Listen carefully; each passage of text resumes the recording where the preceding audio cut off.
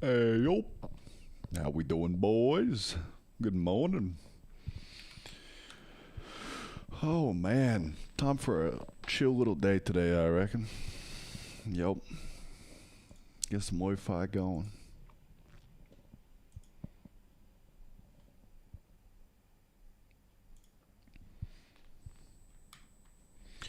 Wi-Fi beats to work 16 hours a day, too. My favorite. This used to be Wi-Fi beats to beat your meat to, but Spotify mods didn't like that. Bit of an L there.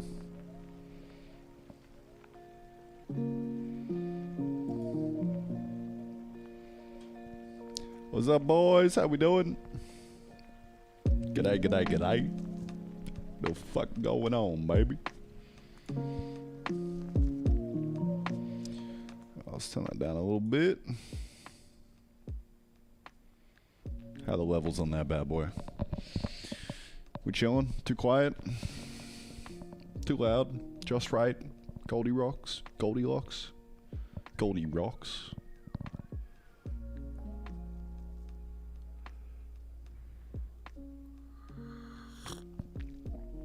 I want a child from you.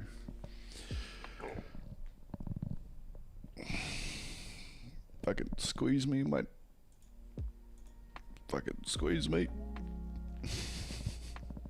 Didn't end up getting housemate devs back in Oz. I did have a crew together, but I missed the flight because I was sick as shit. And decided to just stay here in Thailand for another year. So, we're gonna, you know, just be running it here for a while.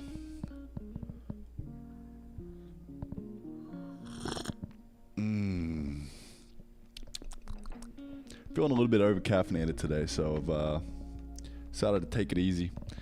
I only put a little bit of coffee in my coffee. You know what I'm saying? So now it's like just like a chill little sprinkle. Can't go a day without it though, otherwise I'll get a splitting headache because I am completely addicted. Yummy, yummy, yummy. Ryan, what's up, bro? What's up, man?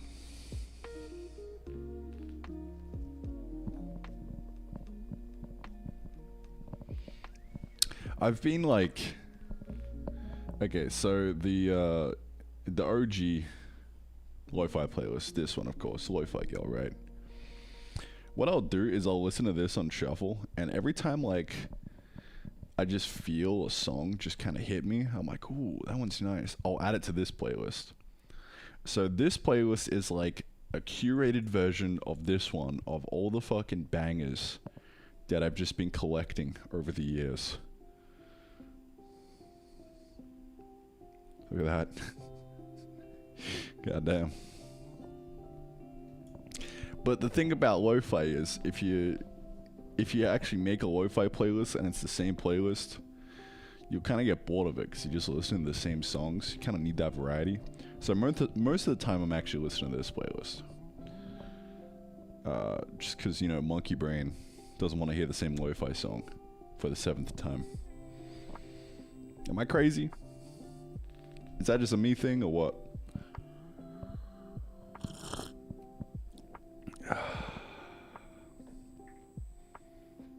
So what's the whole deal? At first you did devlogs, then you took a break, then reset a couple times. A neighbor put comments about why about those, so no pressure, but now live stream. Why? Why? Well, to put it simply, because it's just what I want to do, you know? Like, at the end of the day, I'm just doing what I want. I don't really have a schedule or anything. I feel like, you know, me trying to sit down here and, like, stick to something is, a little rough. But I'm enjoying live streaming right now, so that's what I'm gonna do. But there's a little bit of a key difference this time. I'm actually enjoying live streaming. I actually like talking to you guys. Wow. I'm not like sitting here ignoring chat just trying to get work done. I think that's why I kind of like didn't like it earlier. Because I was approaching it from kind of like a very just the wrong angle, you know? So now, to answer your question, Zomagon, how do you stay focused while working? When I'm live streaming, I don't. That's the trick. 80% is me just talking and not getting any work done. Shh, don't tell anyone.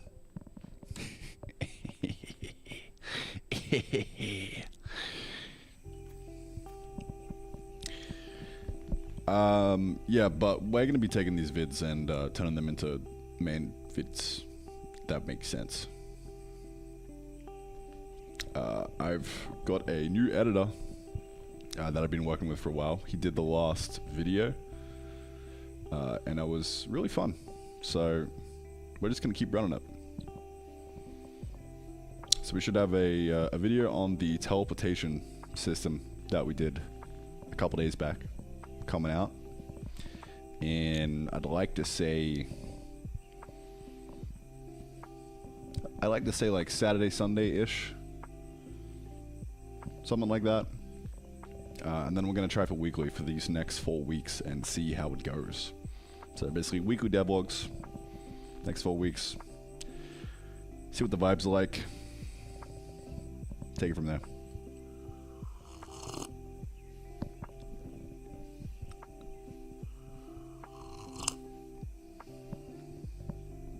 Glad you're saying maybe devlogs, but I imagine they were taking time away from development.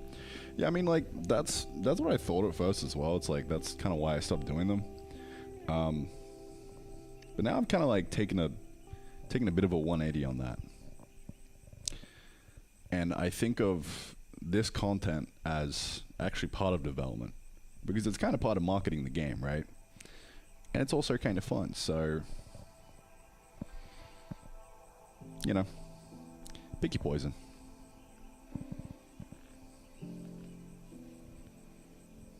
So that game 5 years ago didn't do any progress until recently. The key to motivation is this: work less and keep your game open.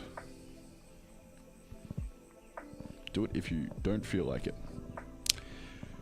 Yeah, I like the key to motivation is actually that there is no key. That's kind of just different for everyone. And you just gotta do whatever the fuck you want to do. That's it. That's it.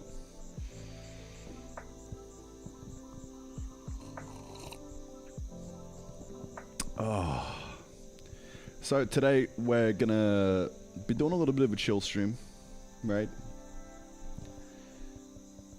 I think what I want to do, I'm sitting here starving to death right now. IG, not IRL.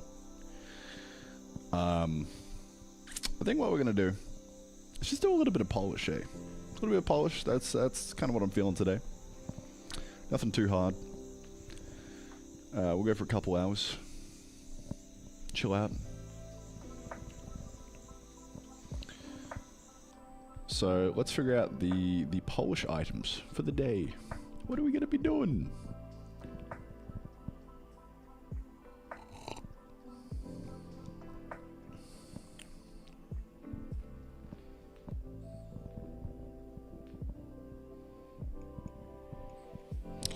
Kobe, I'm doing good, man. I'm doing real good.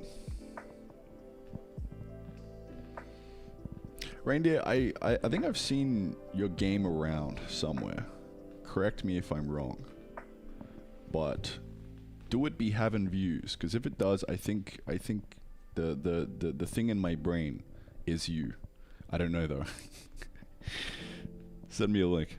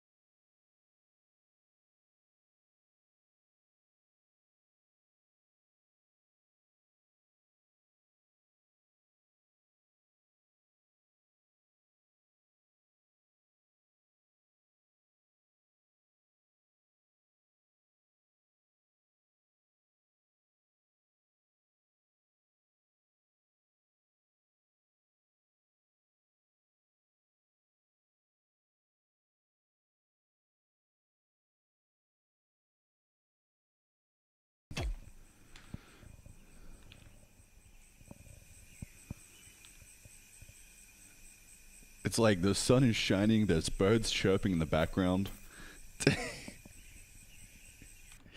Not the right vibe. We're just reusing the ambience from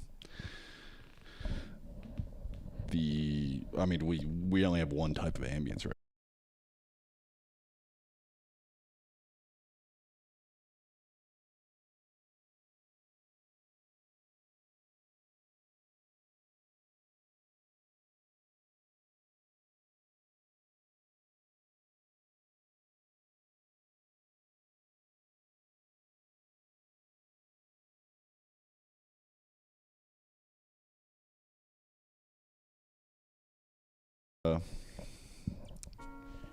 Adds a nice touch to things.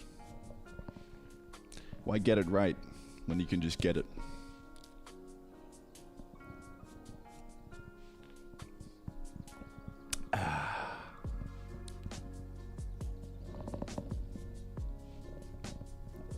Alright, coffee has been drained. Lovely. Let's get to work.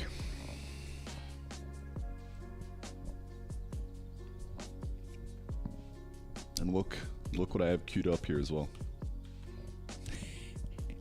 Programmer juice. Oh yeah.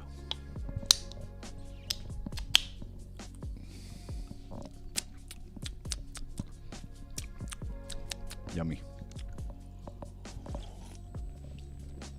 Oh, hits the spot. Also, you'll notice up here we've got a money storage array. That's where all the donors are going to get stored. And it's an array, right? So right now it's just at 1. But if we have to grow, then we'll just keep doubling it. You know, classic array vibes right there. So it's a growable array.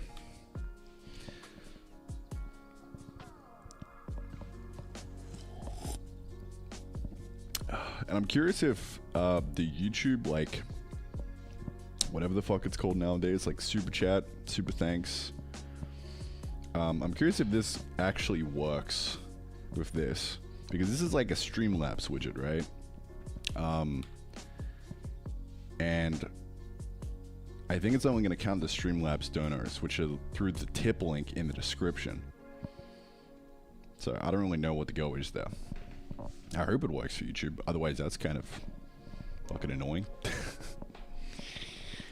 But she'll be right.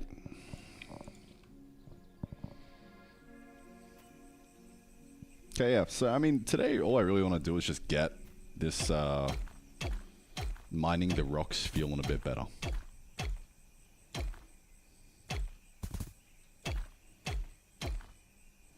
So particles are also going to be another big kind of like bang for buck thing.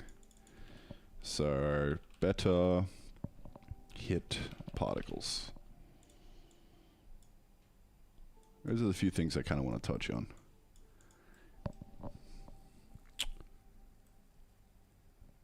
First up, let's do the cracks. So how I'm thinking of doing that is... just grab like a texture, 128 by 128, something like that.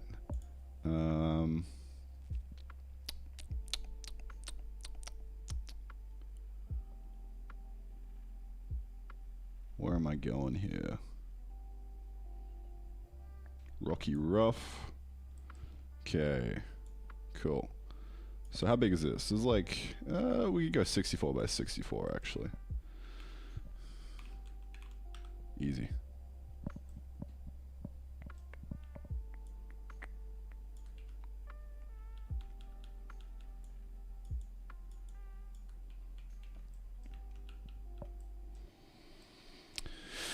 So I think what we can do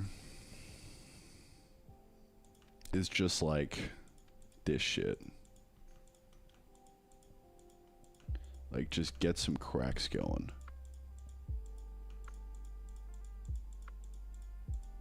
In fact, let's make it even smaller, 32 by 32.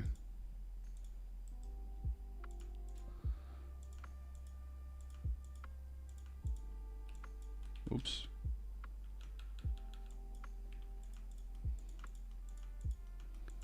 I don't really care about making it look too good. I just want to get it working for the moment. Okay, so that's going to be the texture. Really nice crack texture, yeah. Woo! I am Picasso.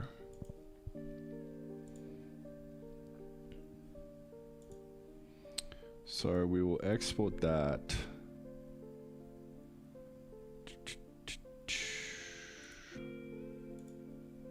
Into here. Cracks.png. Nice.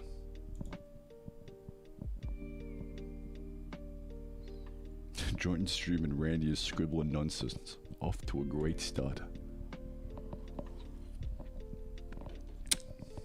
It's odd. What are you talking about, bro? That's art right there.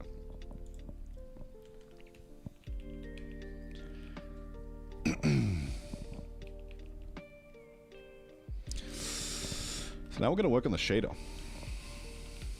Oh yeah, it's always fun working on the shader.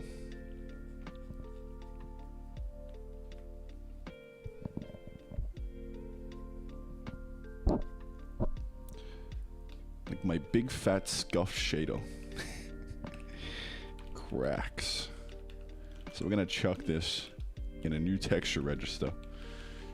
We're eventually gonna the time's gonna run out on this, and we're gonna hit the max texture register, and like someone's gonna complain because they have like kind of old machine.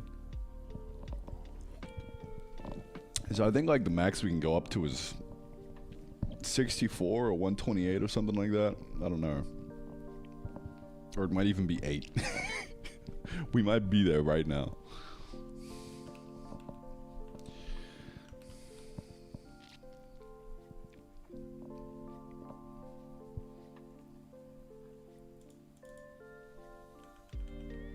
Should be right there. Alright, let's pull this in. Crack. What did I call it? Just cracks? I think so.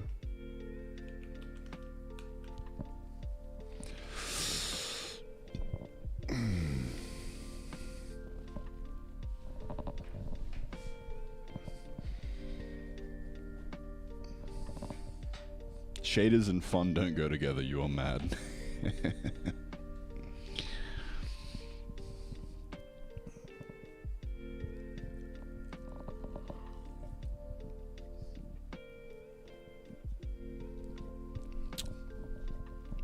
Well, language? This is Jai.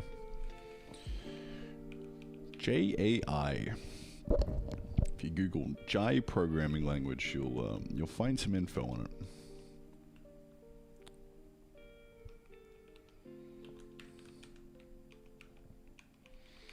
Okay. I think I called it cracks, right? Or do I have Alzheimer's? Yeah, cracks. Cracks.ping. Ping.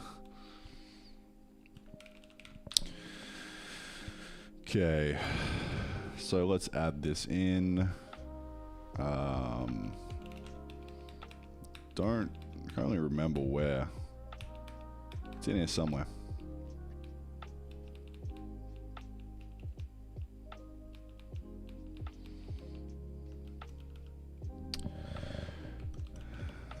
Shader.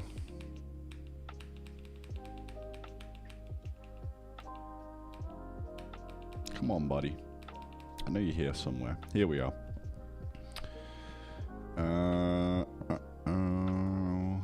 Okay, this guy, textures.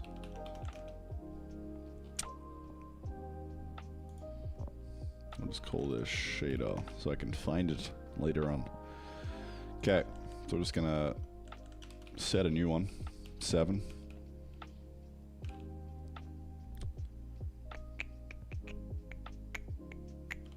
Grabbing the cracks texture. Cool. So that should be there in the pixel shader now.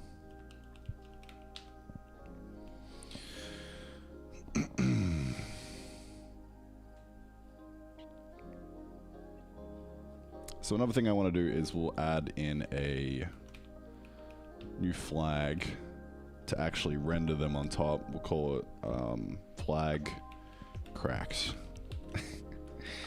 Easy win. So bring these up a bit.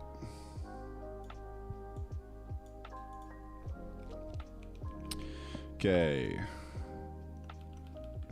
Shader flags. Add in a new guy. Cracks. Sweet. For now, I just want to get it rendering on top. We're not going to worry about like fading it in, passing in a parameter to make it like variable. I'm just going to straight up put it on top. So I think what I want to do now is we'll get this rendering properly. So if we go over to the user, and in the render rock deposit, this is where we're actually rendering the rocks, we can mark the sprite that we're drawing with as cracks. Okay, so we give it that flag. So now in the shader, we can just do a cheeky little if, you know, like what I've done with the item sheen here.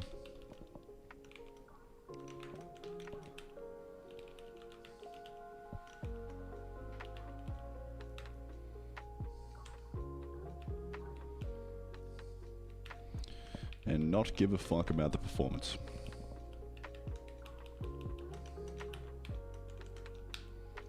Okay. So, just to verify that this is working, we're just going to return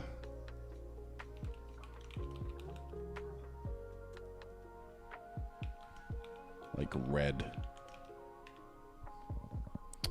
Undeclared identify XYZW, right, it's like float 4, I think. There we go. There we go, so that is working. Now we can just go to a fucking town on this guy right here. So we'll go final color. Okay, first of all, we'll go cracks. Cracks color. And we're gonna sample into that texture. So we'll find an example of me sampling into something real quick.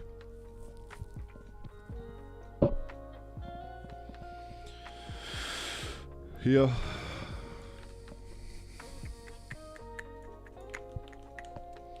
Okay, so we'll go cracks.sample.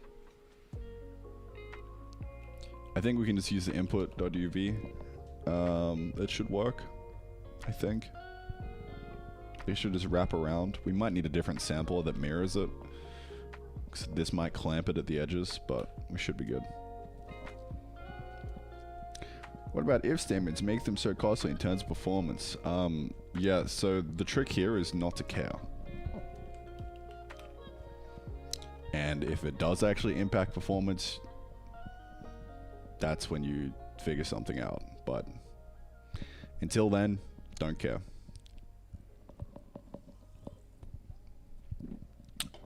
Like, unless you actually see something impacting performance and you're like, oh, here's an issue, let me like profile this and see what's happening. Until that point, just don't care. So let's just make sure that this is working. We'll return the cracks. Okay, so that's what it looks like. We don't want it to look like that because it's like stretching, right? We want it to be mirrored and uniform.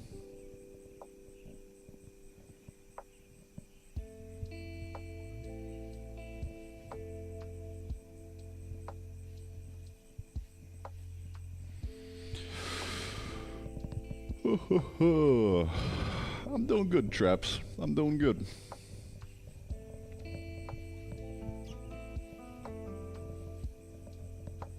Do you have a solution to if statements? On the shader? No clue. No clue, dude. But like, everyone thinks like branches on the shaders are kind of like evil. Shader, branch. But I read a pretty good article on this. I can't remember who it was from. Shader, branching, article. Can't remember who it was. Ooh, this rings a bell. Branching on a GPU. What what an excellent name for an article. That really draws me in. Yeah, this was it.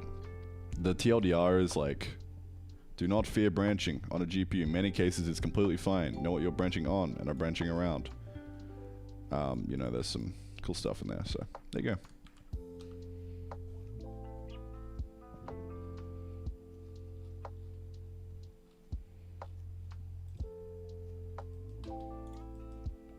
Yeah, so like, the next problem is we gotta figure out how to make this like not shit, right? Will the game be multiplayer? I hope you don't suffer if you're gonna add it. Don't worry, Vector. I've already suffered a ton by kind of restructuring it to make it possibly multiplayer in the future. Like 70% of the work, probably more like 60% of the work is already done to make it multiplayer. So if I do want to add it in the future, it's gonna be pretty easy. Asterisk. Probably not that easy, but easier than earlier.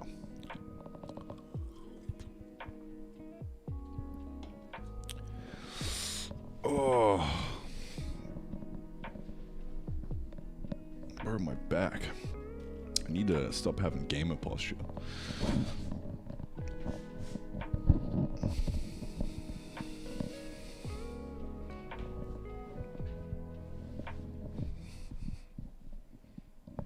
The fuck? Is that like actually in the song? Excuse me?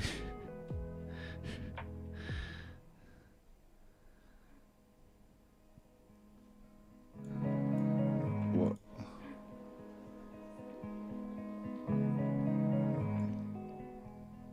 That really doesn't work at low volumes.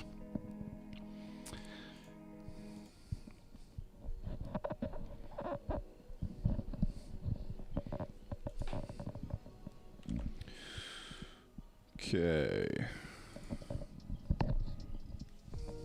God, this fucking fucking microphone, dude. Always the microphone. Okay. How am I gonna do this? I remember actually running into this issue earlier. With the item sheen. I was trying to do an item sheen on like something. I was trying to get, oh, okay, so we can get the dimensions here. And we can normalize that, I think. So this might be salvageable.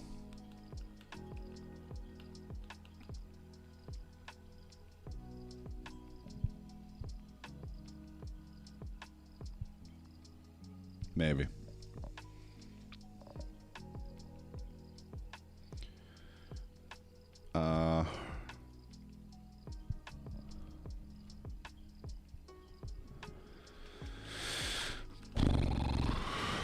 We got two things here. We need to, like, what's the math that's happening here? You make the game open source? Yeah, for sure. Once it's out. Thanks, Barney. Glad you're enjoying them, Matt. I'm actually thoroughly enjoying them as well. Not gonna lie. NGL no cap.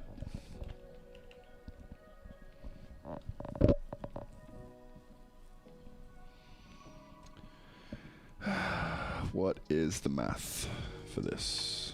Let's figure this out.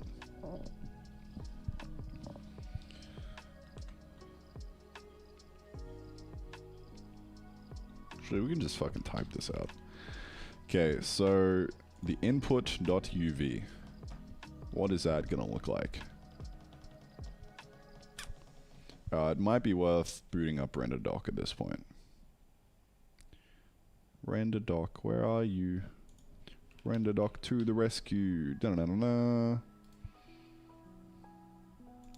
Everybody's favorite application. This version contains support for pixel history on D3, D12.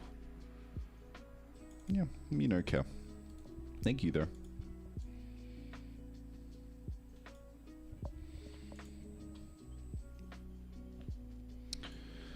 Did y'all know you can actually debug step into a shader for every single pixel?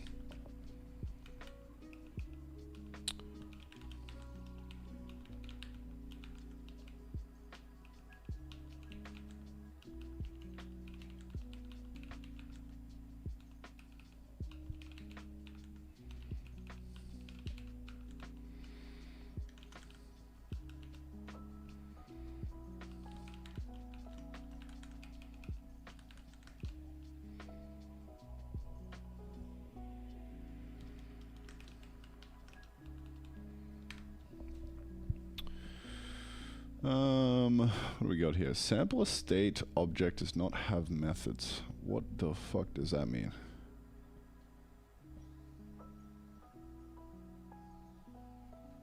Oh, my bad. I used sampler. It should be cracks.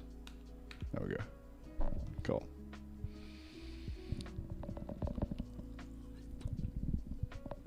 If you go 0 to 1 on output, yeah. So UV times the width and height is a pixel position. Divide by the crack width, height to get the normalized position in crack texture, you think? Yeah, something, definitely something along those lines, buddy.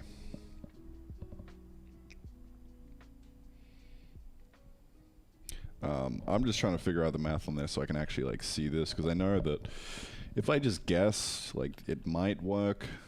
If we can just guess on this, then we'll see. So this goes 0 to 1, right? So now, if we times this by...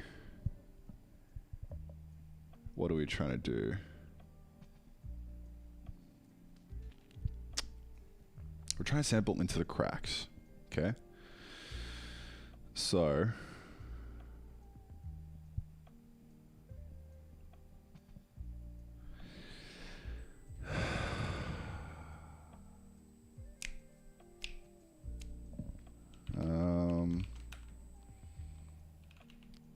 Maybe we can just fuck around. So if we do that and then divide it by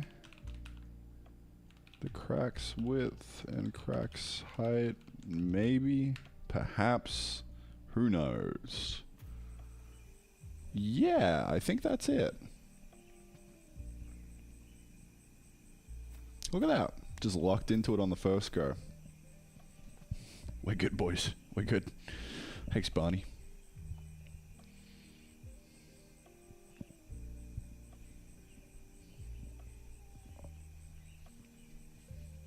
Saggy, I'm doing well, my man. Saggy. Saggy Dadden. I'm definitely butchering your name, and I'm very sorry.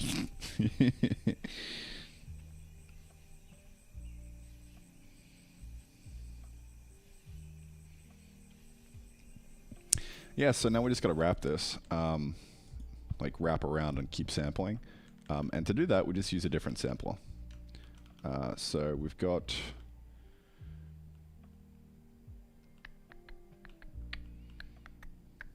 We can just make a different sampler. Sampler 0, and I'll call this sampler wrap. And we'll just go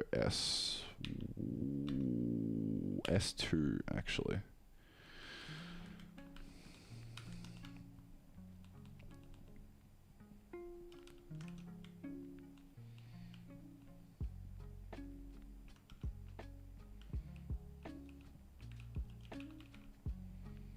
Sampler wrap. Okay, now we just gotta give it that sampler.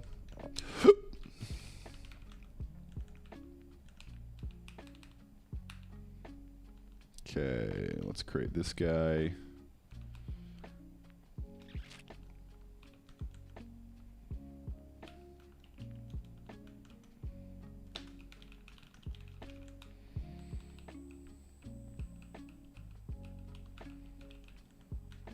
Okay, so instead of clamp, what we want to do is wrap this guy. Wrap, mirror, I'd say wrap.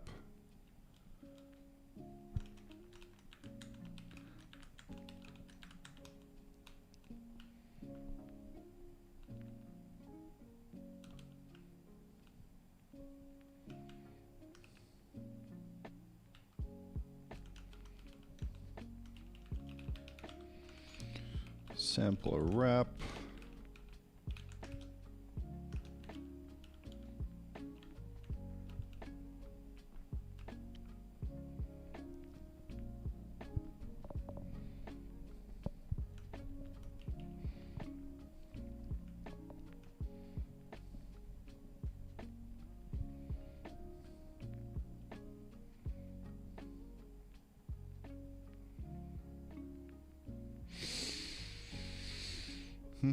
And we just set these samplers.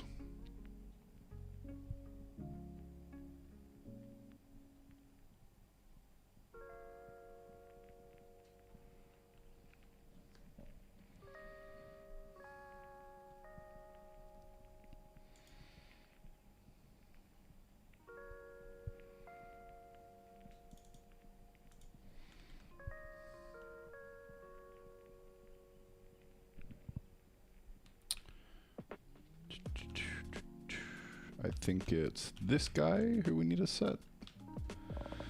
Start slot. Yep. Sampler wrap. So I think that's all we need to do here.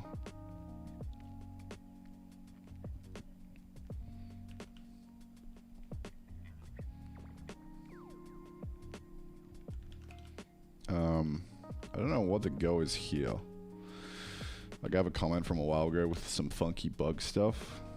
So I'm just gonna put my head in the sand and pretend that we're chilling. There we go. That's exactly what we want.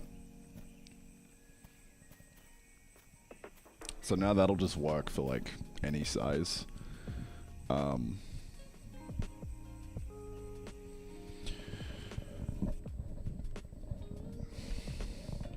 of like abusing the fact that the way I'm drawing is very scuffed. Like, I'm not actually using texture atlases, just every single texture. Every time we change what we want to draw, we just completely new texture. It's very scuffed, but like, performance ain't that bad yet, so. At some point, I'm definitely going to need to do a renderer overhaul, and that's going to make me want to die for about 2 weeks. But until that point, we're chilling. We are chilling. Okay, so now that we're sampling into that properly, all we've got to do is just final color. So this cracks color will be like white when we've got something, and I'd say like pretty much 0 when we don't.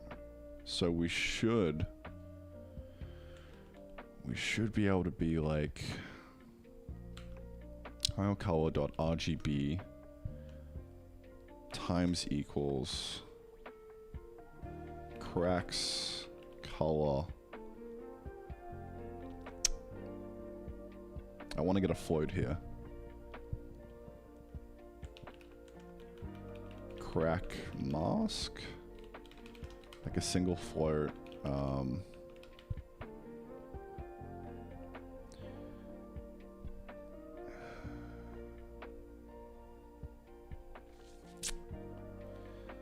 don't know.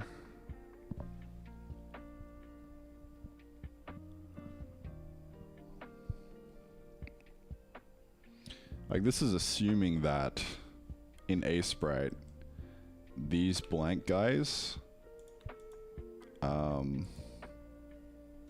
are completely zero, which I think they are. So if we are assuming that, then we could just do this. I think. No, not quite.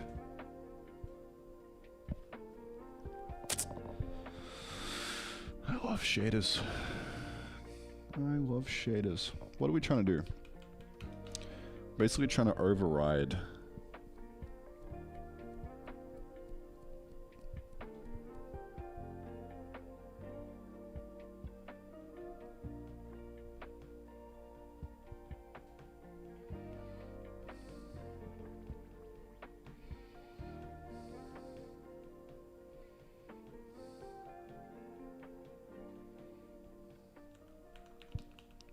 So that's what the cracks call is going to be. It's either going to be completely 1 or completely 0.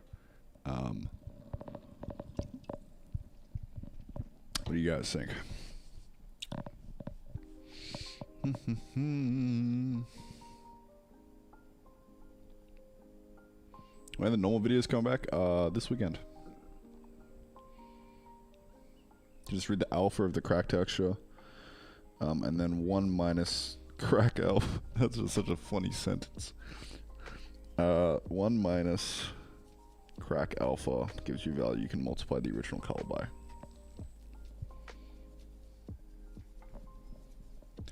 Yep. I think I get what you're saying. I've never really done masking like this before. I'm always like in like a fucking shader graph, and you can easily just grab like a cheeky little mask node, and you're like, yeah, nice.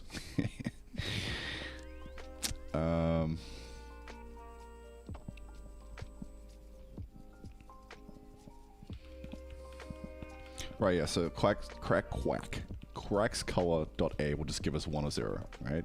So that's the mask there. And then Marnie reckons 1 minus the crack alpha gives you value you can multiply the original color by.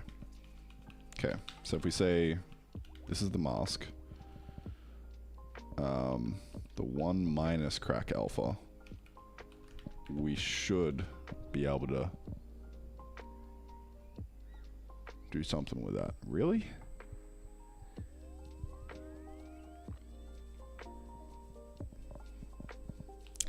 I don't know.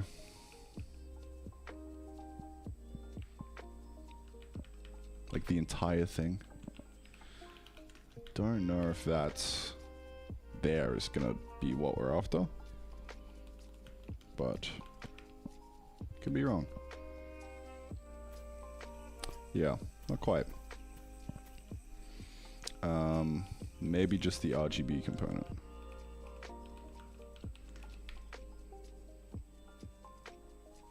Oops.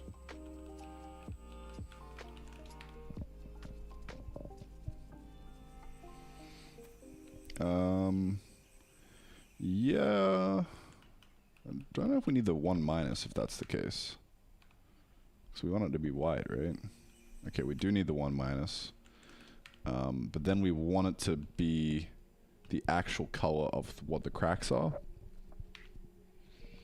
So right now that's just going to black. But we want to use that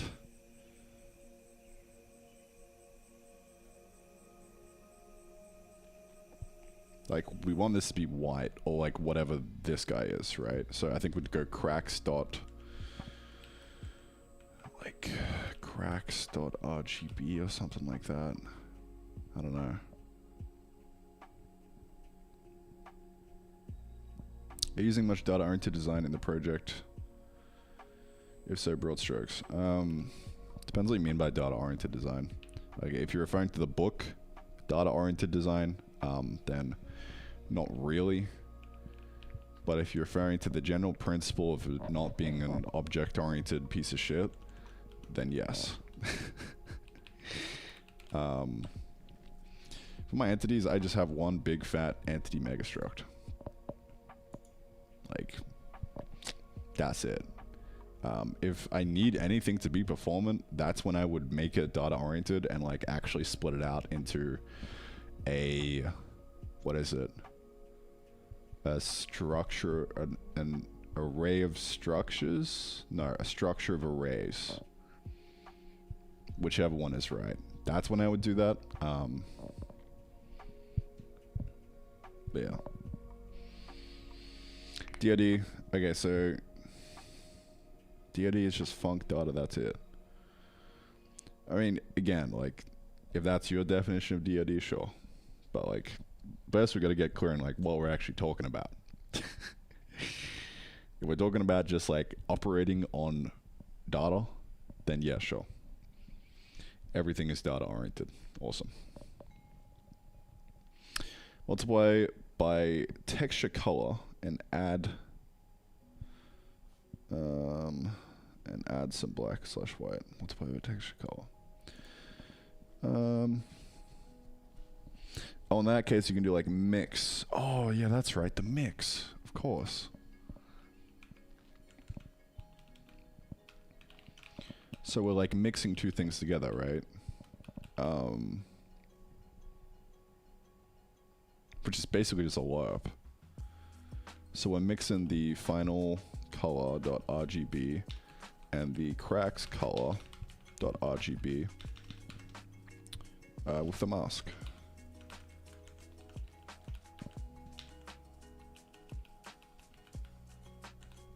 I think that should do the trick.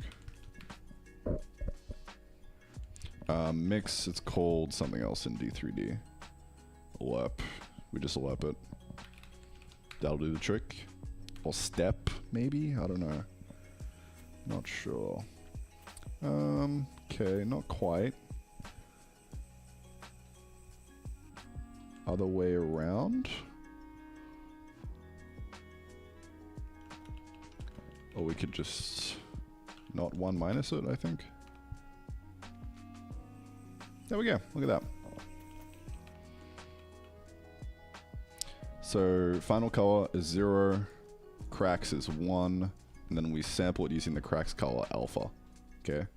So if it's 0, then we use that. If it's 1, then we use that. And then, you know, that's like the simplest, best way of doing this, of doing a mask. Just do a lerp. And we'll be Gucci. There we go. We are set. Thanks for the tip there, Bonnie.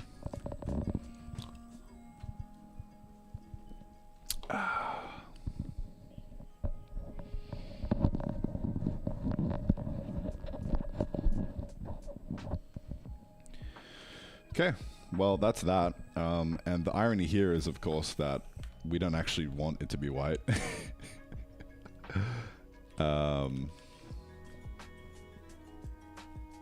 Like black actually looks really good. So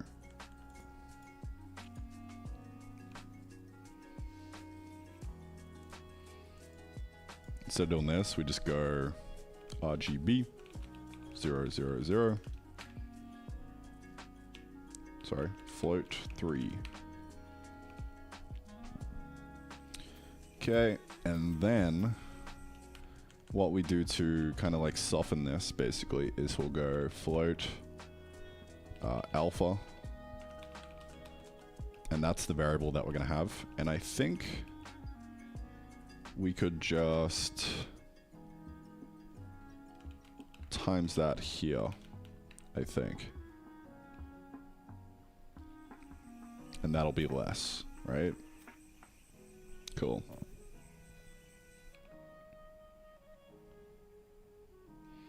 So this is the thing that we're gonna drive.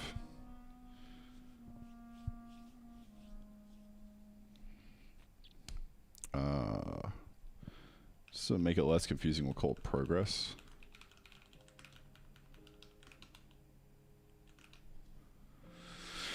And we'll get this from a variable somewhere. I think quad input, quad out. We have to add in another thing to this. make the quad a bit fatter, which is interesting. I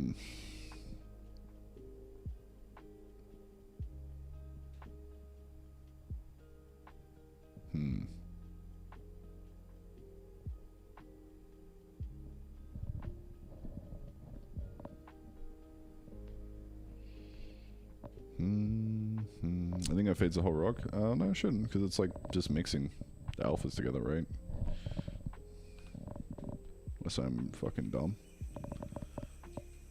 Oh yeah, I think that does fade the whole rock. Maybe? Alright, let's make this more extreme. 0.1. No, we're chill.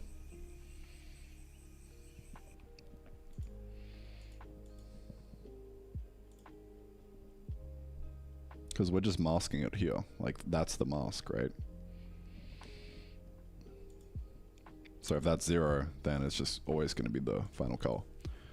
But if it's 1, then we're going to use the progress. And we're going to fade to whatever is here.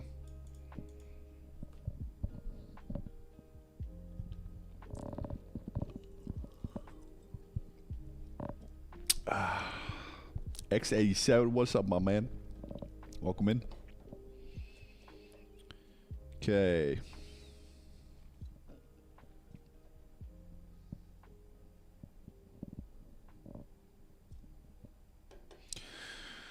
Let's see.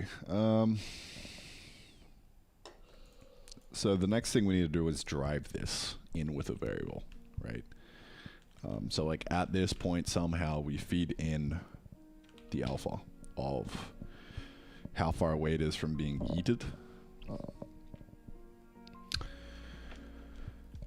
Which is of course just going to completely bloat and fatten every single vertex.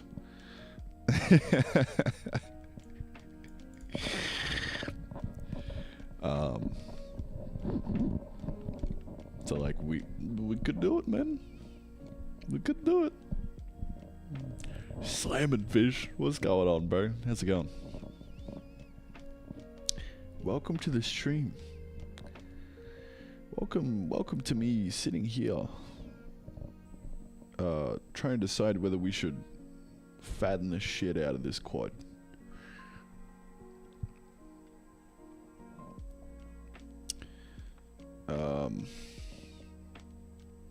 It's already a chunky boy. I don't really know the alternative. Like, I'm not that experienced when it comes to creating a good render pipeline.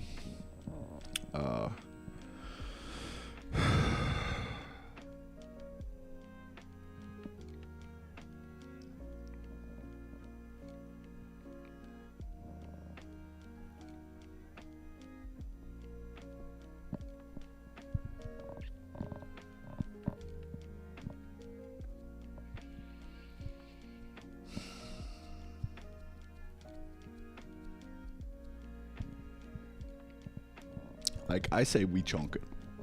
That's what I say.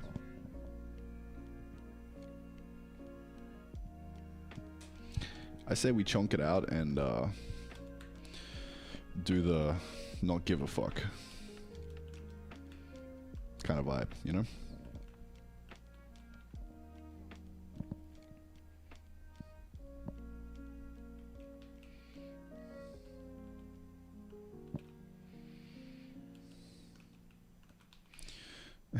This is like the most disgusting thing ever, but I'm all for it. We're actually gonna make this a float 4 and just call it like params. Yup. And it's gonna go in every single vertex. We're gonna fatten this puppy up.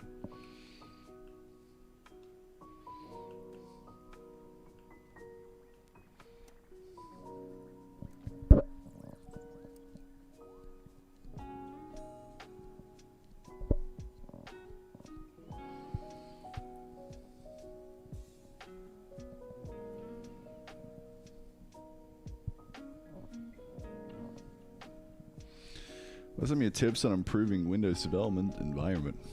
Get out. Leave. It's the only way to improve it, man.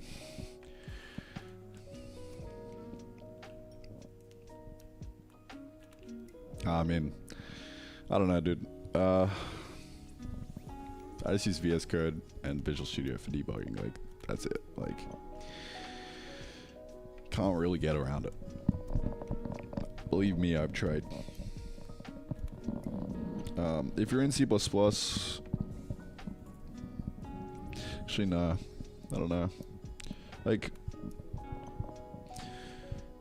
I used to use Remedy, but whenever you're being sane and like not doing null terminated strings, it's kind of hard to like render the strings in Remedy. And Jai's got some nice like natviz debug views for a lot of things, so that's just why I use Visual Studio. Yeah. And I can't switch to the rad debugger that Ryan's making yet because last time I tried, Jai didn't work too well. So I don't really know, man. Kind of just stuck with, kind of dealing with it. But it's really not that bad.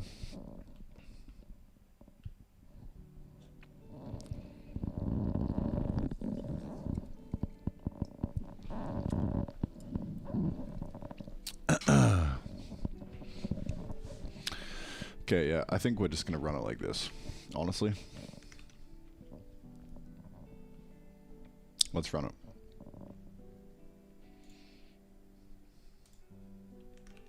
Right after this piss break, BLB boys.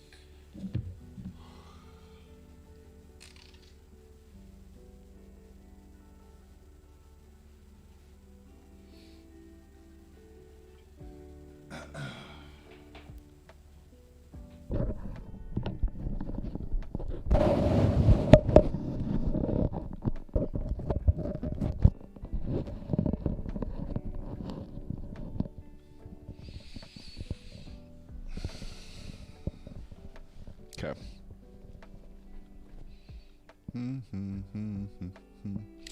Randy, I know I'm just another number for the counter, but I hope you know it was your videos almost 3 years ago that made me work on my game. You're not just a number. You're not just a number to me, Grimms. You're a lot more than that.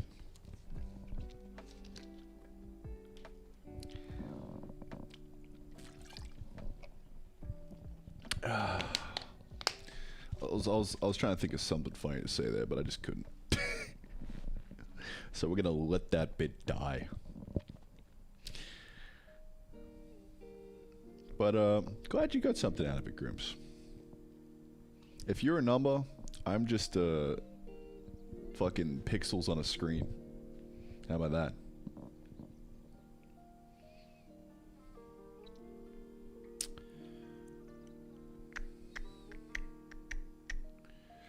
See you later, Ice Gold.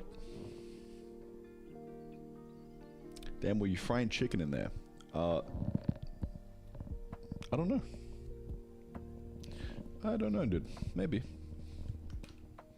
Don't know what you're trying to get at here. There definitely isn't a chicken farm. I'm right behind the camera. where I slaughter chickens and fry them.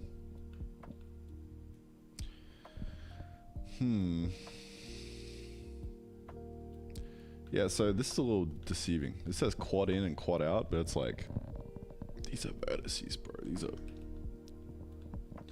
And they're not just vertices. There is 6 of these in a quad. Don't even have indexing. How about that?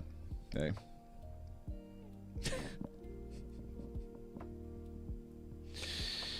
Yup.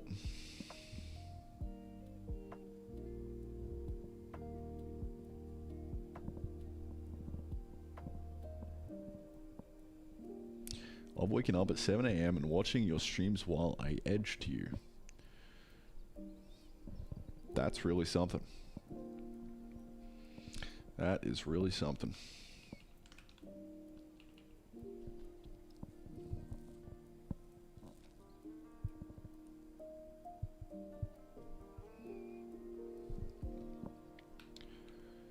Let's run it.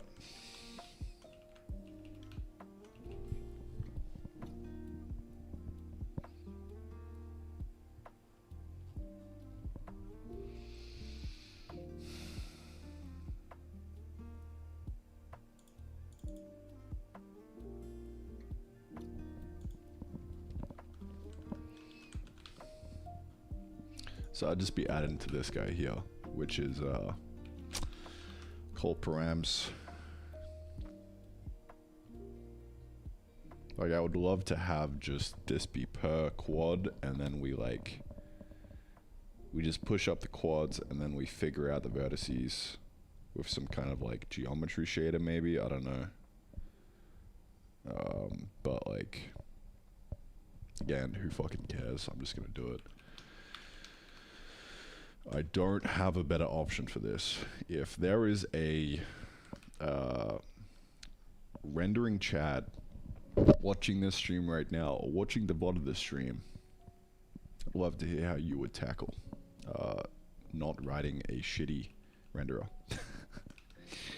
Okay, so quad vertex. If we just do that, then okay, we're gonna get an error here because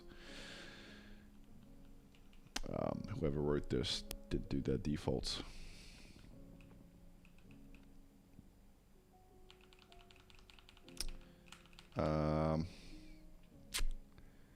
Okay, let's God, this is a fucking mess.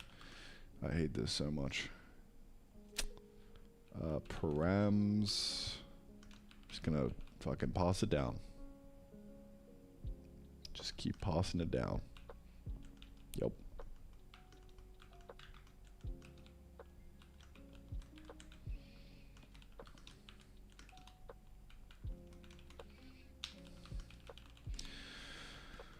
Oh, this is fucking disgusting, dude.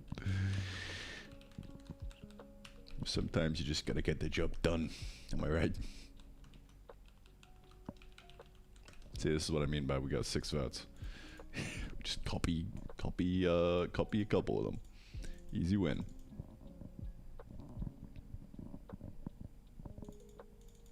I'm gonna fully ship with this as well. I shit you not. And it's still gonna run faster than a Unity game.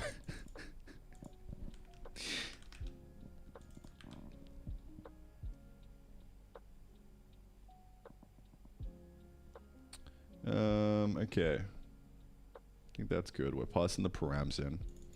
So now we just gotta figure out what the params are up at the call side. Batch append quad. In the... Where are we going? Draw procs. This is a big long note about how I feel about the entire renderer. Love it. Love it. Okay. So, this is the main guy we're using. I'm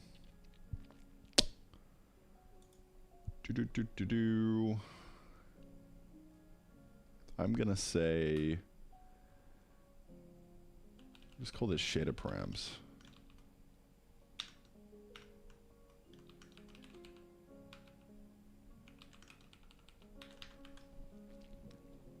Let's just slow down the rendering by like 10x.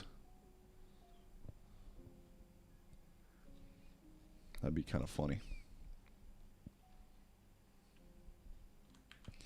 That'd be a bit of a meme.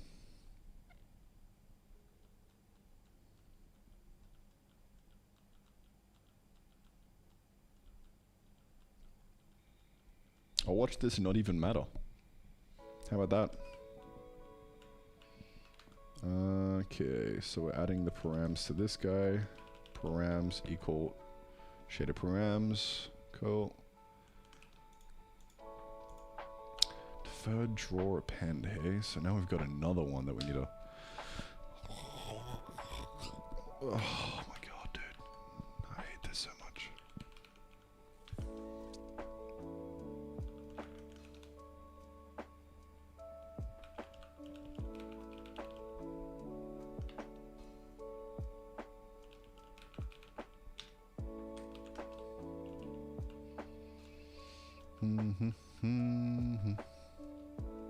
Why are there two different functions?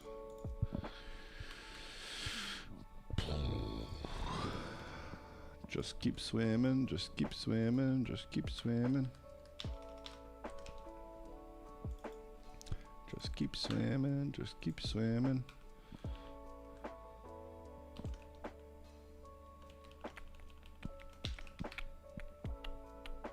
And this is pretty chungus. Nice. Params. Shader params is an undeclared identifier, eh? I think the fuck not. No, it's P. Okay. P.shader params. Okay. Now we're going to change the vertex layout, I think. Perhaps. Maybe. Who knows?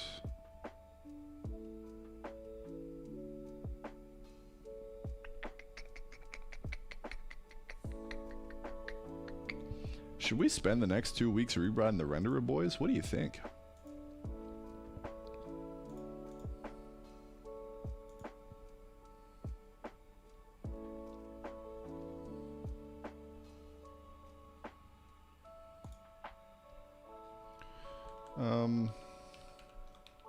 Nah, here we are. So we're gonna add in params.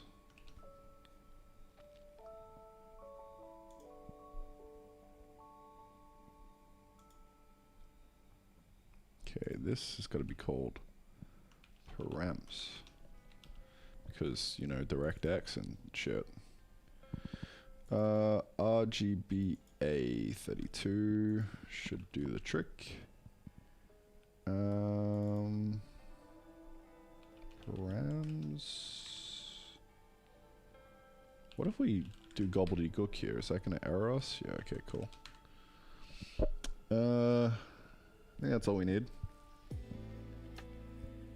Creamy, what's up?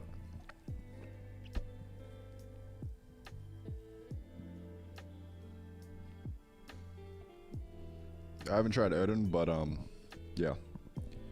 Odin is a great alternative for now. For all of y'all that aren't getting into the dry beta. Yeah, fucking 10 out of 10. From what I've heard.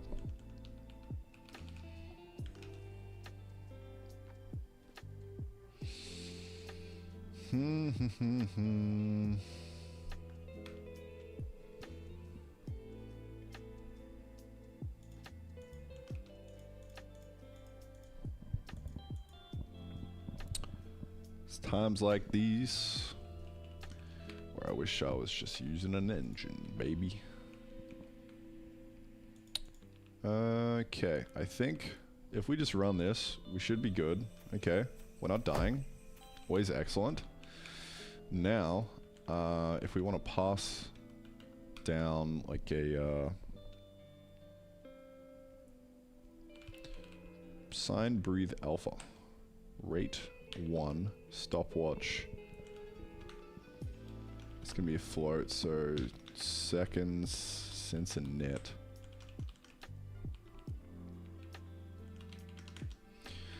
Okay. Moment of truth. We're gonna make this breathe in and out. So params is equal to XYZW this 0 0 0 0.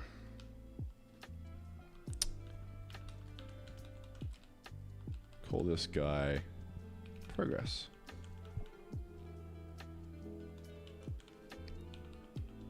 Cracks progress.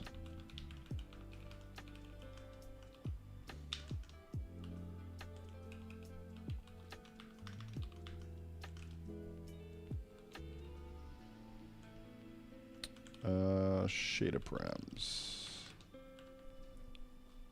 Cool. So I'm thinking that's been passed down in the shader, perhaps. I should also settings, so when we are on release, we should show frame rate. So is equal to debug. Okay. Just to make sure we ain't getting a little funky town.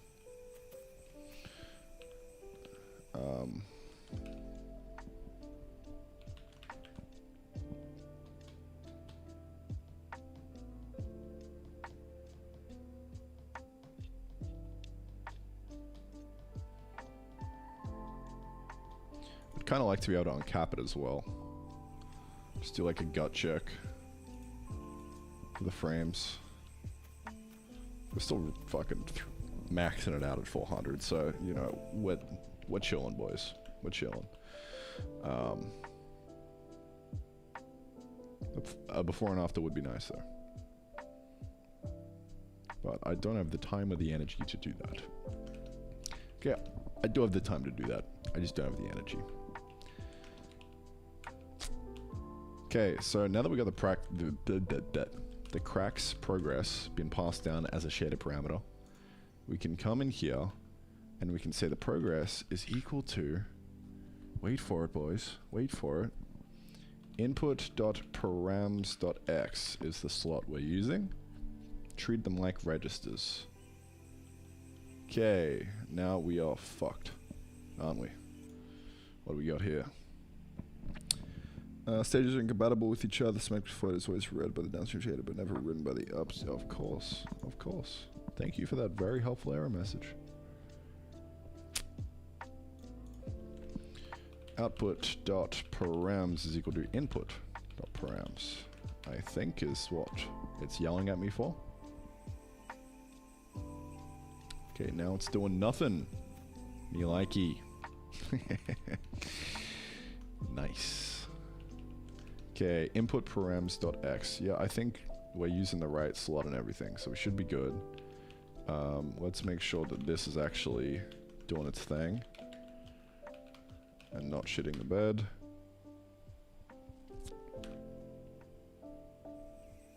Okay. Yes, it is. Cool. Cool, cool. Yo, Big T. What's up, bro? Thanks for the $2, dude. Wow. Wow. God damn.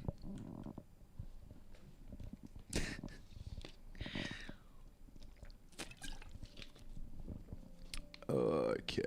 What are we talking about here, boys? What are we talking about? The amount of times I want to flip my table and just use Game Maker. Amen, brother. At one of my lowest points, okay. At one of my lowest points with I think it was something renderer related. I was fucking raging hard. And I tweeted this out and it just blew up. Got 340k views. If I've learned one thing over the last 5 years, it's practically fucking impossible to ship a game in any same amount of time if you write your own engine. For the love of God, just use Unity, Godot, Unreal.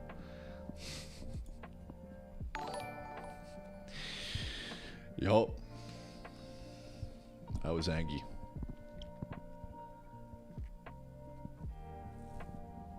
I was angry.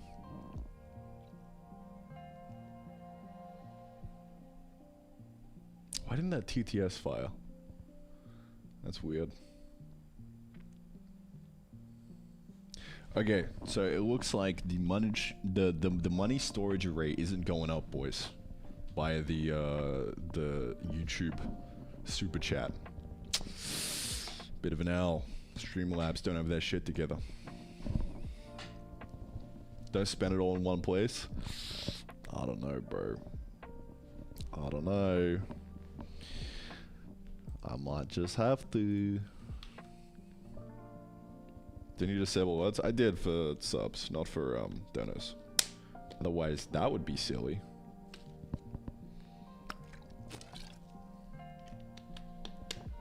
Writing my own 3D engine has probably been the best and worst decision of my life. Yeah. Sometimes there's days, you know. Sometimes there's days when I look deep into my soul and say, what the fuck am I doing here?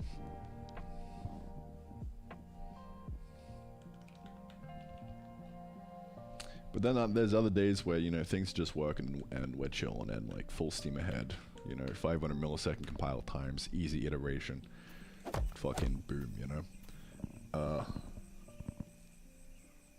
But right now, not really one of those days. Let's figure out why the fuck this isn't working. Okay, shaded params were being passed in. At some point, we're like playing a game of like fucking pass the parcel here, right? Count how many layers we've got of like trying to pass this parameter. All right, this is number one. Okay, so now we're going into here. This is a parameter. We're passing this down into here. Okay, this is number two. Oh, and our problem is we forgot to pass it here. There it is. There it is, ladies and gents. Wow.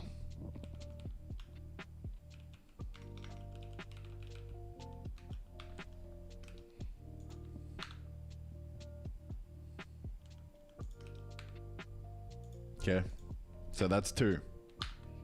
Now, right here, it can branch. It can either go one way or the other. If it's deferred, it goes in here, okay? That's two. Now there's three, okay? Now we're going into command. So later on, when we're in the renderer,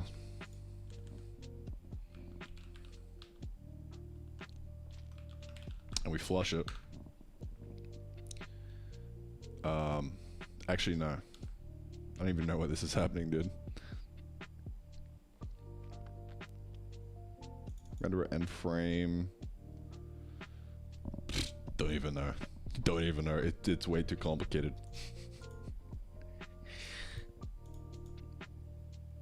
But that's three. And then there's a four in here fucking somewhere.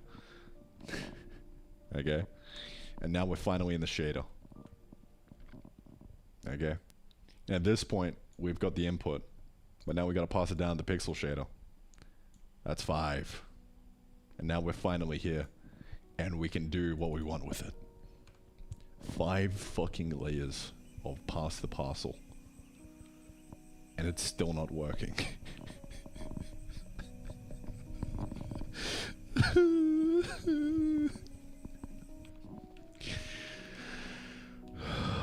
Deep breaths, deep breaths.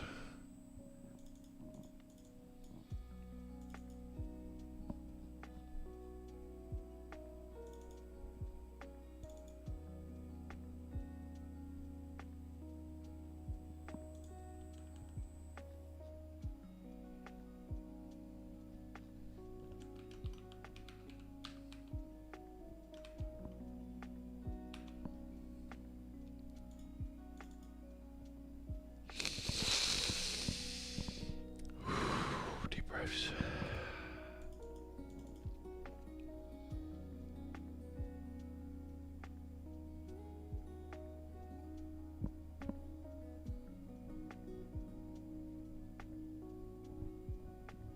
First time watching live, completely different vibe to the devlogs. Y'all. Welcome to the reality of programming.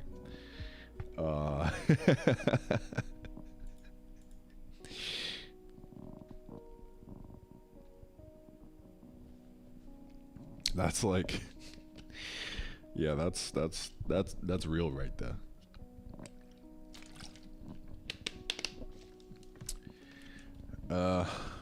Okay, so at some point our pass the parcel ain't being passed.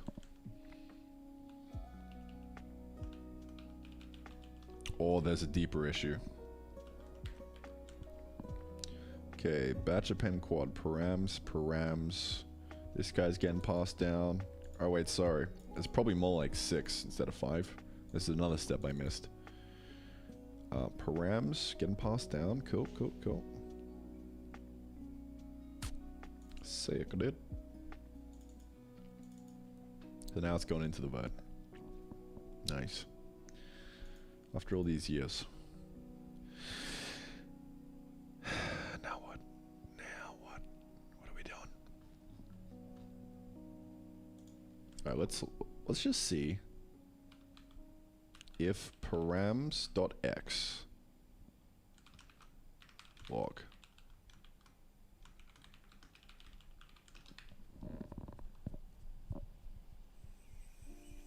Okay. It's fucking up before this point.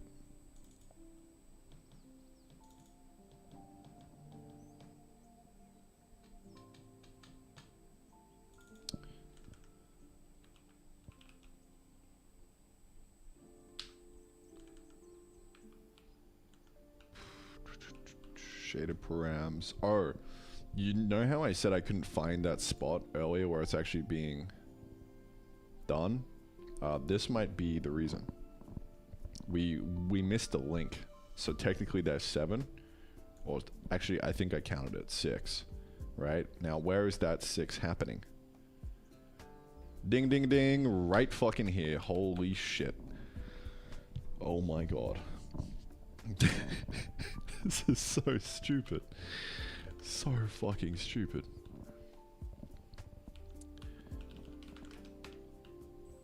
Alright, now we're finally there. Look at that. Oh.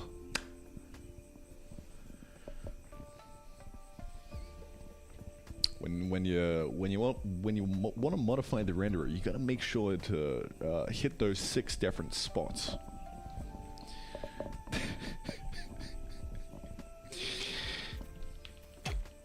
God, that's kind of sad. Not gonna lie.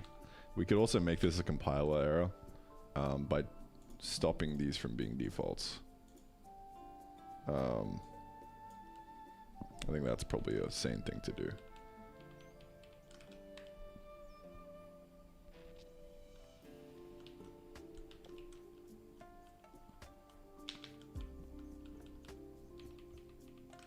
Maybe. Thing is, this kind of needs defaults. Yeah, I don't know, dude. Shit's fucked, and we're gonna keep it fucked.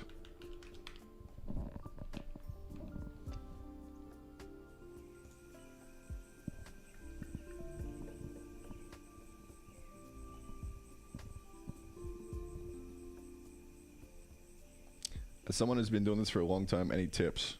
Stigma for motivation. Yeah, work on what you want to work on and you'll never have a motivation problem in your life.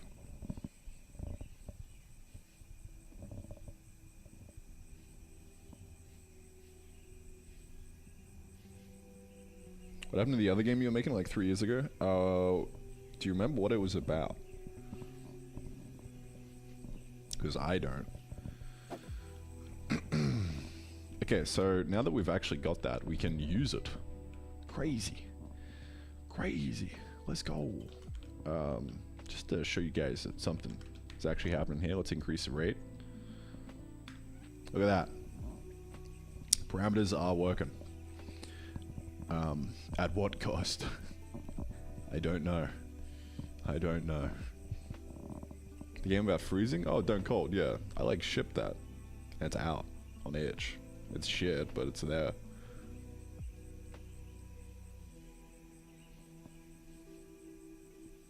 Yeah, that was like a nice little 2-week project. That was pretty fun.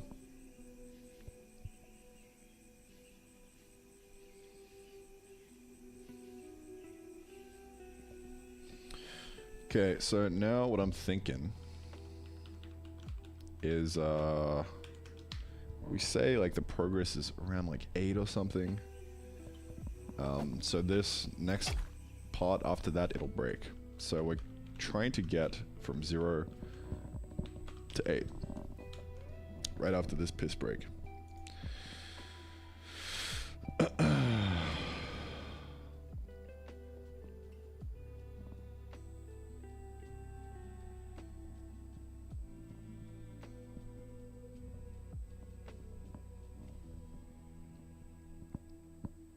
You're in this video. Amount of time it takes to make a game. Terry has just linked. What the fuck? Why? What?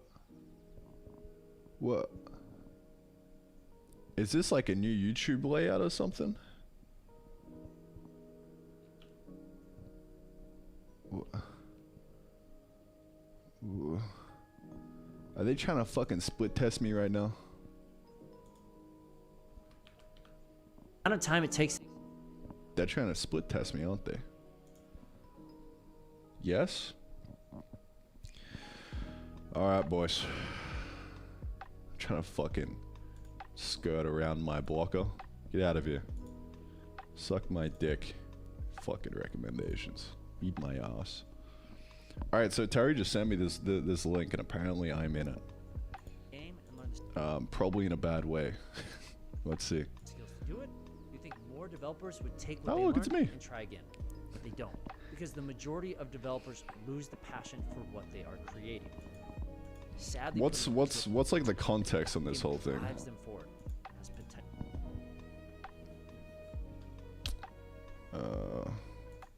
potential to succeed. And it starts with changing your passion. The first problem any developers run into is they focus too much on an idea, a passion project usually modeled after a game they love.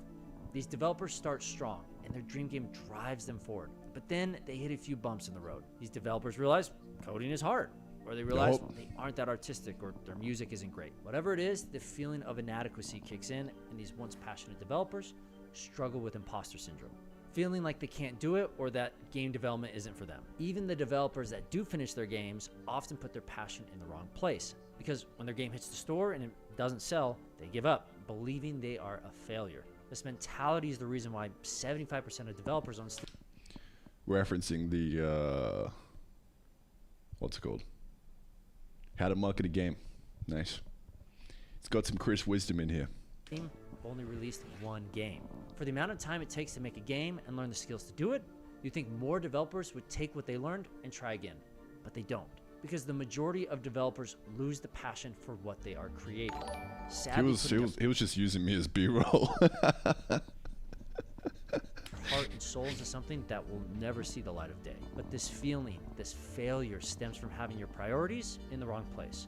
Don't put your passion in an idea, but in the process of creation. Have passion for building, making, testing. These are the elements you should learn to love when you are building games, or anything really.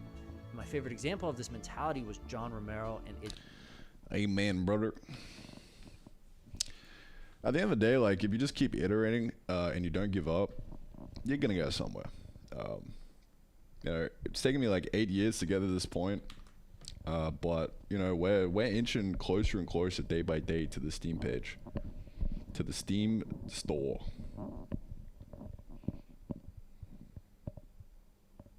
And after I release this one, and it's probably gonna get like mixed reviews, I'm gonna move on to the next one and try to do a little bit better.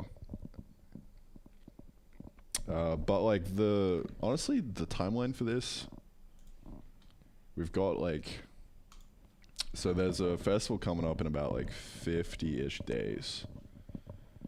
This is the Open World Survival Crafting Festival, and then right after that is Next Fest. So I'm thinking sometime after this we release. Like right now the goal is pushing towards getting a demo out on Steam. We've got the we've got the early access on the edge, right? Early access. Wouldn't recommend playing it. Still not very good. But like I'm trying to push towards getting that demo, and I want at least like a couple hours of playtime on it, so that we can have it up for the festivals, and then you know, hopefully ship sometime after that. Who knows? Who knows when? Every time I set a date, I always never hit it. So I have no idea, honestly. Just taking it one step at a time and continuing to vibe and have a good time. All right, I'm gonna take a piss, boys, and then we're gonna jump back into it.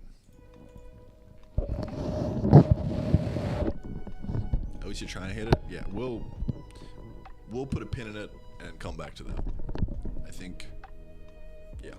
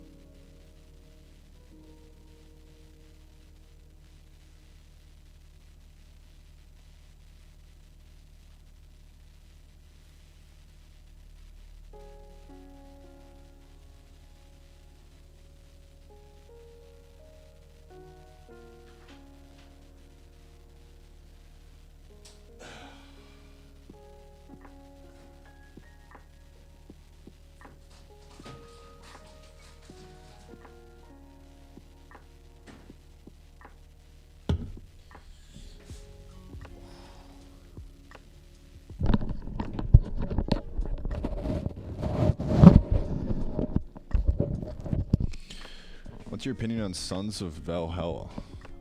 No idea what it is. No clue.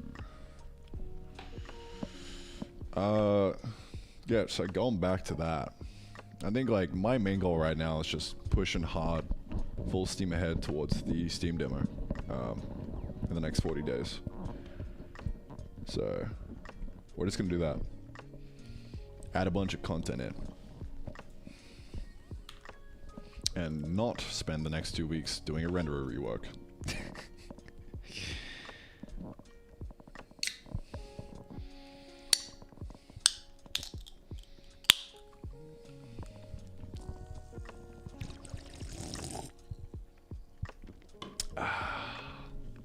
That means take me in Hebrew.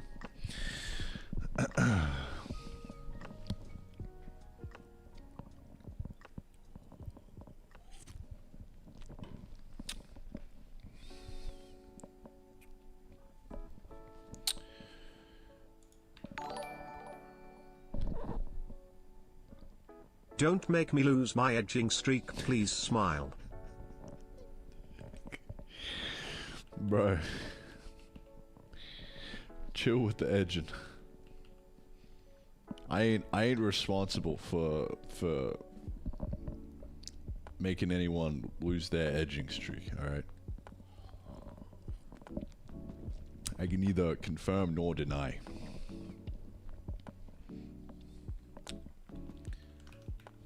I am abdicating that responsibility.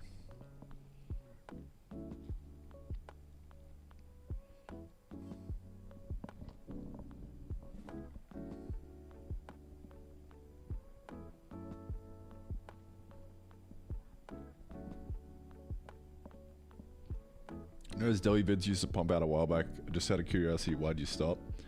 Okay, so like the recent run, story time. Story time, boys. Gather around. State of the channel. State of the channel. We need some epic music playing right now. guys want to hear what's up?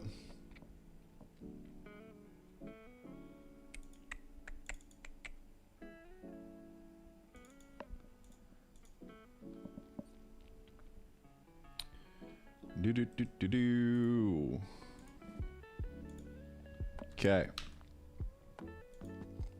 At least the TTS is working out. Yeah. I think it's a minimum of 5 buckaroonies. So that, I think that's why Terry's didn't trigger earlier.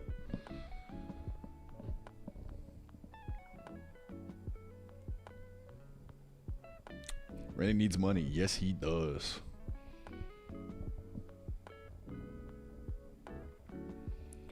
Were the welcome to web dev vids deleted? Can't seem to find them on YouTube. Yeah, I unlisted them for whatever reason. I think it's because like I just didn't want any. I didn't want the taint of web dev on my fucking channel. I'm gonna unlist them right now though. Make them public. Where are they?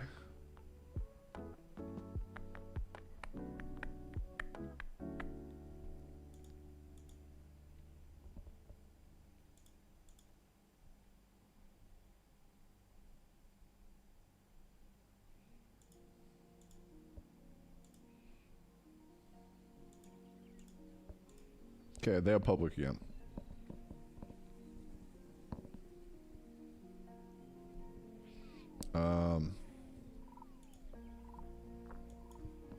All right, let's catch you up to speed. Ugh, so loud. Quest to learn how to create a website in exchange for. Classic. It's actually a consistent amount. You're not doing anyway. Bro, I fucking. Yeah, this is like the web dev mentality right here, baby. We ship no matter what. All right, currency conversion. We use a table and we just grab the currencies at the moment and just math it out, baby.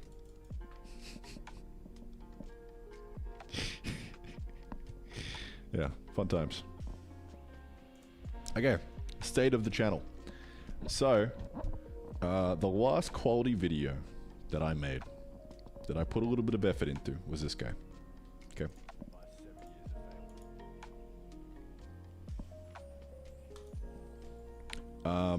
And then after that point, I was like, okay, how about we just do quantity for a little bit? How about we just like try and pump out some dailies? So these were pretty much daily. All of those. Okay, 1, 2, 3, 4, 5, 6. Did it for about 6 days. Just kind of like shout it out. And then at this point, just after this video, my new editor came on. The homie Zaid, who is watching this VOD right now in the future, trying to turn it into a video. So let's get some love hearts in the chat for Zaid, the man. So at that point, he came on, and I basically had another daily video here planned, and he like actually kind of went hard on it for like a week and turned it into like a pretty decent video. So this was like, I would consider this a quality video. Pretty, not full quality, because the source material he was working with was of the mindset of like the daily me doing this, but somehow he managed to turn it into a pretty decent video, right? So then after that point, I was like, okay, kind of feeling like we've done quantity for a little bit. Instead of doing that, instead of doing more of that, okay, hear me out. Bet we spend the next 2 months making a big bang of quality video, all right? Fucking pull out all the stops. So that's what I did. I spent however long ago this was, 2 months ago, recording content for this future banger video. And we kind of just got to the end of that the other day, and that was a lot of footage.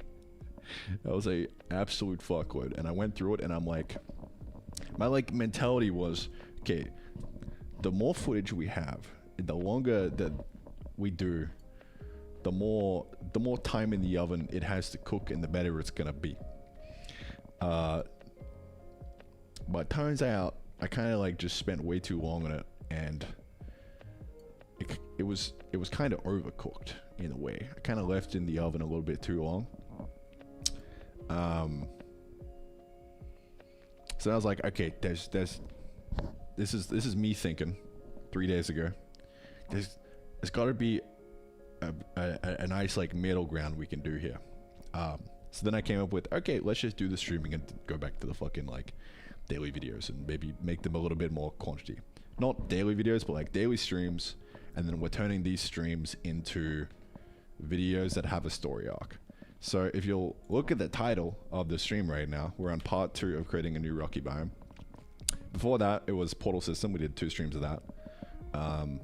Whenever you see the name of these streams change to something new, that's basically we're working on a new video, a new story arc. That's kind of like what I've got in my mind right now. Bro literally cooked too hard. Yep. So yeah, that's pretty much the play right now. Is like we're finding a middle ground between like the quantity daily videos and the quality like let's fucking not ship a video for 3 months, you know. So we're gonna try and do weekly for the next 4 weeks, and have them be banger videos. And the big overarching video that, you know, we've been cooking up for a couple months now, I think we're still going to go through with that. It's just going to take a little bit longer because it is, like, there is so much footage. I think that video will end when we ship the demo to Steam. To Steam. I think that's going to be, like, the end point of that big arc. So you guys are going to get, like, you know, these streams pretty much daily. I think I'm going to be doing, like, 5 days a week, so just on the weekdays. You're going to get these streams. You're going to get, on the weekends, pretty much weekly videos, something along those lines. All the way up until we release the demo on Steam in about 40, 50 days. And then at that point, probably going to take some time off and work on the really, really big video. Or maybe a little bit beforehand. Maybe we'll release a big video before the Steam. I don't really know what we're going to do.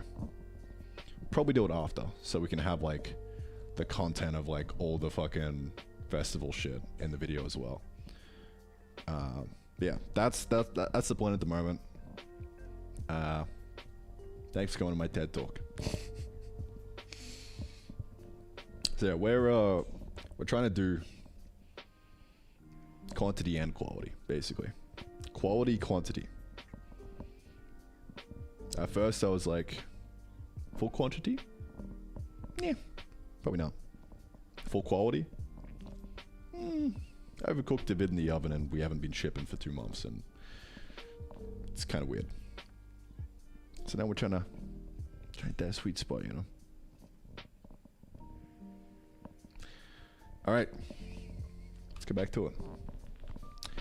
Let's get back to it. I think the reason I actually privated or unlisted the web dev stuff is because like people watching those videos, right?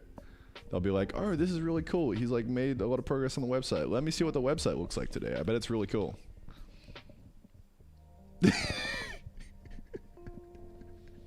This is the new website. Actually, I love it so much, dude. I fucking love it. It is amazing. Just plain fucking HTML. Easy win. Easy fucking win, dude. The best way to do web dev is to not do it. And just do the simplest possible thing. Thanks for bringing the best vids on your back. Smiley face. Loved those 2 web dev ones. Thank you.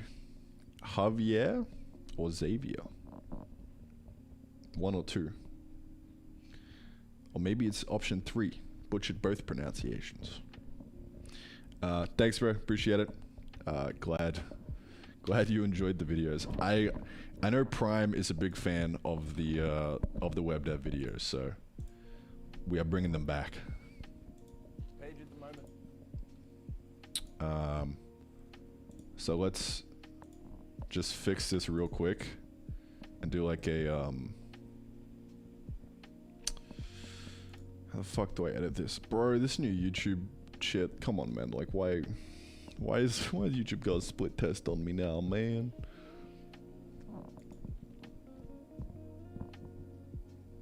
Nothing substantial, just use you as B-roll. Yeah, I literally got used as B-roll in that video. Such an L, bro. Nah, I mean, at least it's nothing horrendous. I think the best B-roll of me is it's hidden somewhere in this video. But it's me just like fucking twerking on camera in like a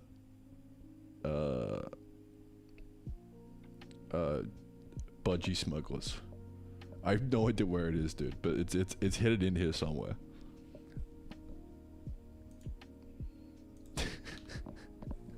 Now that's the real B-roll you need. Okay, let me update the description of this of these web dev videos real quick. I'll put it in a little message.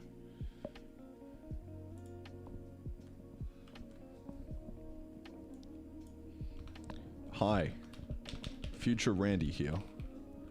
Look at how beautiful the website is now.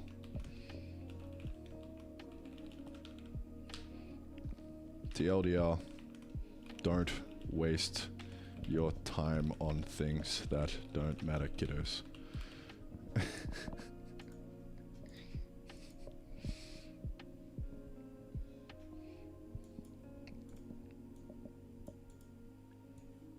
We'll say there's a lesson in there somewhere.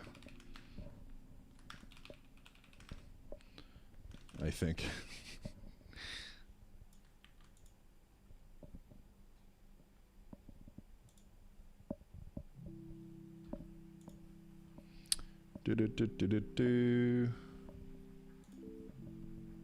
I've got so many unlisted videos. Where are we?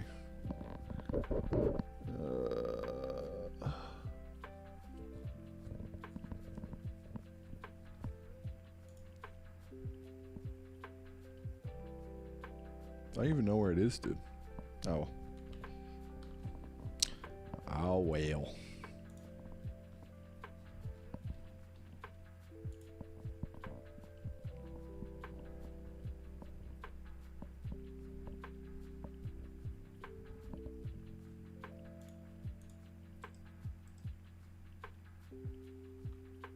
Oh, there it is.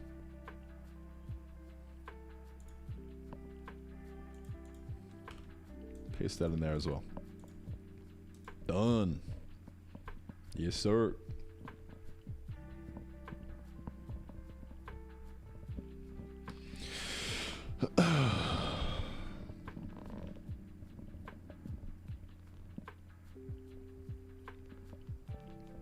Oh, you're talking about Sons of Valhalla?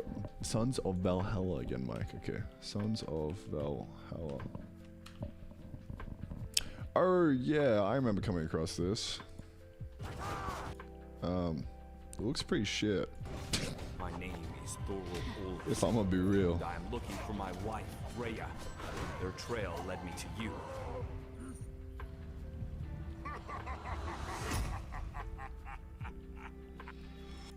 Like, any game that's story based, it's like, what are we doing, bro? Like, let's leave that to the AAA fellas, okay? You want to make good mechanically sound games that are fun. None of this story bullshit, okay?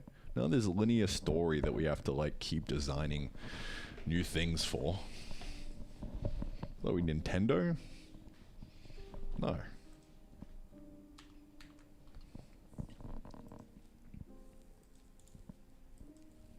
Okay, let's get back to it, boys.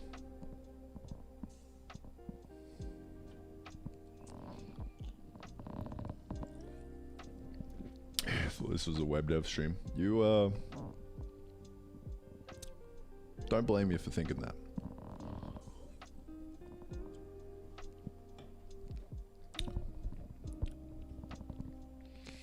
Would you ever go full-time content creation or full-time dev both simultaneously? Seems so tricky. Yeah, I mean, we're doing both. Seems tricky, but it really ain't that tricky. You just gotta do it. It helps that I'm working with Zaid now, and he can basically do the YouTube videos. I've just gotta show up and, you know, they can do this. So, let's get this crack progress working. We basically need to get, like, en.health. Actually, there's like a percent, like health, entity health percent, there we go. We already got a helper function for it. So that's how far it is away from dying. We can just times it by that. Call it a day. Maybe need to do a cheeky 1 minus. Who knows? Yes, we do. Yes, sir.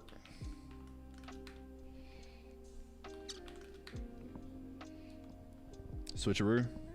Bang. Look at that.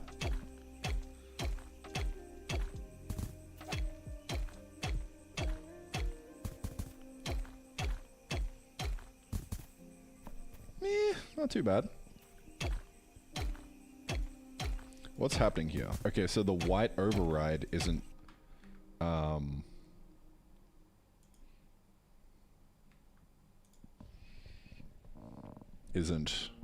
applying here, which makes sense. Where is the white override? White override. Here.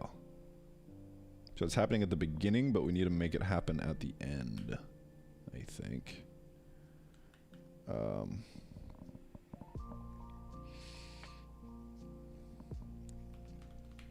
Color overrides. So if we make that happen at the end, then everyone should be happy, I think. Okay, now it's just not showing. Cool. Or, because we're calling that albedo, it should be final color. Hope I'm not breaking anything here. Oop.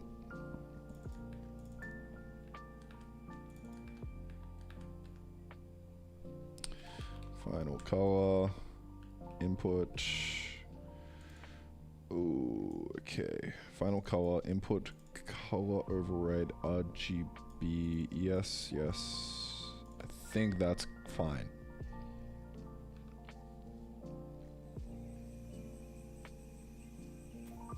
Zaid's in the content cave right now. It's the man. Let me read the DM you just sent as well. Man's grinding.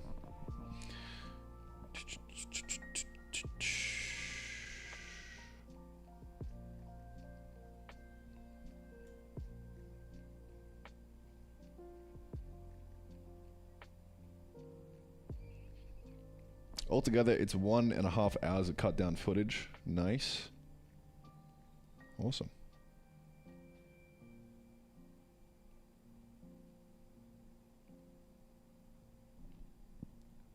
Alright, so my job now is to look through the 1.5 hours of footage that Zaid has just chopped up for me and get a script going for it. And we're basically going to go full balls to the wall, I think, with this. Like, air roll for the entire thing, green screen. Should be good. We'll see. We will see. Hi from Italy while driving to work. Hi Matt. Hi Matt, driving in Italy to work right now. Hi Chris in Canada. Isn't it crazy that we're just fucking around the world right now? You're watching a man, or listening, if you're driving. Don't be watching the stream. Don't be watching the stream right now, man. All right. I don't want to be responsible for no crashes.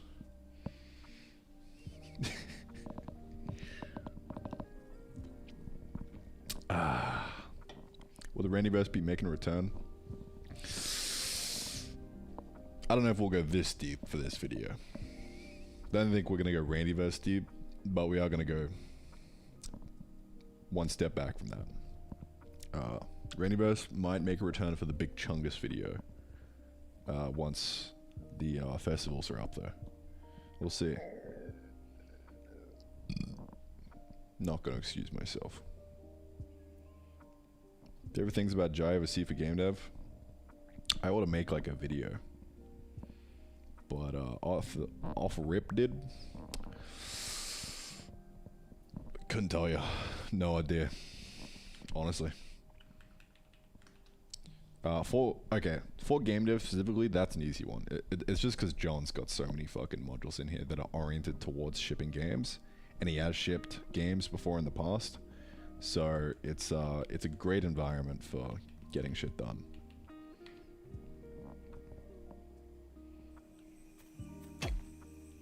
Okay, now we got that working good.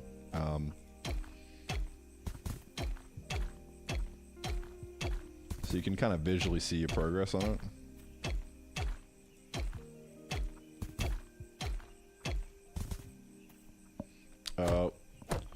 Should we do the same thing for the trees? I don't know. Like, it might be a little sussy-wussy for the big trees.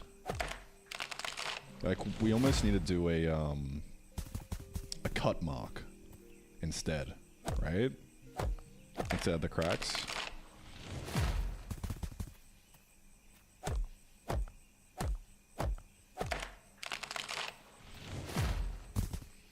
I think we could get away with doing a big fucking line across.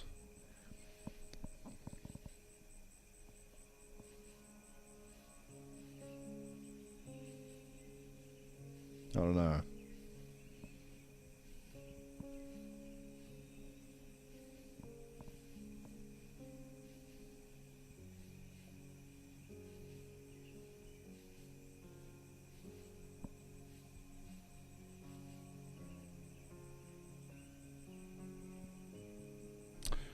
What's up, Jacob?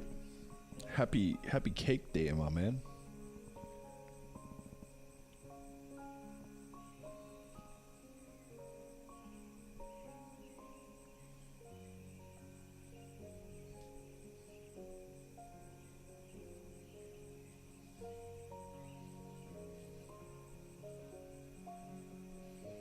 Ready to colonize. Greetings from the Netherlands.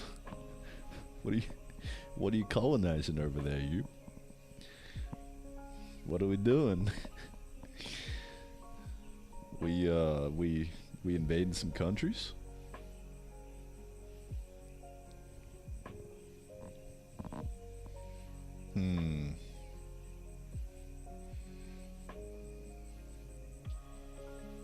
Yeah, the cracks are just overlay that increases opacity. We could try it. No harm in trying, you know?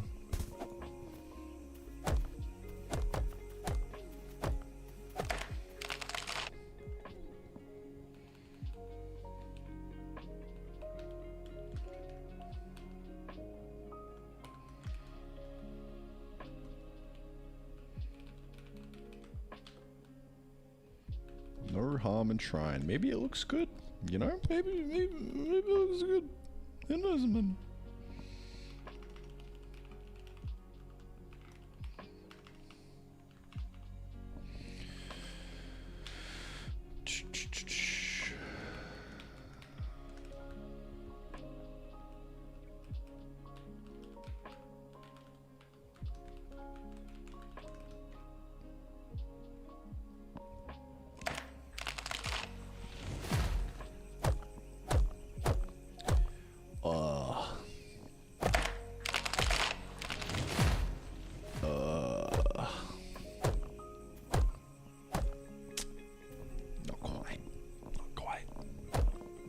It'd be good if we could do like the bottom half, like just that, maybe.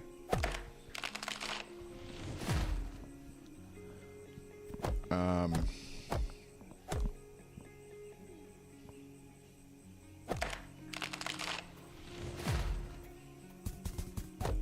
think it'd make more sense if it exploded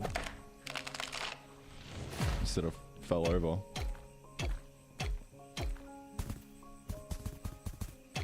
So let's put a pin in that one, boys, and come back to it.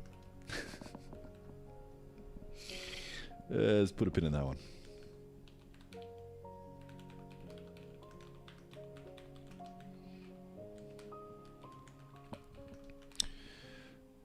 it no look good. We put pin in this smiley face.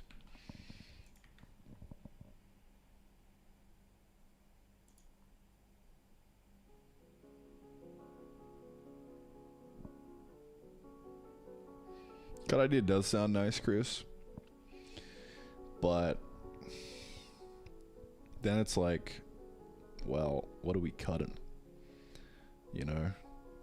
There should be a stump left behind if we cut it, and the whole tree doesn't want to fall, so it's a big can of worms, I reckon. We're just gonna avoid and say that looks fine now. Call it a day. Cracks rendering. Crack progress rendering for Stooge. Boop.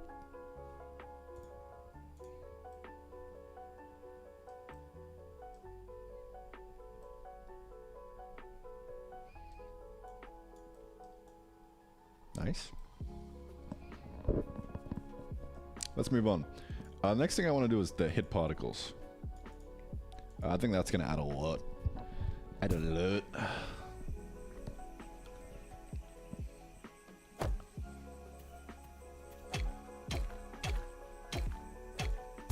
So better hit particles, better death particles, I reckon.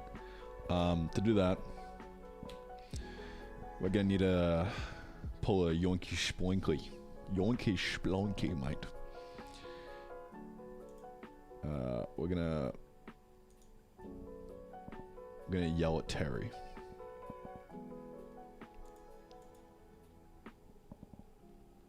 Terry, are you listening to this stream while working? I hope not. I hope the fuck not.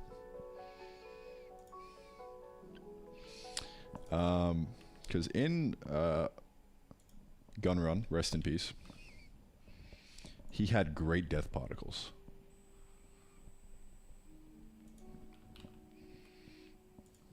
Absolutely banging death particles.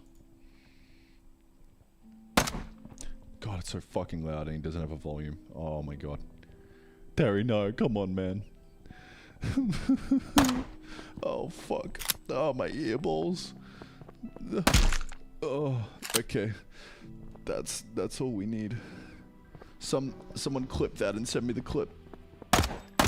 Oh.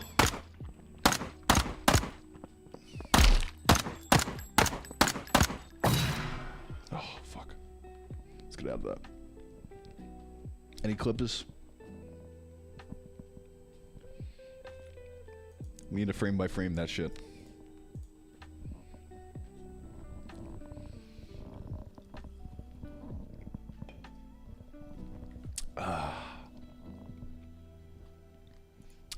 But I think the TLDR is we just do a nice easy. It's basically a pink fart. Alright, got it. Pink fart. Let's go. Let's go.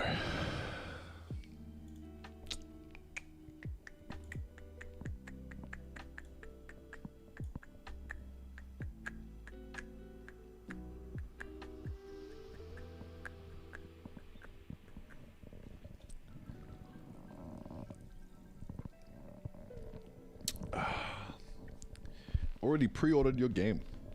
Thanks, Bill. Pre-ordered in spirit, eh? Appreciate it, man.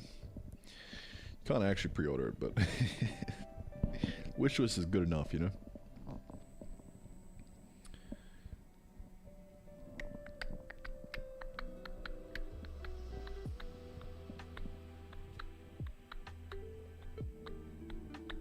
Thanks, Dev, man.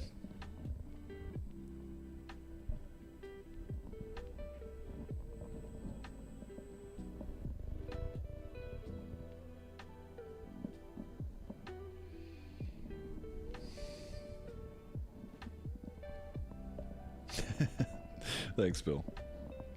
Clip you requested. Why isn't it being sent? I'm on top chat. My bad. My bad. Gotta go to live chat. Wait, it's still not showing. Is it just not fucking sending them? That's weird.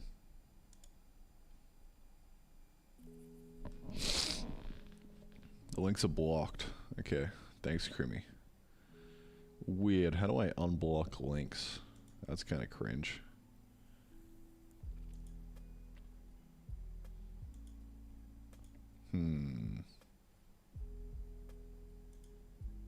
Uh-oh. What is this?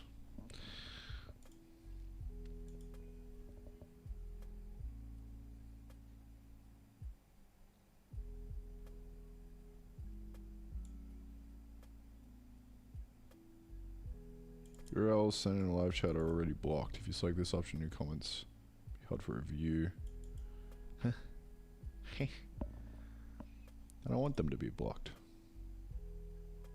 How dare you?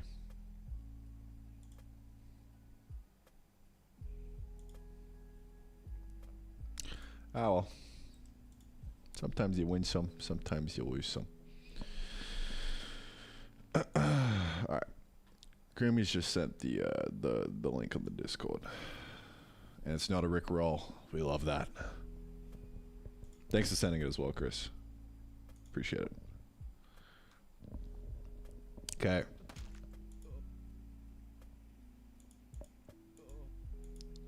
So we can go frame by frame on that bad boy.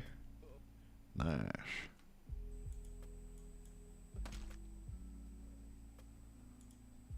Someone clip that and send me the clip.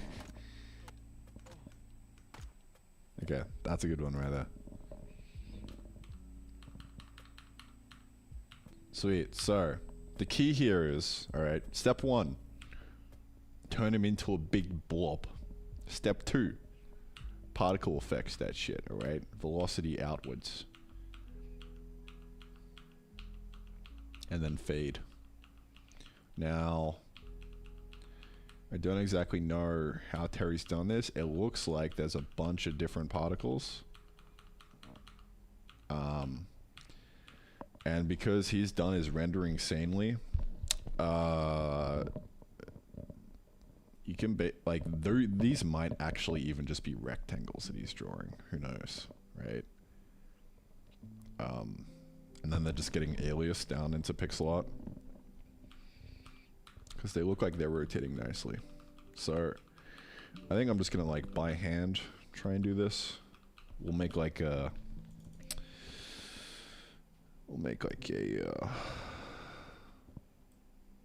what will we make?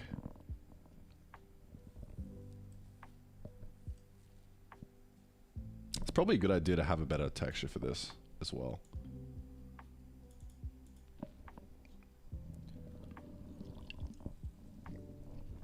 For the cracks. Using the same engine? No. Terry's writing his shit from scratch in Rust. Like a fucking real man. See you later, Bonnie. Peace out. Thanks for hopping in the stream, man.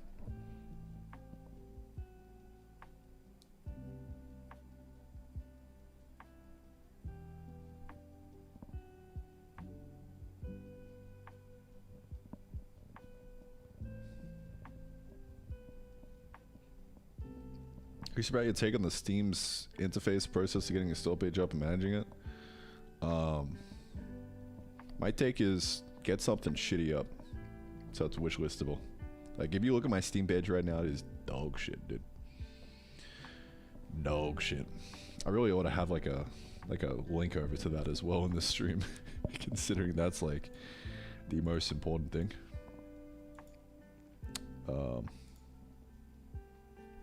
Yeah, look at that. It's fucking months old. Doo-doo. But like the process for getting this set up, I don't even know, dude. I actually just got my friend to do it. My friend just, I was like, I don't want to touch this, alright? I don't want to touch this shit. Can you like help me out? So, no idea. I don't even know what the process is like because I didn't go through it.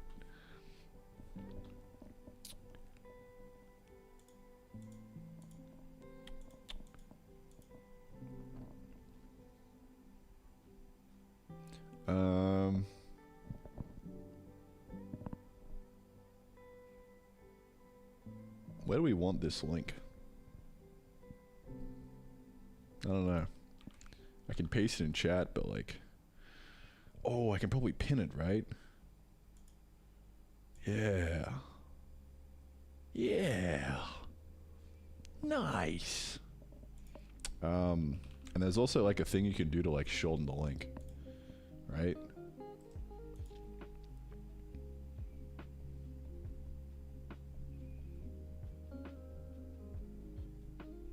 I can't even remember.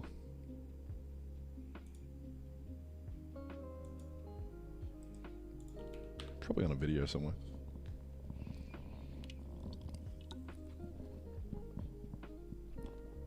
You also motivated me to push my own project, stayed all night long working on my own game. Hell yeah. That's good to hear, man. At the end of the day, you just gotta fucking slap it up there. What are you talking about, by the way? Pushing your own project and what? Like up on Steam? Because that'd be kind of hype. Ah, here it is. I found the link. Here's the little tiny link. So you can shorten it. You can shorten it to s.team/a and then / your app ID. So you get a nice little short link.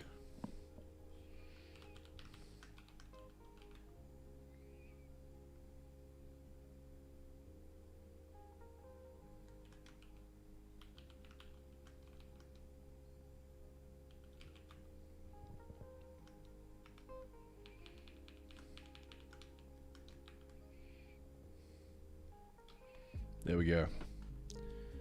Is that obnoxious enough? We'll pin that bad boy.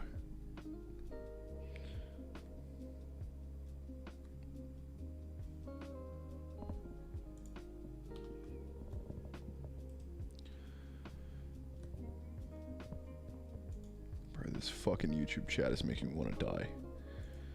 It's so hard to resize. Okay, there we go.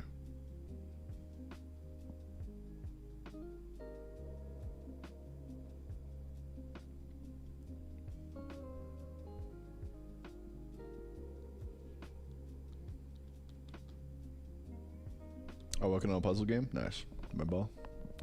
Sweet. Okay. Back to it. See you later, Javier. Peace out, man. Thanks for tuning in.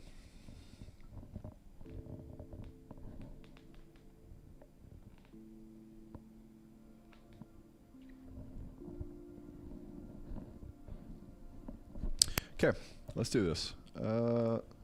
So, time to sprite this up. How... Where are we gonna do it?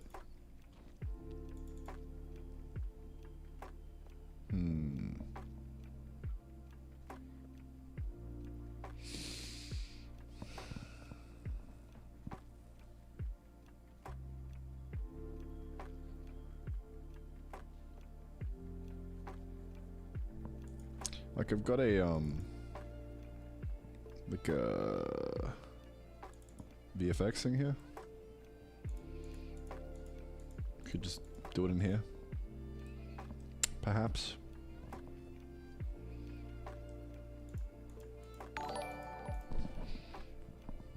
Fucking gets me every time. Keep it up. Arjun. Thanks, man. Appreciate it. I'll keep it up. I'll do just that. I'll keep on keeping it up.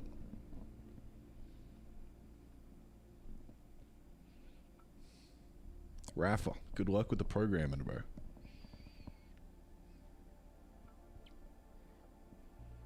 Why'd you pick the engine you did? Or the lack of engine? I don't know, dude. I don't know. All I know is that I did.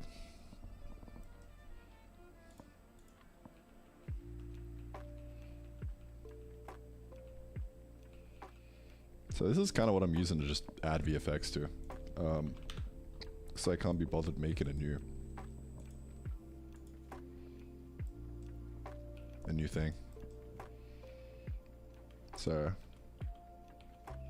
let's just do this.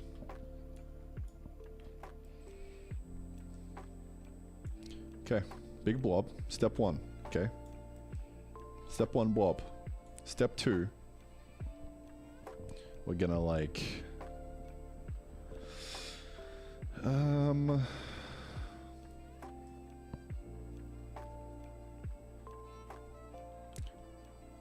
well, it depends, right? Like, do we want to add velocity to this guy?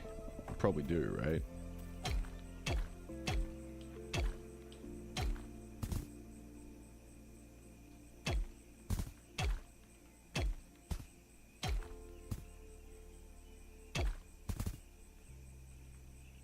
Yes, we definitely want velocity. Okay, so we're gonna like treat it as like a little puff thing. I should probably get my Wacom Intuos out.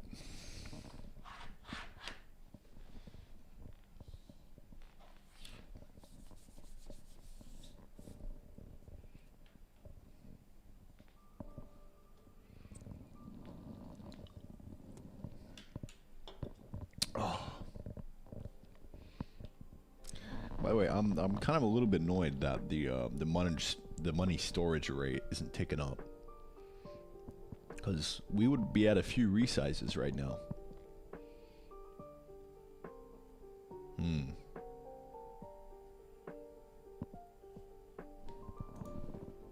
Ah well, you win some, you lose some, you know. Streamlabs can't do everything. Okay, let's run this. Let's run this blockade. Oppa, yip yip. Oh, classic. Alright, so we need to be chunky, so we just fill out the volume, right?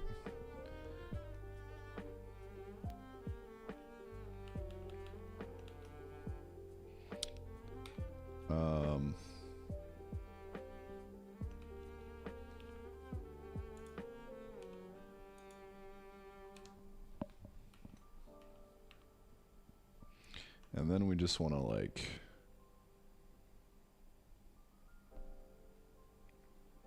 make him fly. I don't know.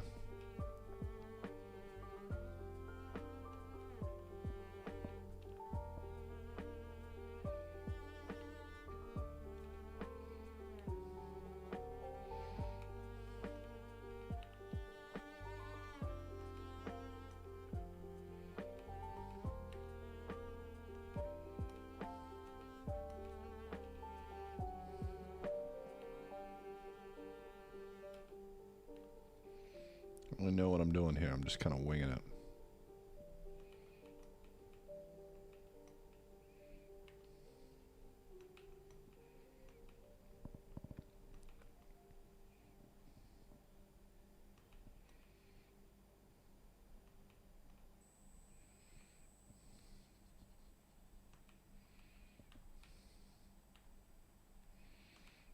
We gotta think of it as like smoke.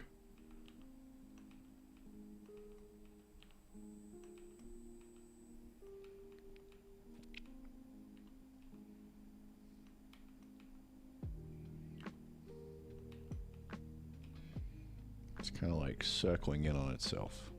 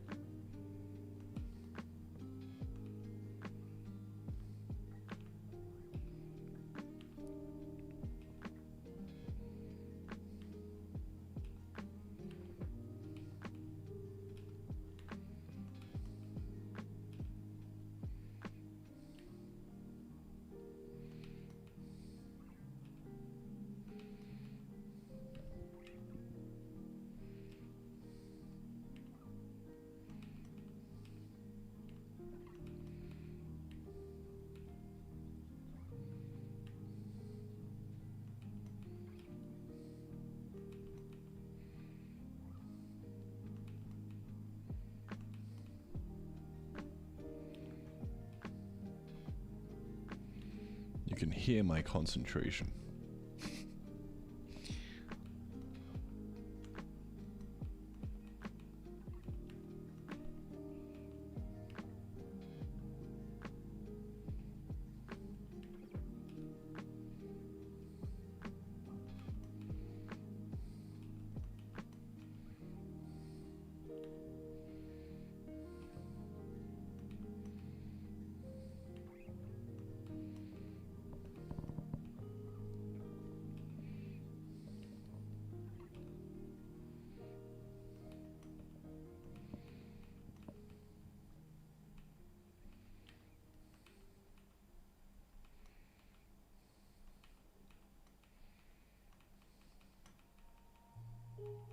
Good enough?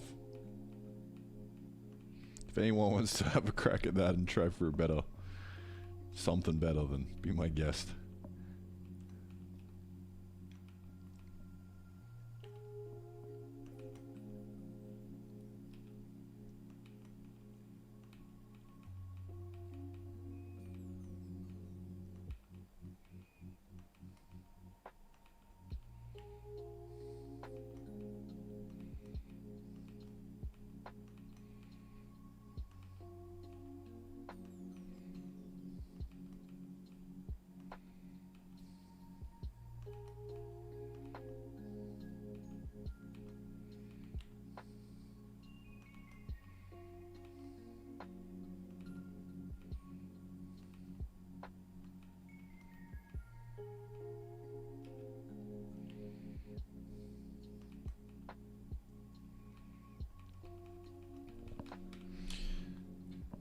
And then one more. Just fade it out.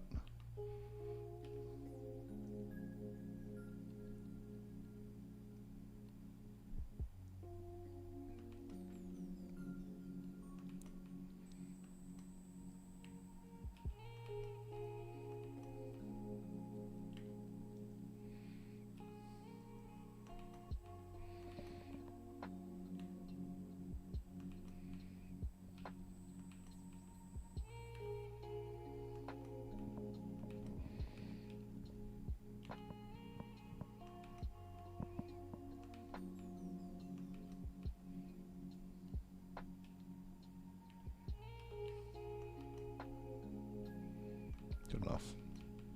There it is. Oh, I love pixel art.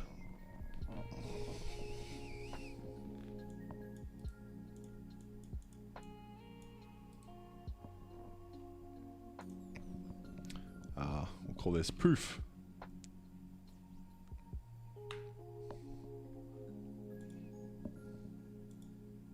Not too bad. Not too shabby.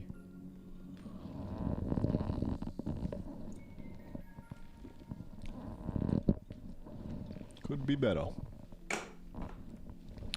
But as far as first passes go, that's me. That's good enough for me. Now, how do I export this shit? I got a script. I think it is this one.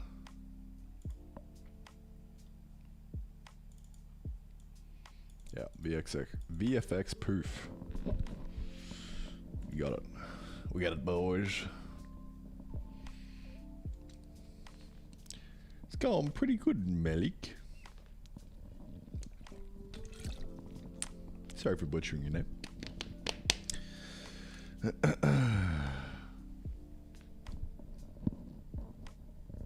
There's VFX for new Stony Boys. Yeah, for like the proof when they die. Because the proof is kind of rough right now.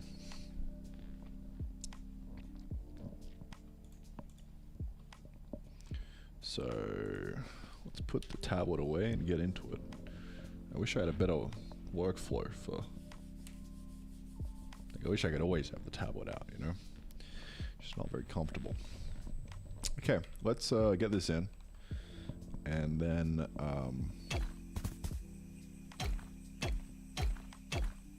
see what happens. Okay. Excuse me.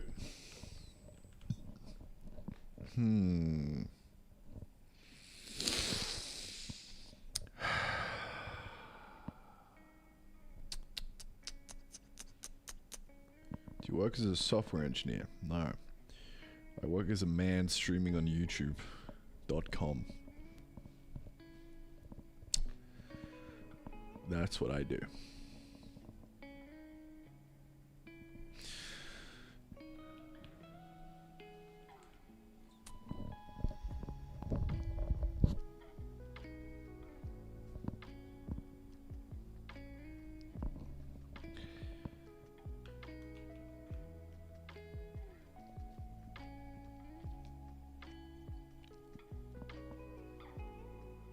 So this is the generic death happening right here, right?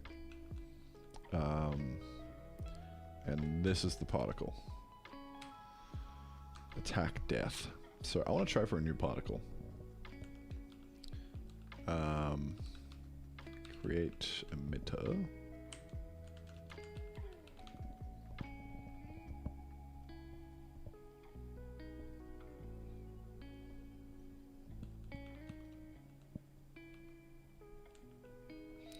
Pause kind from self.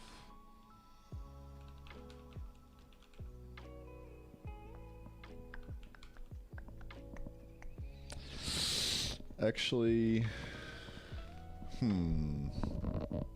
do we do this?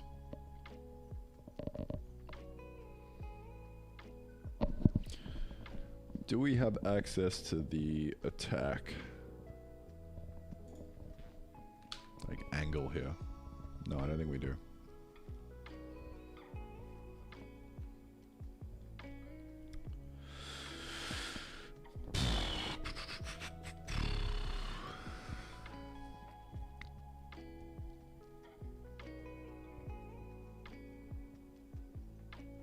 Simul stream on Twitch? I don't know.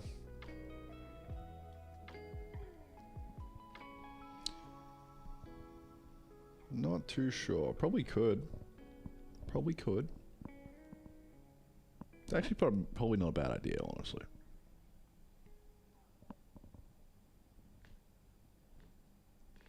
Probably not a bad idea.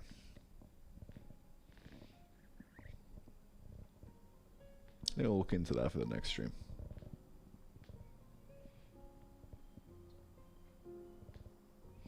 Marcus, what am I trying to do? Well, right now what I'm trying to do is, you see this little, well, it's not here anymore actually, but we're trying to create an effect for when the thing gets destroyed. It just does like a nice little push out, right? And in order to do that, we kind of need like the attack vector. So I think I'm gonna pass this down and try to bring it down. So we'll say in here, attack vector, quite literally, nice vector, attempt damage entity. Actually, let's bookmark this spot. Cool. All right. Now we're gonna try and, yeah. So this is the player damaging anything. I'm sure we've got an attack vector here somewhere. Nope, that's the projectile hitting something. Huh. Interesting.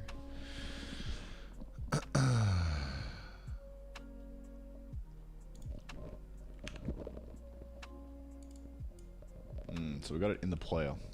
Interesting. So we could just pass that down, actually. Attack vector. Okay. Now the last spot we do the attempt damage. I think this is it. Yep. So this is our actual big boy damage.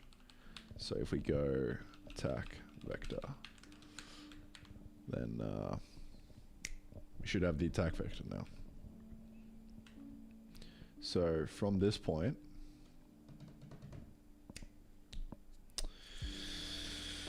I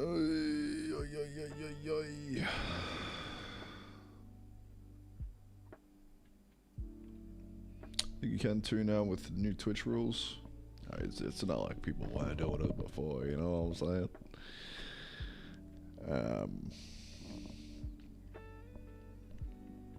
Oh yeah, what's up? Second night in a row, baby. Welcome back.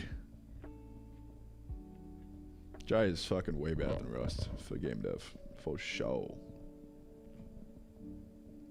Ain't even a competition. Jai is better than absolutely any language out there for game dev. That ain't a joke. No cap. On a stack.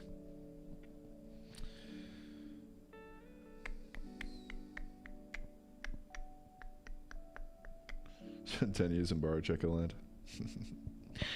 What's up, brother?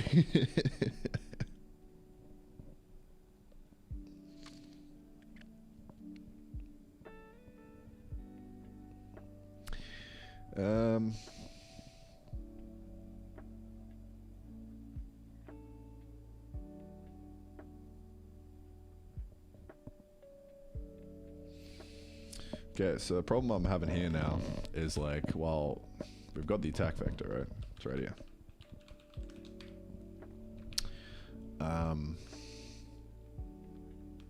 Now we're trying to make a particle effect, right?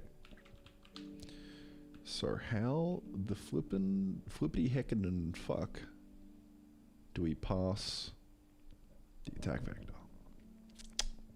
Good question. Good question.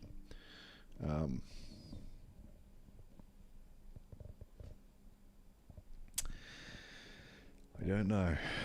We could add it to the here, right? That feels kind of cringe. Not gonna lie.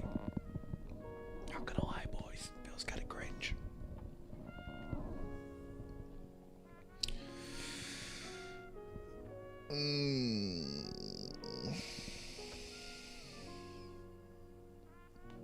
Like we could just pull it from the player. That's what I'm thinking. So like from entity dot attack vector, like that's literally what we can do. So let's just do it. Who cares? Who cares if it's cringe? We're just gonna do it. So case new attack poof. New death poof. From attack or something. No, just new death proof. Okay. New death proof. Then we go attack vector is equal to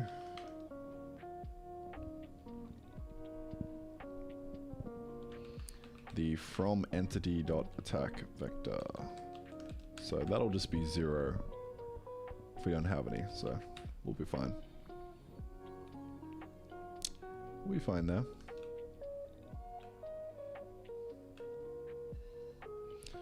So we're gonna do this. This is the old one. Old attack death. And then this guy will be the new death proof.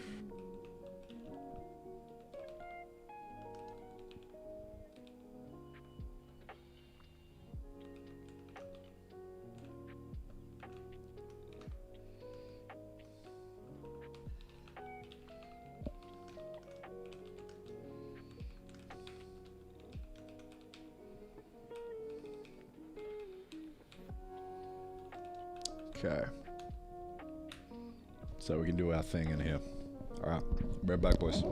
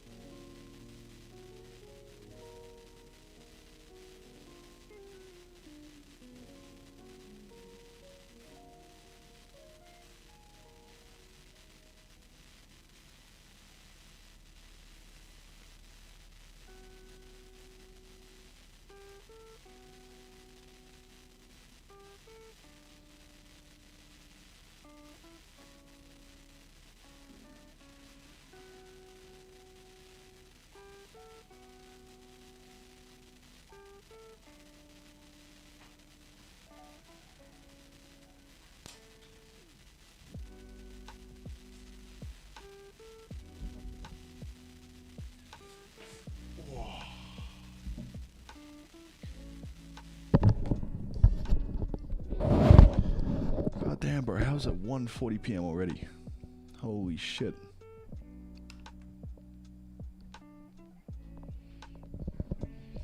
The nice sound of crunchy table, stir-fried mic. Or is that what you're talking about? When I put my mic down here.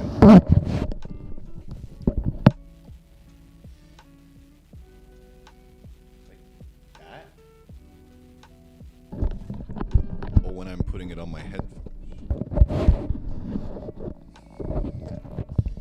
Okay, I'm fucking starving, boys. I'm gonna whip up some lunch because I don't want to stop streaming. Static on the table, yeah. So when I put my mic down, it's you can see this. It's here, and a CPU fan is right there. So that's what that is. Yep. Alright, so I'm gonna grab some food.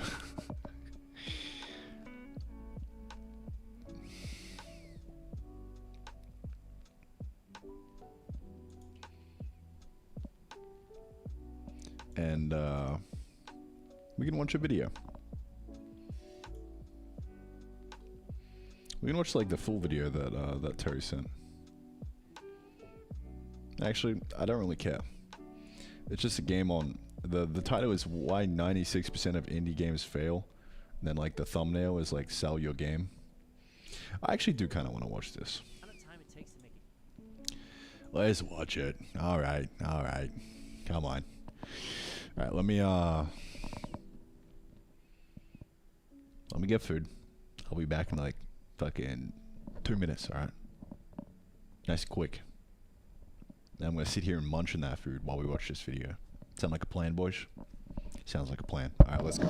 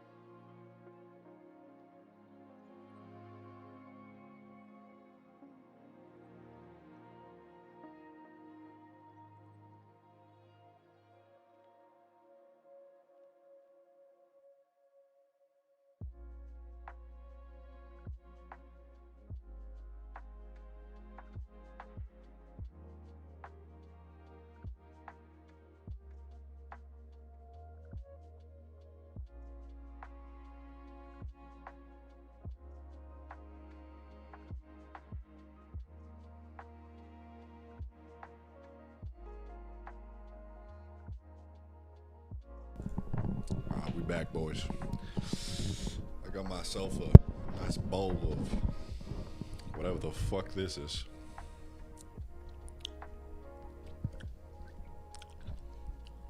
Rice and tuna mixed with sriracha and mayo.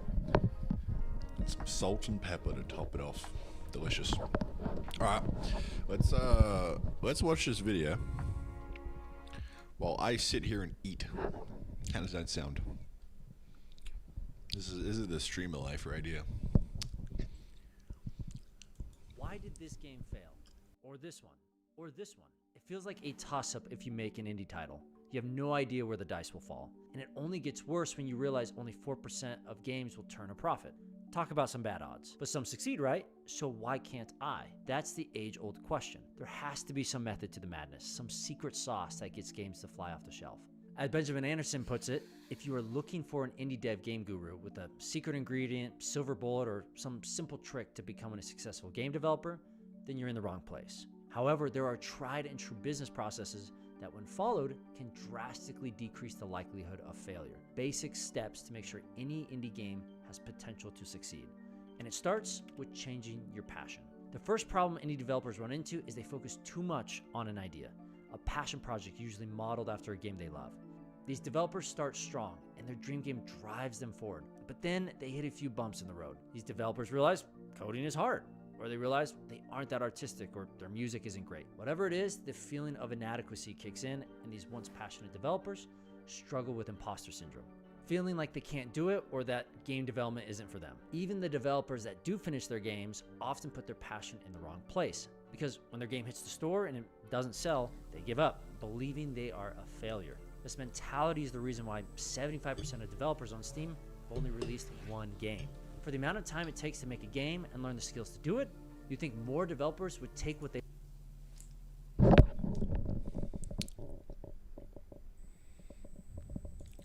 Who's that sexy man? Huh? Who's that hunk of meat? Right next to the activate windows, go to settings to activate windows. Looking cute. They learned and try again, but they don't, because the majority of developers lose the passion for what they are creating, sadly putting their heart and soul into something that will never see the light of day. But this feeling, this failure stems from having your priorities in the wrong place.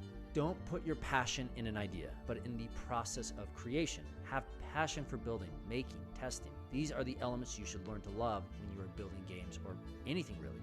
My favorite example of this mentality was John Romero and id Software, the creators of Doom. These guys were animals back in the day. John Romero stated in his book that Carmack, Tom, and I had each been making games for 10 years before we started working together. It was another few years before we made Doom, and that was my 90th game. It's incredible that John made 90 games before working on Doom. But what is more interesting is that it took almost 15 years before John and his team found global success. So when asked about his success, John Romero said this: execution is everything. Success is not defined by an idea. It is determined by your ability to execute on that idea. Give yourself time to get good, and don't be dissuaded by setbacks. Game development is like gameplay. Load your save and try again. So the first step is to change your passion, change the way you think.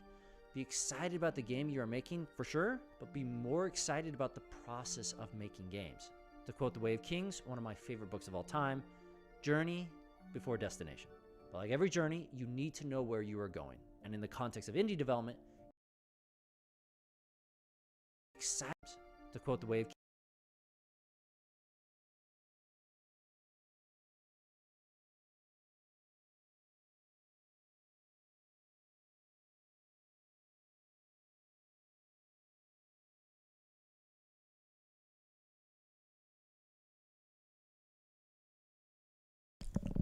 We about to do a book club right now, boys.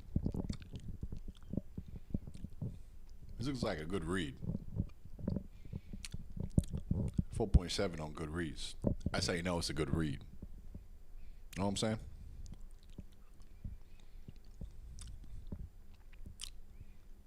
I fuck with it. This looks real good.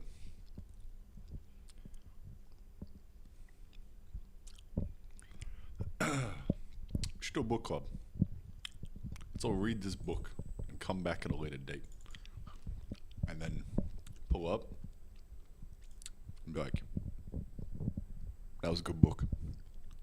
And say nothing else. King's one of my favorite books of all time. Journey before destination. But like every journey, you need to know where you are going. And in the context of indie development, you need to know who's going to buy and play your game. So often developers focus on what they want or even what their close few friends want, and not what the majority of others want. Making something reminiscent to Homer's car in The Simpsons, with the bubble and multiple horns and all the other weird bells and whistles. I'll say the same thing I've said to hundreds of others I've consulted. What someone should have said to Homer and his half-brother when they were making this car. Stop building and go talk to people. This is the second step to avoiding Homer level of failure and should be done before you ever write a single line of code. Take your ideas to players. See what they like, but also what they don't like. Get feedback. Don't follow the advice of those like, but also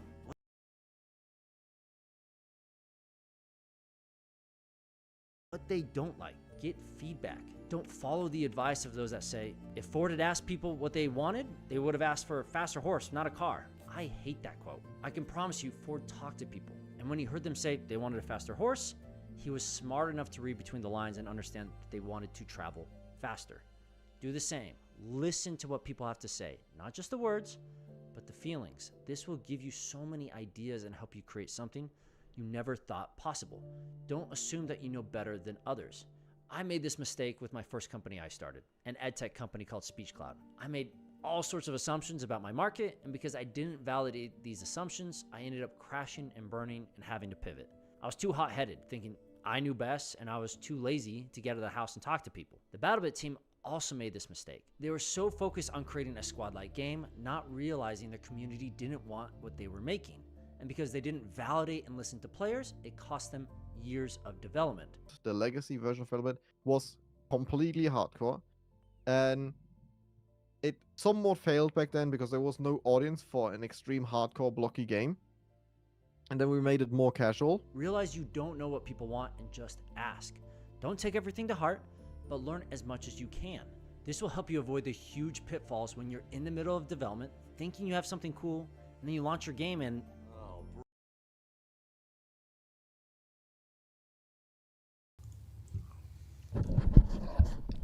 Bro, he did my boy JDH dirty like that. Uh-oh. Uh-oh. Why do I have a error message happening here in YouTube live control panel?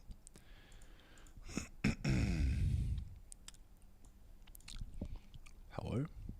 What is this?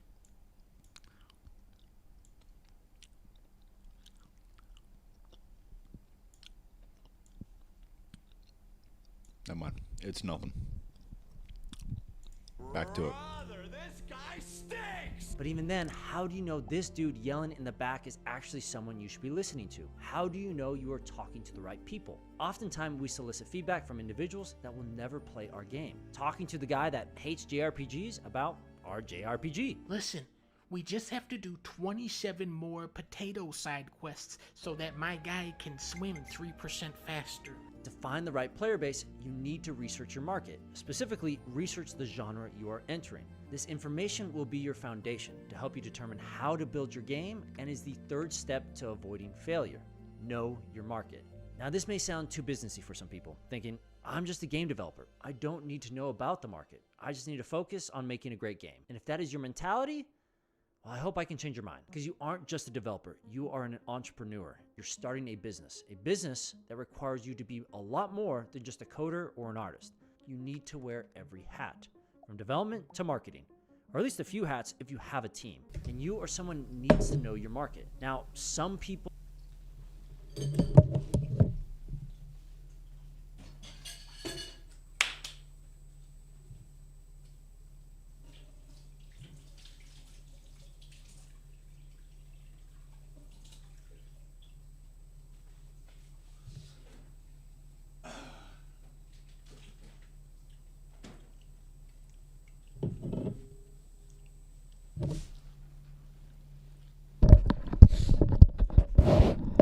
All right, we are back, baby. We are back. Know your market, hey? Oh, gee. I wonder what market I'm in.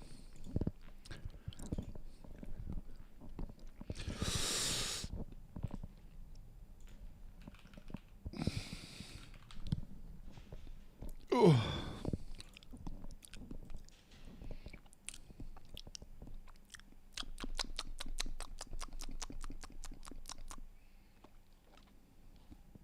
Trying to find a graph. One moment, boys. One moment.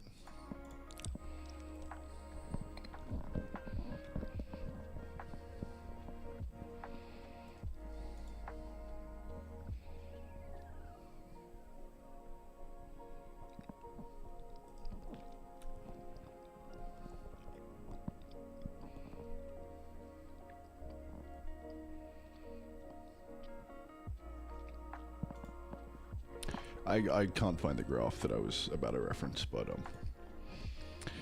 open world survival craft games are hot, baby. Absolutely hot. So, we're good. People may be asking, what even is a market? How do I know I'm talking to the right player base? And how do I possibly determine a market's potential? I'll do my best to explain using an example. Something simple. Imagine you really like match apps and you want to make one yourself. Something like Candy Crush. Well, all games are tied to. Bro, I fucking love Match 4. That's my. I'm gonna spend the next 10 years pumping out Match 4 games. It's gonna be great. Some kind of base genre, whether it's puzzles, platformers, shooters, or a variety of others. We know Candy Crush is part of the puzzle game market because of Steam tags, App Store tags, and tons of other classifiers. So to determine your market or genre, you need to find similar games to yours by looking at the tags and listening to how players classify similar titles to the one you are making. But puzzle games come in all shapes and sizes. Portal and Candy Crush are both labeled as puzzle games, and I can tell you right now that my Candy Crush loving grandma is not picking up Portal anytime soon. So the demographics are very different. This is why we have sub-tags, which are often called. I mean, like this is like nothing new here, bro. Like,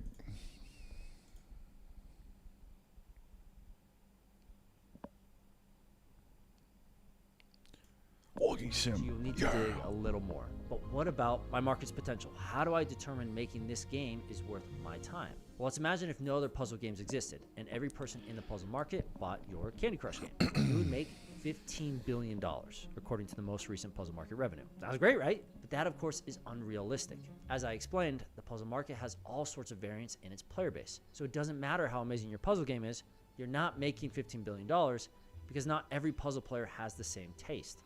So we need to look at the sub-market of your game to determine the actual potential. If we look at the Match 3 revenue numbers...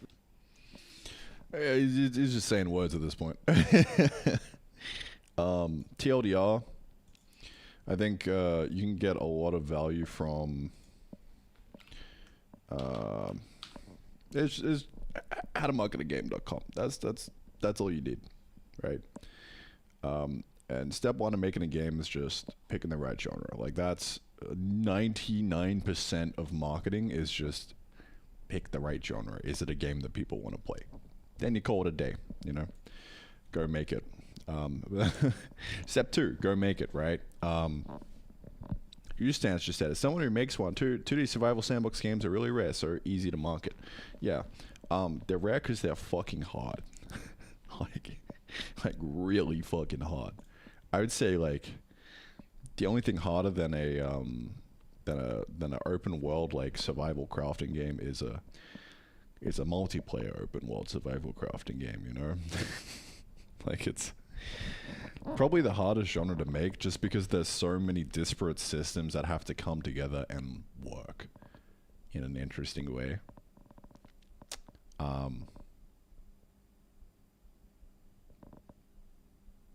Yeah. I don't know, dude. But specifically, I think this video, there's a great article. I mean, Chris has a lot of great articles. Here we go, blog posts.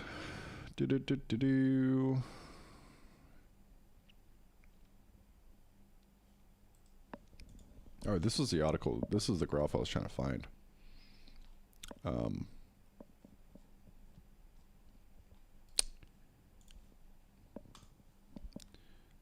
think we're in the right spot, boys. I think we're in the right spot. If you can't read that down there, that says survival. But good.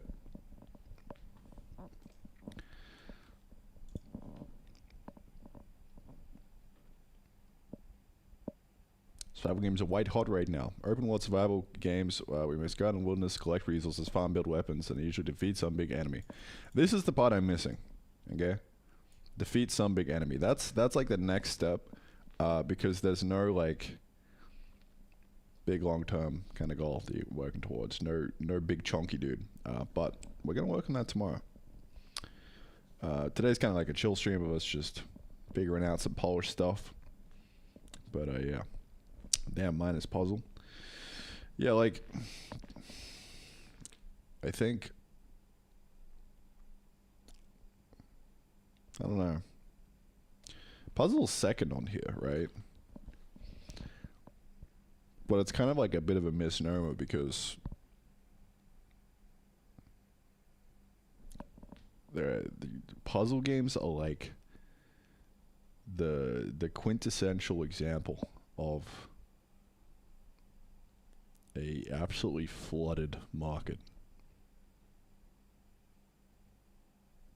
I don't know. What does he say here? So most of the quote-unquote puzzle revival is due to one developer putting out a lot of free cat games. So that's the reason puzzle is number 2 here. And this is genre count for games with 1,000+ reviews. So we could just discount puzzle here. It should really be all the way down the end. Because they ain't too hot. I remember Chris specifically saying in one of his older articles that like you probably shouldn't make a puzzle game. But hey, do exactly what you want to do, and that's all you need to do. You know?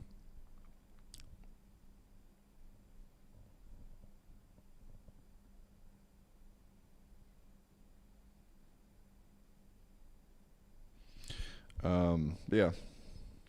Chris's shit is goated. Highly recommend. I can normally have an article to point you to, or any of the people who want to continue reading. But I'd say just sign up for his newsletter. Fucking chomp down on the stuff. Top selling indie games 2023. That's probably a good point.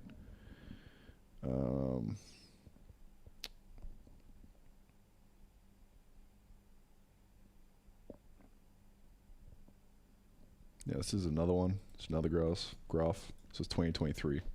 The last one was 2024 so far, so Q1. This is the entirety of 2023. So horror coming in number 1, survival 2, simulation, puzzles here. Puzzles down here. It's 8.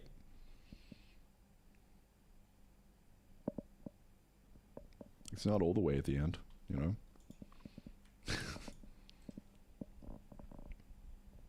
I wonder what he says about puzzle in here.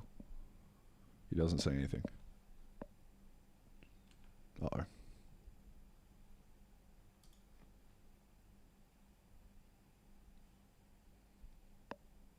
Anyway, moving on. Let's keep making this fucking open world survival crafting game. Told me he'd been working on his game for a few years, that all he needed was $200,000 to finish his game. This immediately set off some red flags in my head. So I asked him, how big was the market? He wasn't entirely sure. But together, we did a little research and discovered that... Yeah, bro, I think $200,000 do me good, man. Anybody got $2,000 they want to send me, bro? Yeah, I'll definitely make the game then, man. Yep. That the top 10% of indie platform fighters make an average of $400,000 to $800,000. Not bad, but remember this is the top 10%, not the average. See the problem here?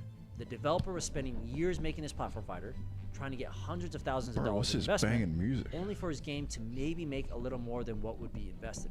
That's not good.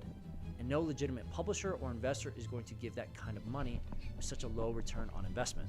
So you need to understand your market and have reasonable expectations. But why do AAA games... Boys, okay, need to understand the market. I think we need a pivot. Okay, we need a pivot and bring in some anime girls, right? Big, huge badonkadonks, right on the cover. Now that'll push copies, eh? Yeah. do so well when so many indies struggle? What separates most AAAs? Baby needs a new pair of shoes. Amen, brother. All right, that's my attention span for the day.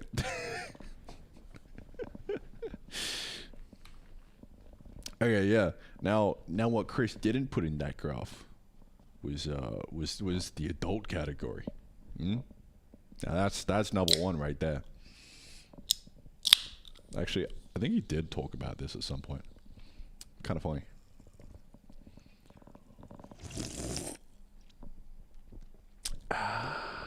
All right.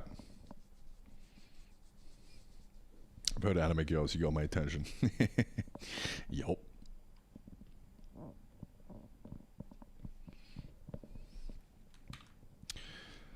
All right, time to continue the day of the devil.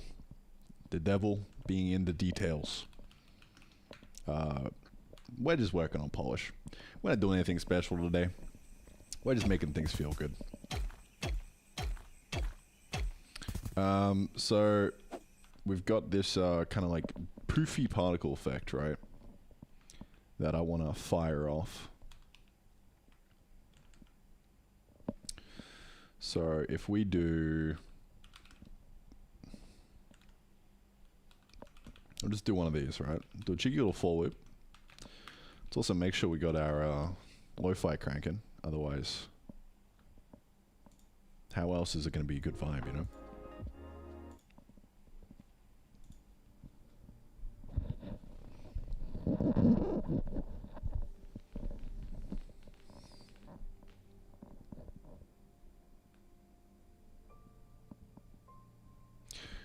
Randy actually having a playtest and not reworking everything from scratch. Show me the fucking amen, brother. I figured out how to do it. It's called shipping and not reworking the renderer.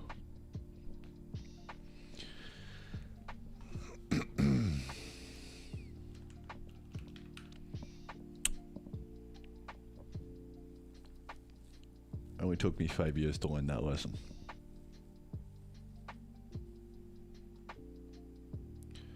Okay. So we're going to make a new particle. And we're going to give it some flags. One of them being...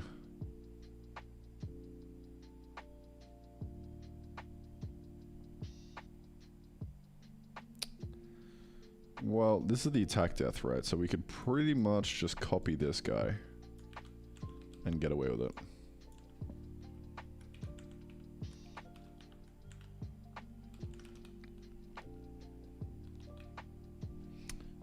And then the rect being this guy up top. Okay. And the sprite, what is it? VFX underscore proof.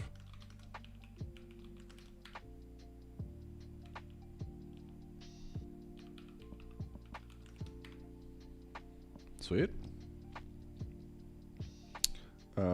And then we'll see what happens there, I guess.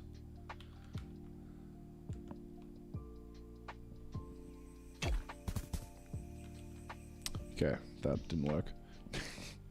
That's all right.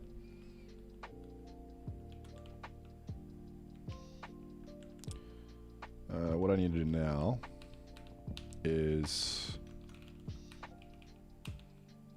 define this VFX poof to have a frame count of 1, 2, 3, 4, 5, 6. Boop. And now we should be good. Ooh, baby. Okay. Okay. Not looking too bad.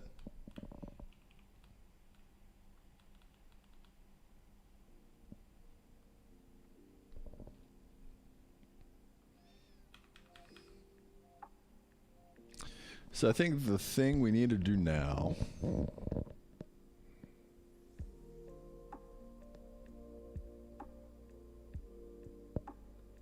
is make this more consistent, because it's spawning each particle in like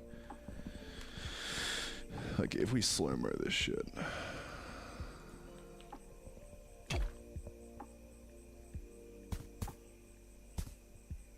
Like, first of all, I think we need to make the sprite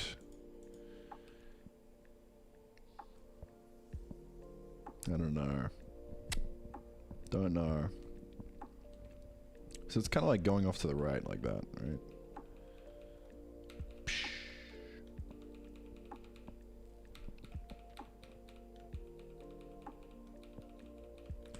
So the velocity p. Well, all right. We need to like rotate it in the direction of the velocity.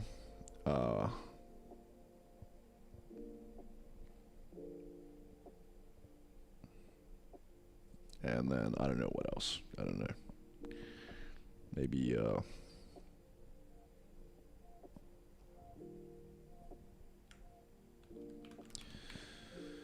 what if we give it no velocity? Huh?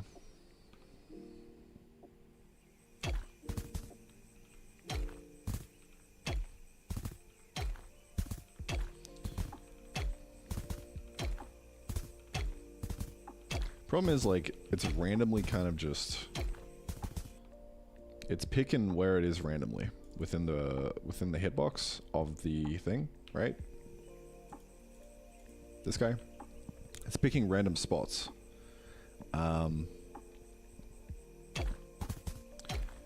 Which... kind of want them spaced out.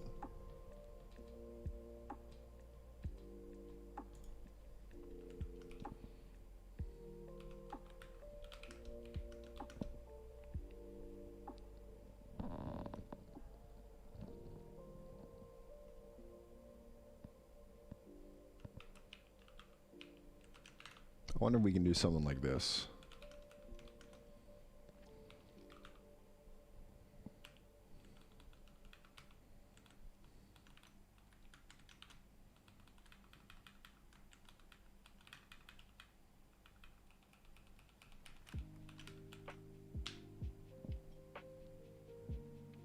The pos will be equal to pos.x plus x times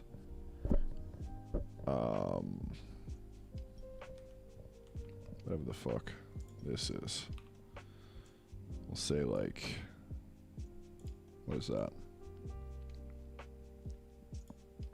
10?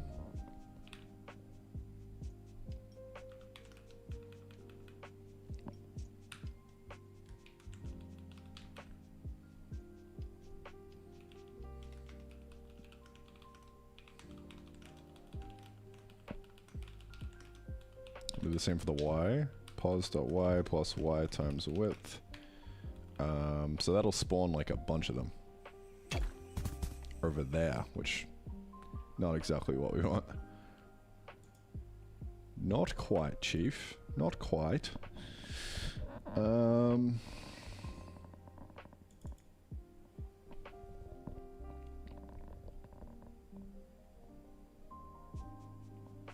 not even passing the pos. It's a bit of a problemo. Instead of that, we can go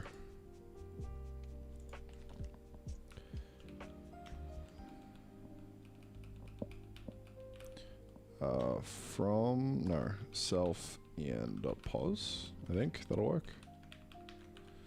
Perhaps. Yeah, so now we've got like a really kind of spaced out, it'll work, right?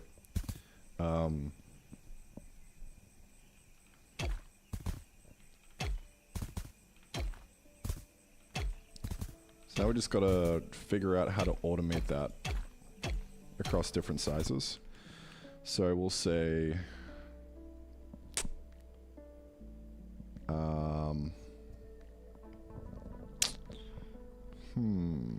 what do we do here? Because we've got the rect, the collision rect.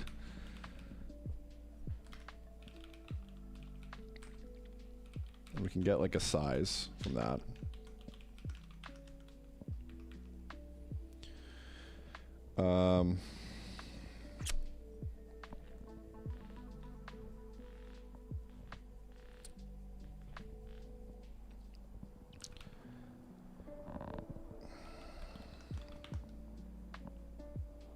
So I'm thinking we could do this times it by like negative 0.5, cast that to an int. Maybe could maybe get away with that.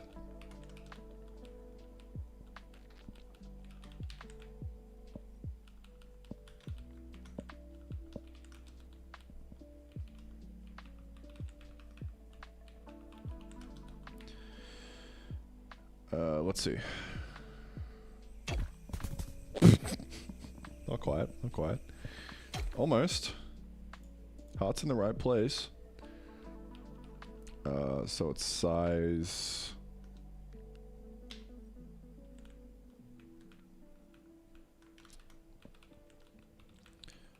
Width of effect.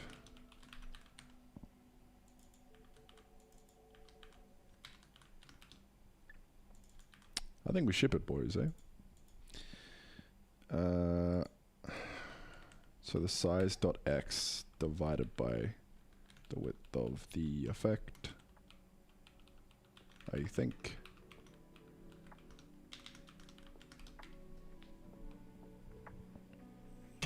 There we go. That's exactly what I wanted. What if this guy? What about this guy? What's he gonna do? Yeah, good enough. Good enough. So we can just call this like the x radius, x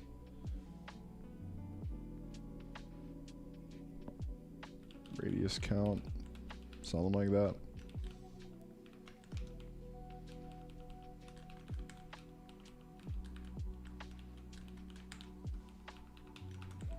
We'll do the same thing for the y.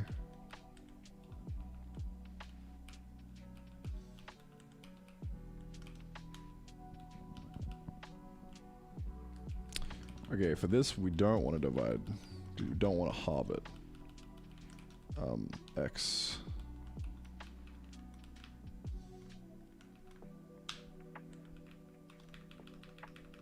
It's X half count. Kind of complicated, but yeah, should be right.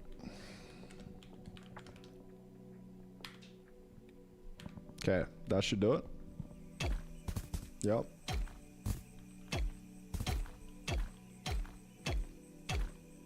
Sweet.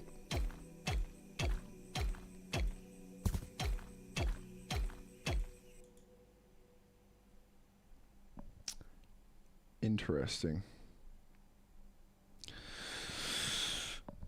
So there's like a bug in here that I've been running into for a while, and I have no idea what the fuck it is. And I don't know if it's like a legit bug that will happen in shipping, or if it's just me accidentally closing the game when it's in like the middle of a save and it's like fucking something up.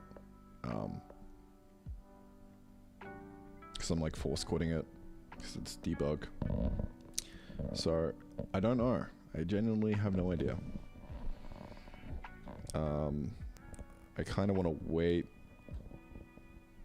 because like I've known how to debug it as well. That's the thing.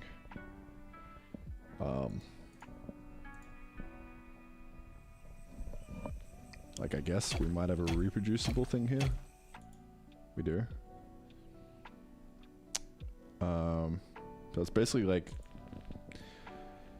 creating an entity that already exists. So it's kind of duplicating some shit, which is interesting.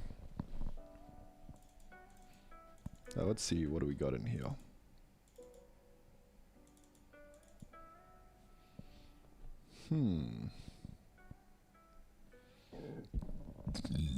Excuse me.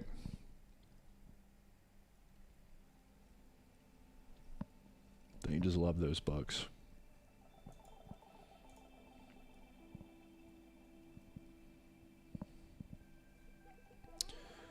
These are the kind of bugs that make me not sleep at night.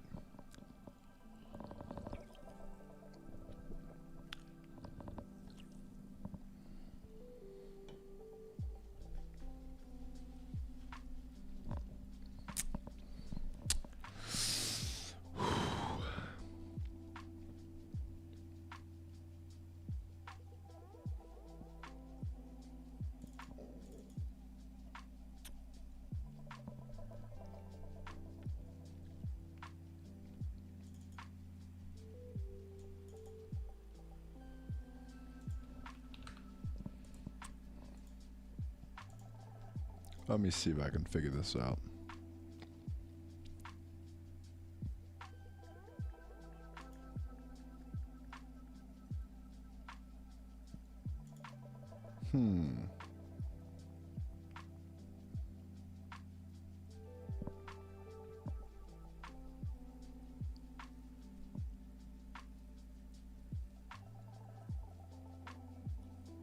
This is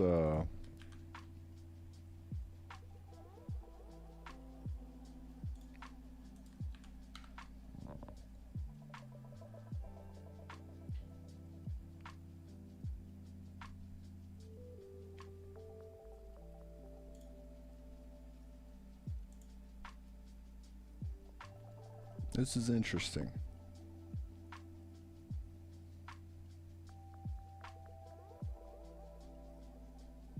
Like this entity is completely munted.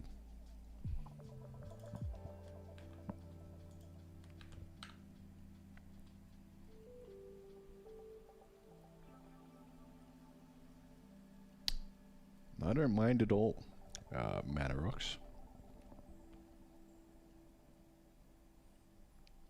Looks like the crash is happening within dupe check. Man's on it. Thanks for the tip. Do smoke puffs count as entities? Yep, think so. Maybe. Can't remember. Don't think so. But we're spawning in rocks.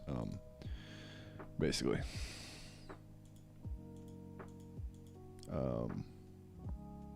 And I'm really curious, like, why, like, this isn't an ID, this isn't valid at all. So something fucky-wucky's happening here. EN.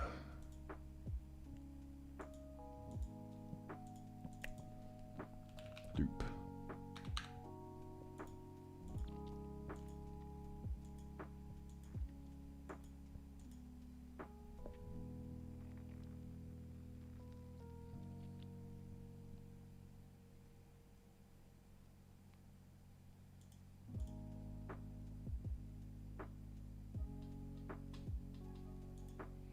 So this is the guy we're in the middle of creating, I think. Right? Yeah, we haven't fully made him yet.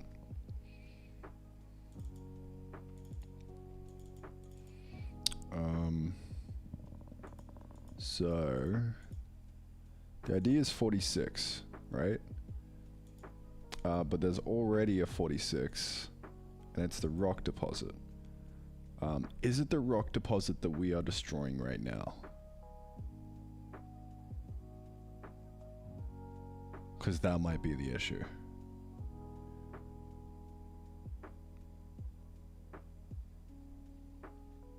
Like, I don't know why we would...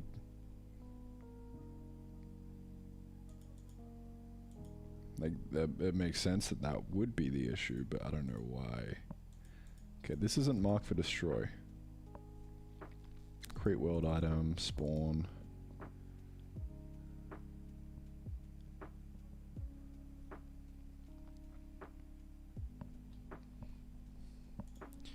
EN2 damage. Excuse me. Oh, sorry, that's a this is a Jaiism. Args dot EN2 damage. Rock deposit.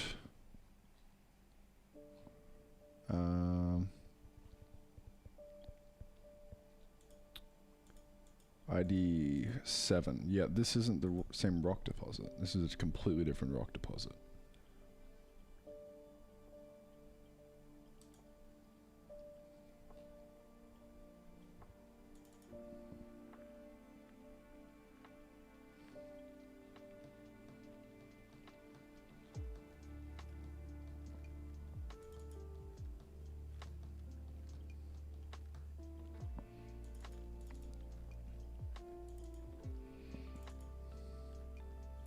So my question is,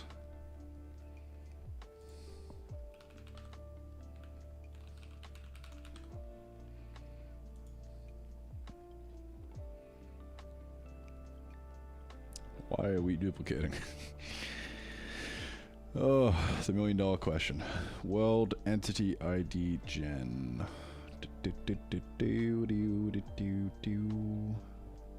This guy, 46.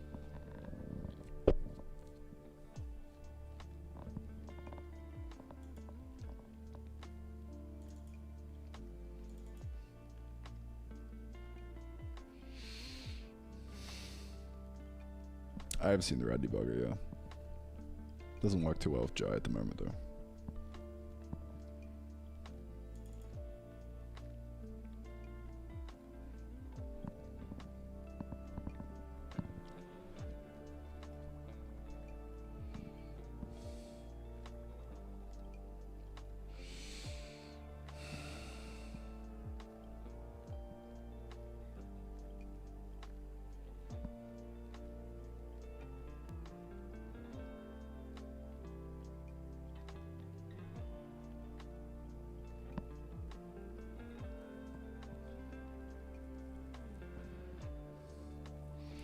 What's another way I could catch this bug at the actual call site of it? Because this is downstream right now. Like, this is an effect of the bug. This isn't the root. So I think if I...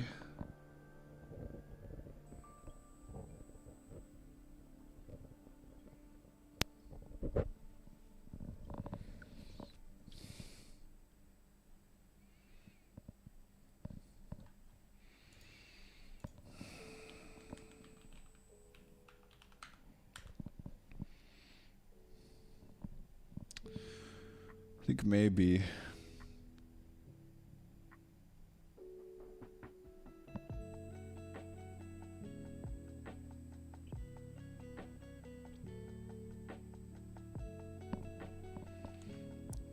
if we just exit out of this and go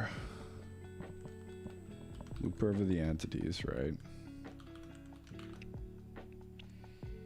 If en.id is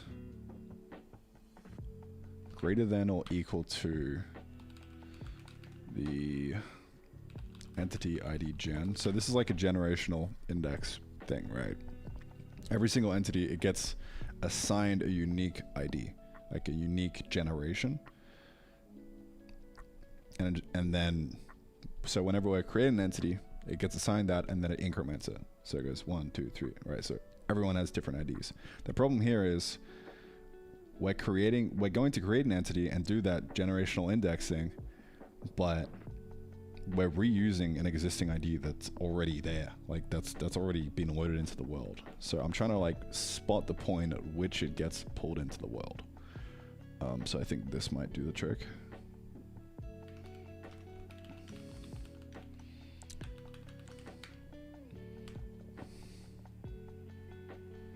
Alright, so that's just crashing on startup now, right? It's trying to load in. Okay. So we're at a step in the right direction. Basically, the state that we have right now, the world state, is invalid. We've somehow gotten it into an invalid state. So we're one step closer to it.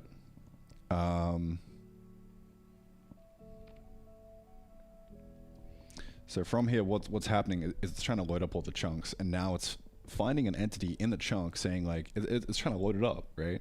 But like, wait, hang on a minute, you motherfucker are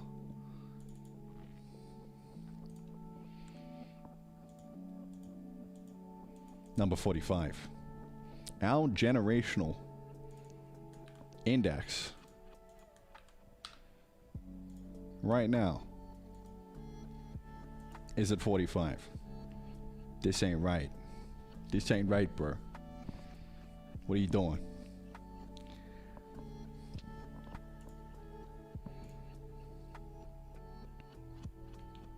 Like, the generational index should be 46, I think.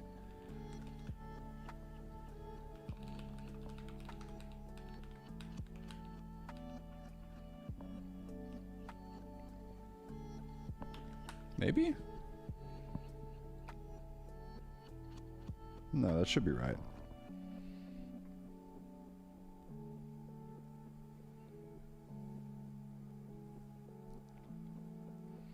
First we plus equals to 1. We increment it, and then we assign the new one.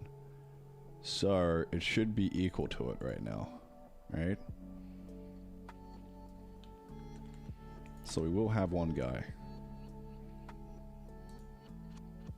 If we continue that, what is this guy? What if we just do greater than, not equals to? That might... Oh. Okay, yep. We're still good. Okay, that was just me misunderstanding the thing. But, exact same issue applies. This guy is 46, but we are currently at 45. That's impossible. Right? It's it's invalid. Like, we should not be in this state. So now the next question is, how did we get into this state to begin with?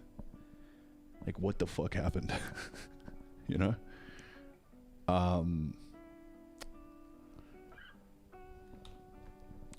My working theory at the moment is, because whenever we're debugging stuff, right? And I'm like launching this game, pretend we're playing, I'll hit F3 to stop debugging, and it'll just kill the fucking program right there and then. So my working theory is we're getting lucky and we're killing the program right in the middle of something important. And the entity is being serialized out to disk, but our shit hasn't updated. Maybe. I don't know.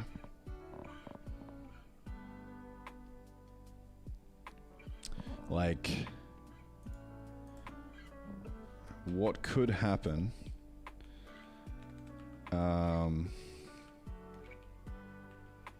Chunk. Let's find the chunk system. Alright, so this is the chunk system, right? What we do is we unload all the stale chunks, so that's us unloading everything onto disk. And then we load up all the new chunks. But what could be happening is we're running, right? And we're in the middle of a save. We're in the middle of unloading chunks here. We're doing this thing. Posture. Thank you. I'll fix it right after I fix this bug. No, I'll fix it now. So what could be happening down the bottom here is where we actually save the world, right? So if I show you the world structure, these are all the chunks. So we're saving the chunks. This chunks are saved to disk. We've generated a new entity. It's on the disk. But the world file is the thing that stores the entity ID gen, right? So what could be happening is we've unloaded the chunks. Maybe we're like right here, and then I choose to boop, fucking exit, just straight kill the game. So this hasn't had a chance to save out to disk yet. So now we're in an invalid state. That could be a thing, right? So my next question is, we kind of need more data on like, when I stop debugging in Visual Studio in a C program, does it kill it right at the current line that's being executed? I think it does.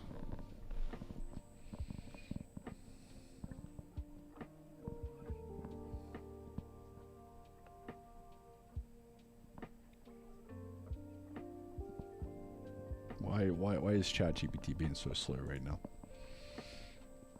Come on, man. Yeah.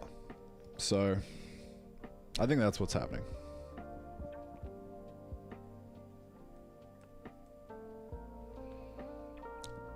And that means if that is happening in a real situation on users' machines, probably not going to happen. Unless they decide to quit in the middle of a save, which is probably kind of likely. Okay, so if someone end tasks it, then sure.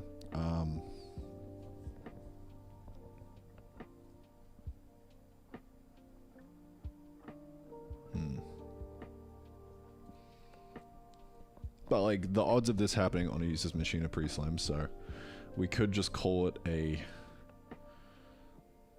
rare bug and not fix it. But it keeps happening to me on my fucking debug builds. So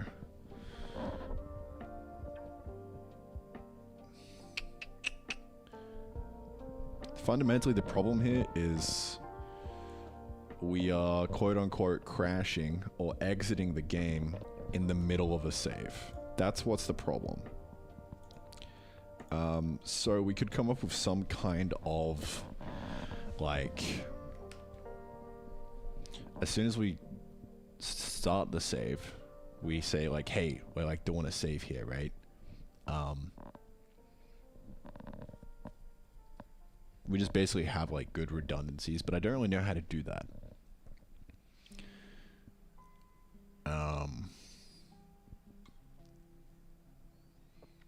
Like, I actually remember reading something in Jai. There was a, I think it's in file. There's something in here which is this fundamental problem kind of being solved.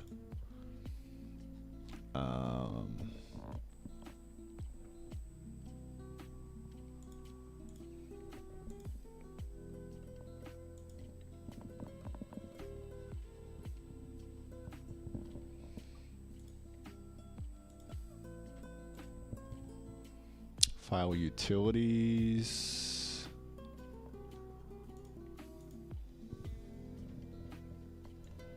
It's a really long fucking name. It's like atomic swap file thing. Actually, I have it in my notes. Let me get Doms to dive in real quick. Real quick.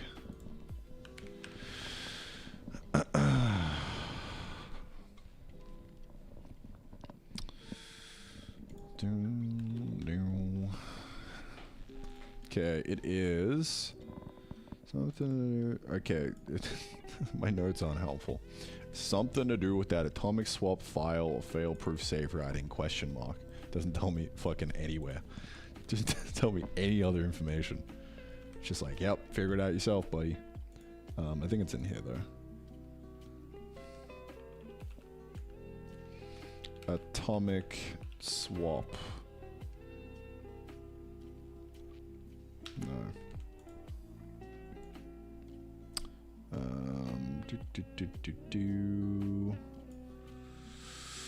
Where is it? Examples.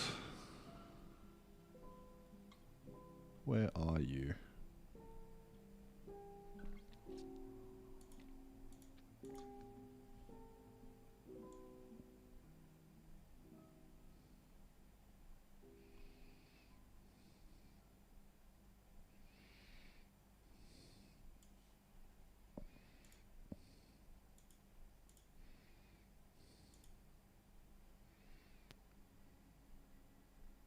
I feel like I'm getting warmer.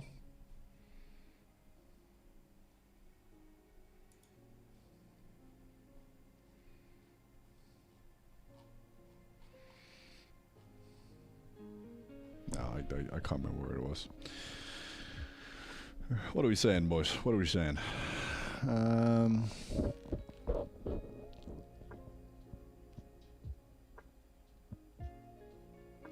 There's no way winners catch a close event and wait until the save is done. In that case, yeah. So that's what we do, right? Is if it's done through the normal channels, like hitting the fucking exit button, Alt F4, hit the quit button, like any of that, it'll go through our own close.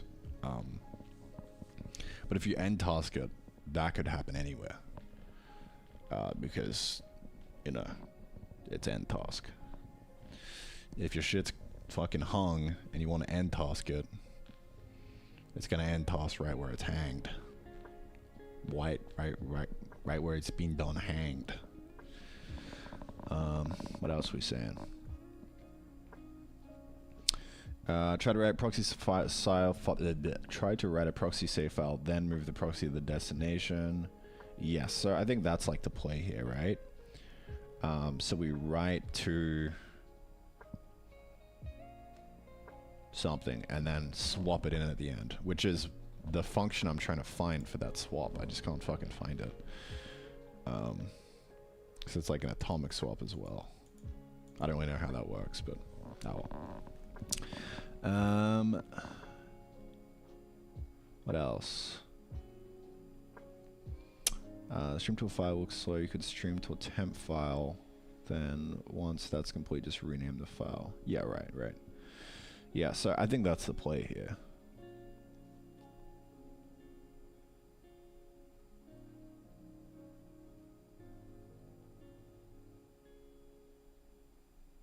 Beware of window closing events that then trigger and process kills and power shutdowns. Yeah, right. Exactly. So you kind of need to check yourself before you wreck yourself, because this is what's happening. And you know, when we're debugging, that's always a process kill.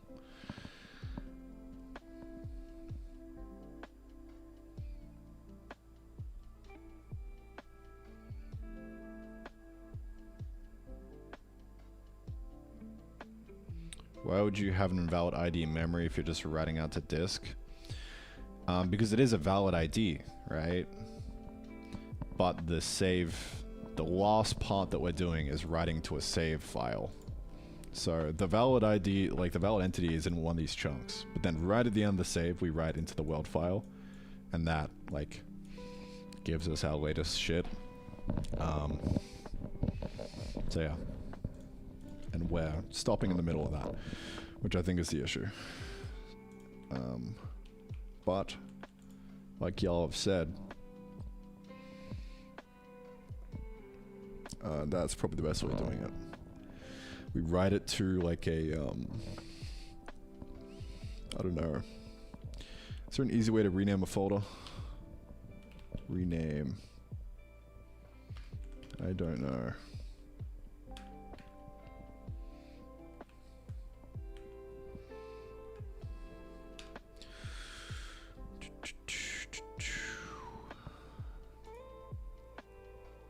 I still want to find this example.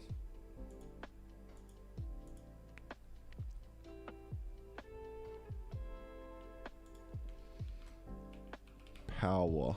out. Power.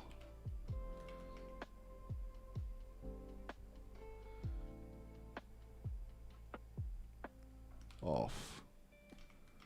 I know in the comment it mentioned power going out. But I can't remember where it was, dude. Let's see.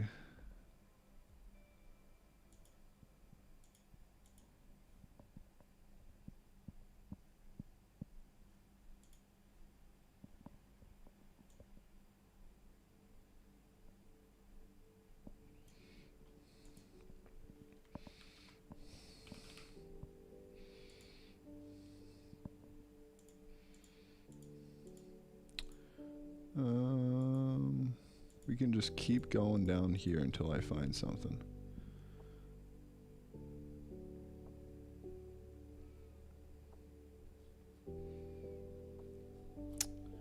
How do I like specifically search in folders?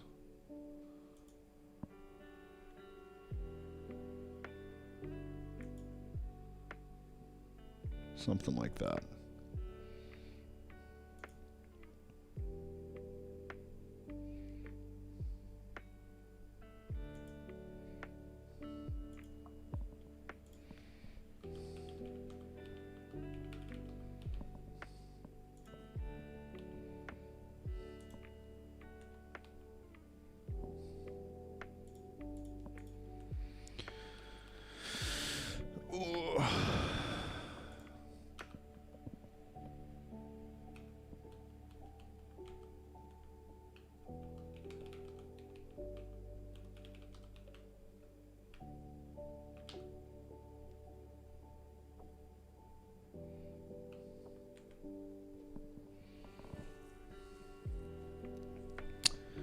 Dry compiler is not public yet, no.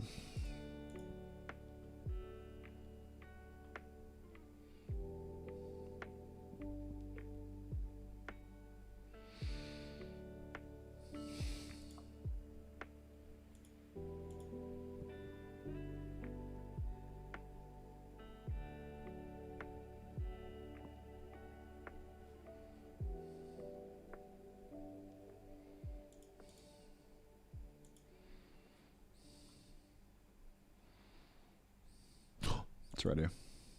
Found it. Scrolled away in like a Windows fucking like something. But that only works on file names. Atomic file replace or just rename if destination does not exist. That's the function I was looking for. And here is the shit for it. I think that'll only work on a file. So this atomic file replace routine is meant to be used for save state file kind of things where you have an old state and you want to save a new state, but you don't want to destroy the old state if something goes wrong saving the new state, like the power goes out, the computer crashes, etc. Intended uses use the save the old state to some other file. When that is completely done, you call this. But the thing is, like, our world is a folder, so that's kind of cringe because we've got chunks. I wonder if there's a way that I can put all this down into a single file, because that would also be helpful for me, because players could easily share that world state if shit fucks up, or we could even easily upload it. So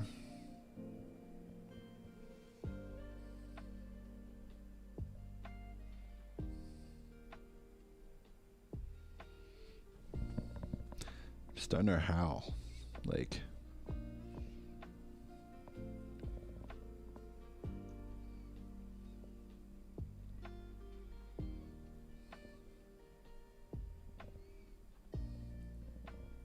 custom binary format time. Tar the game state to a single file. I mean, yeah, not really. Maybe, I don't know. What is a tar?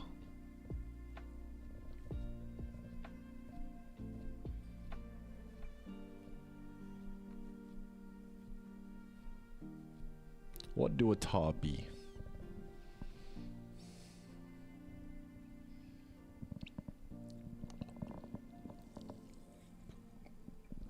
Zip without compression, that would be hot. That would be hot as fuck, dude. Oh, now the question is, how does one tar it up? You know what I'm saying? Yep. Yep. Tell you what, we can come back to this because it's actually just not a fucking problem, dude. It isn't a problem. It's not a big problem that will affect, like, many users. Tell you what, the day that I see this problem affecting users is the day I fix it. How about that?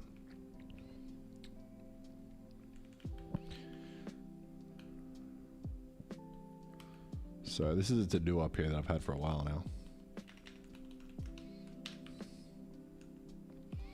now. Maybe figure out how to get everything zipped up into a .tar or something. So it's not a chunky folder.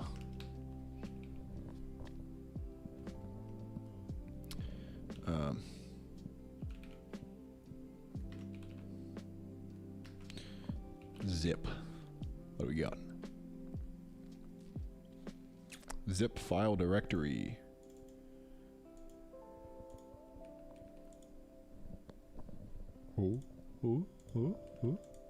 It's based on some code from Braid, which originally packaged all assets as uncompressed items in a zip file. That's what I'm fucking talking about, baby. Holy shit. Now, this is a prime example of why Jai is amazing. It is because John's shipped games, alright? He knows what's what. Anything that needs to be done in shipped games is done in the modules here somewhere. Look at that. Now that is fucking sexy. Holy shit. So we can definitely do that. That's crazy. That's crazy that that's just a thing.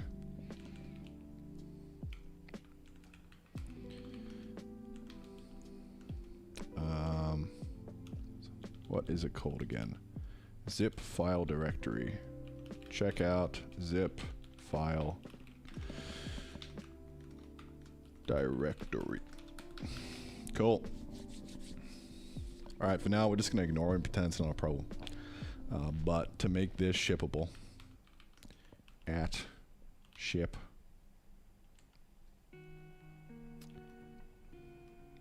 stability.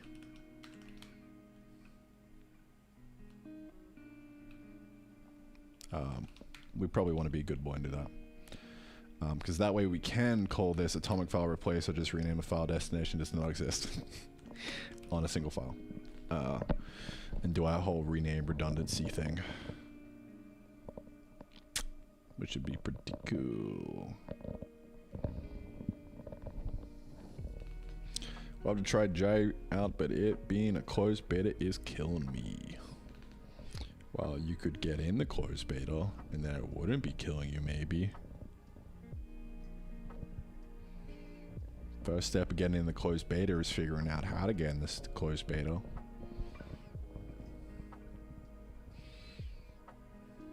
Any idea when it might be going public? I think you said.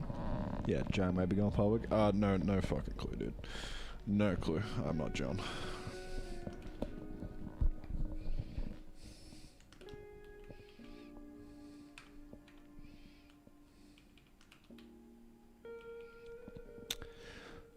Okay. So for now, well, the problem is, like, I'm trying to play the game and it's just like I can't play it without it crashing now. So I have to like go in and actually delete the world file, which we probably want some kind of way of detecting whether or not the world file ate shit and died or not. For now, we can just do that. Call it a day. Pretend the problem doesn't exist. My favorite way of solving the problem.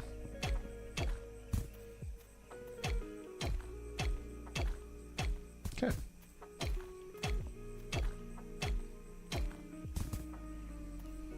So what I need to do now is we need to get this effect looking not shit, right? That would be excelente.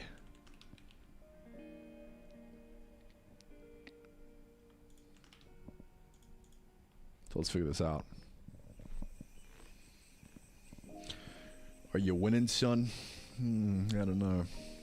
I think we are winning after that little powwow with the tracking down that rare bug. I would consider that a W. Yeah.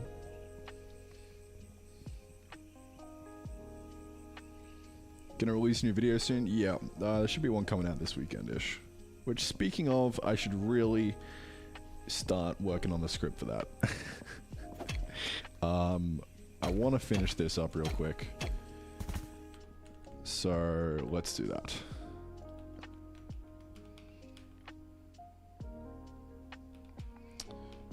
I need to like rotate it in the direction of the attack, right? Or of the velocity. So we could just give it a velocity. We'll say attack vector. We're going to normalize this guy. And then times it by random get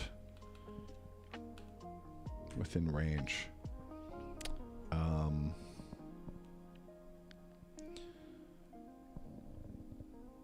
We kind of want to like give it a little bit of wiggle, right? So we've got a vector. This is the attack vector, right? We can make the magnitude random, but how do I make it wiggle random? Like how do I like shift and wiggle the vector around a little bit? Does anyone know? wanna do a little wiggle.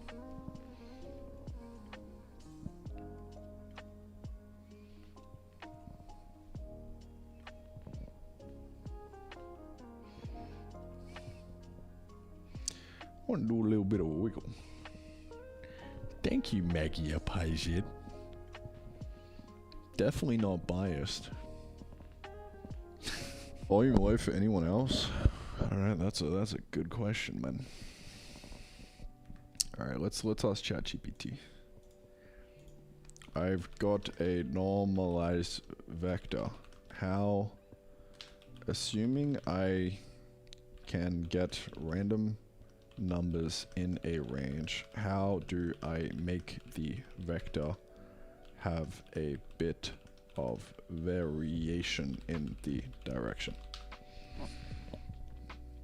Give it to me.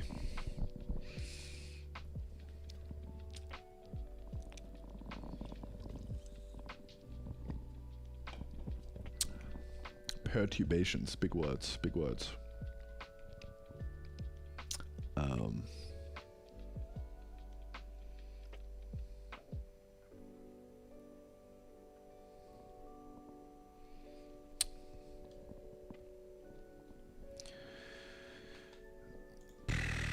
Can't I use X-form matrices to rotate it a bit?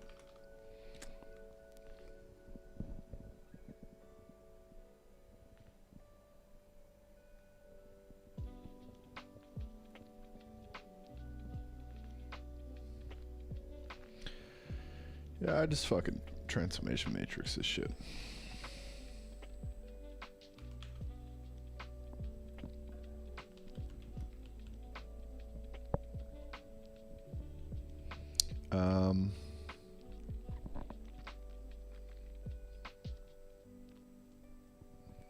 Get random within range. Okay, so this is going to be the magnitude of it. Say that.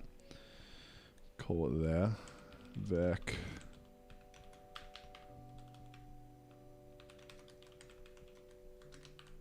Probably don't even really need to make it wiggle realistically right now.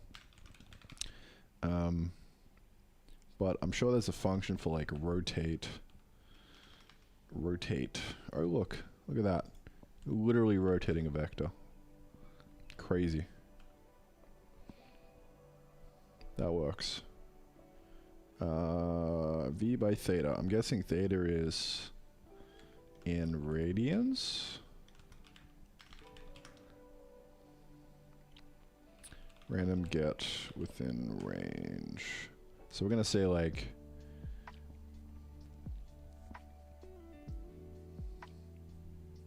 negative 45 to 45.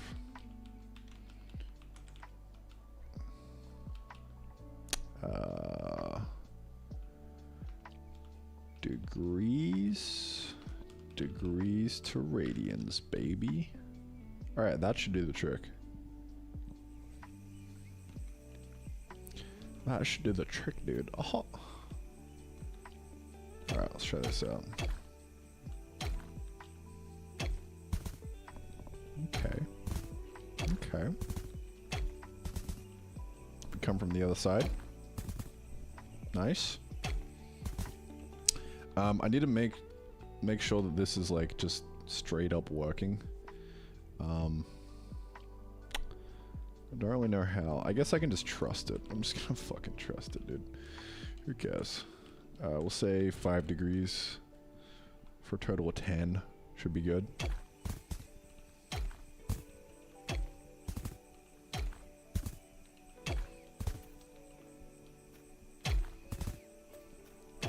Okay. We're getting somewhere. Now what I need to do is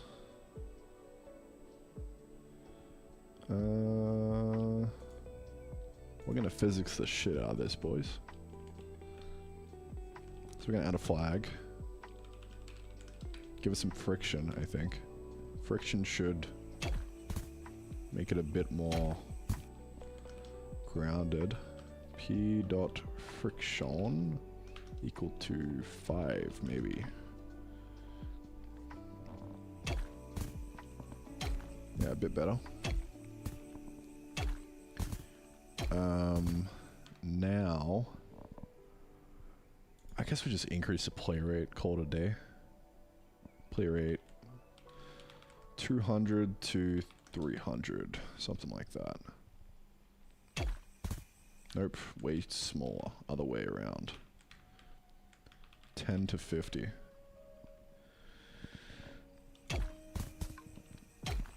Yeah, not too bad. More variation.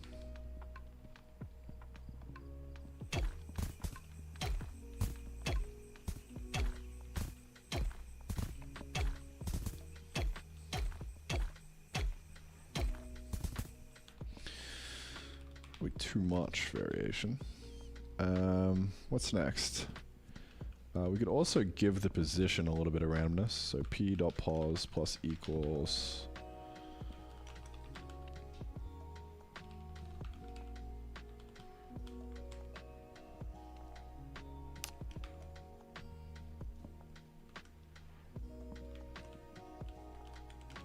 one of these. Nice.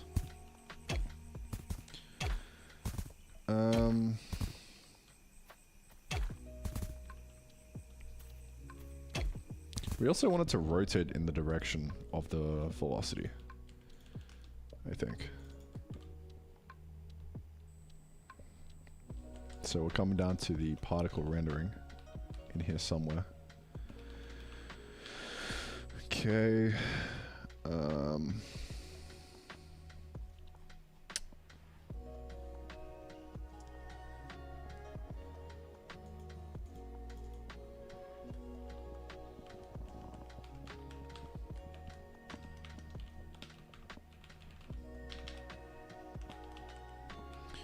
And we'll have a flag in here. Rotate in. Rotate towards velocity. Okay. And then we'll say p dot velocity. Okay, rotation. I I think we just do wanna... What's that fucking function? What's the rotation function for vectors, boys? I forgot. Let's find it. Have it in the player somewhere.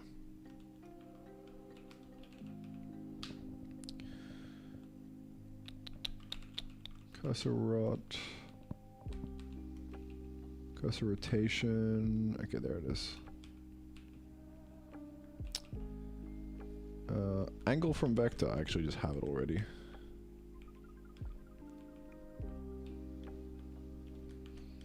Angle from vector. p.vel. And then we gotta make sure that we add that as the particle flag.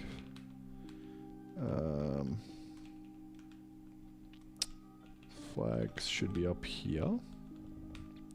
Rotate. What is it? Rotate toward vel. Alright, now we're there. I think that should rotate towards the velocity now.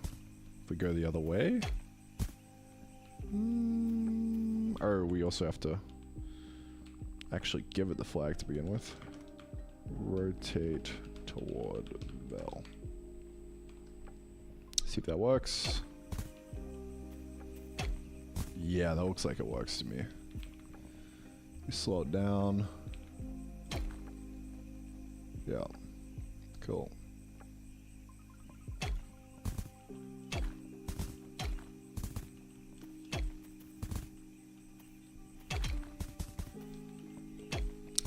we go. It's looking better, but it's still missing something.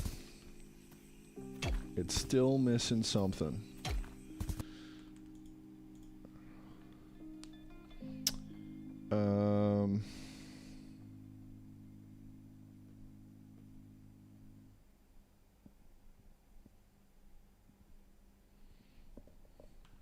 Like it looks.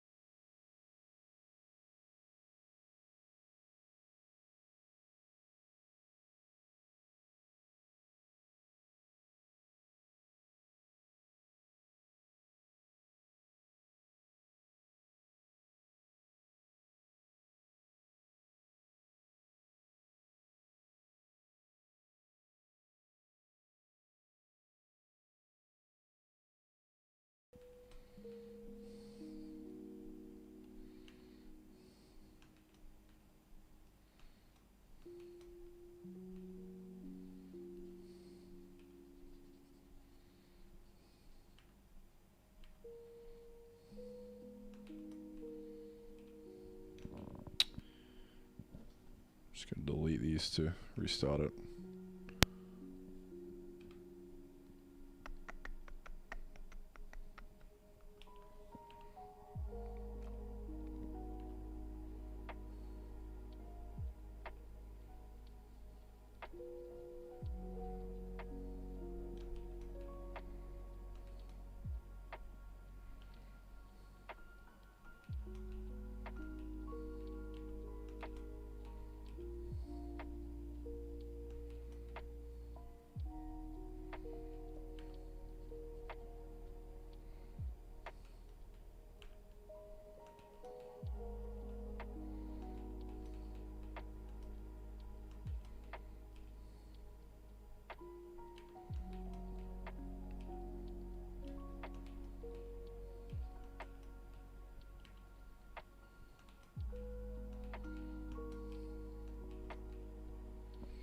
Okay, I think that might be a bit better.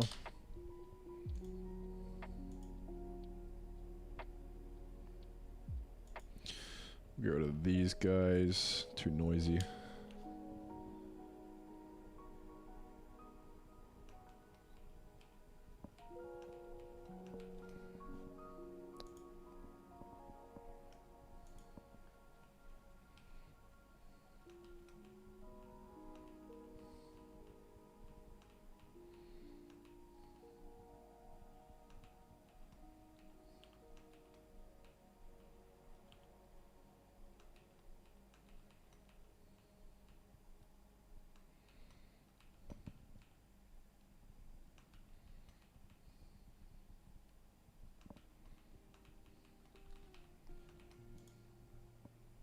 There we go. I think that's a bit better. Oh.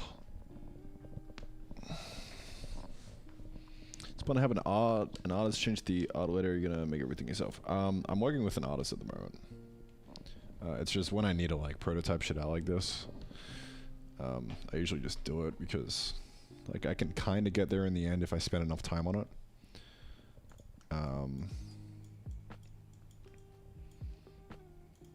But I didn't draw any of this, like background stuff. This is all the homie causing. 1, 2, 3, 4, 5, 6. So we got 6 still, I think.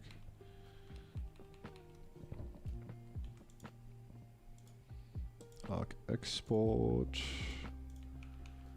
6. Yep. Okay. Let's see if that looks better.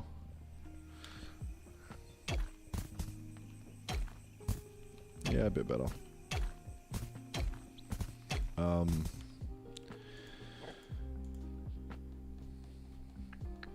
kind of want to attach the play rate to the velocity. I don't know.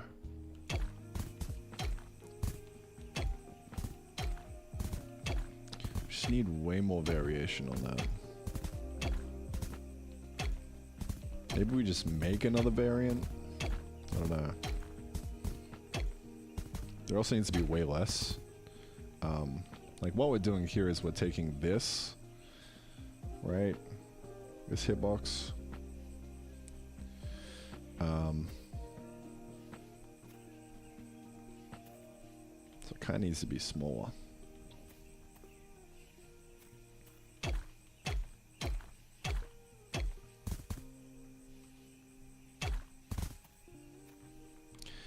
Maybe we just do one of these.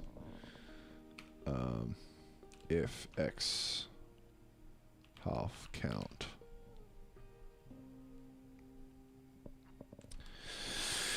I don't know.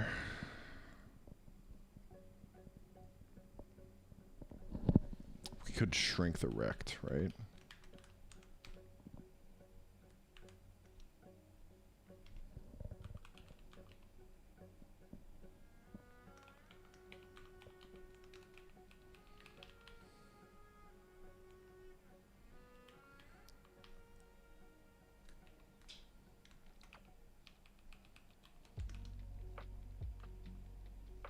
Could do that.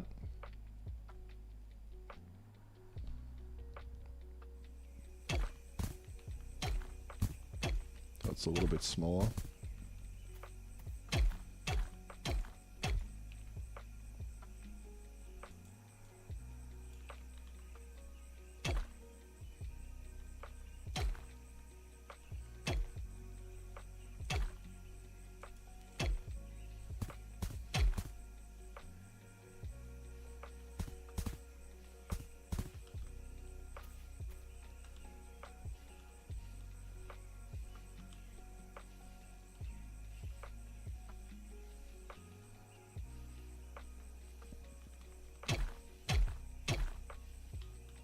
Alright, this is gonna be the save.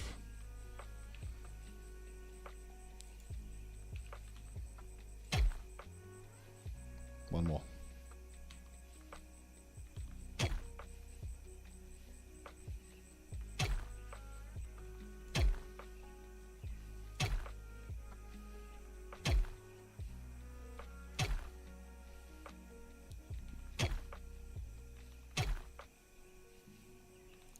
definitely isn't making me sick right now.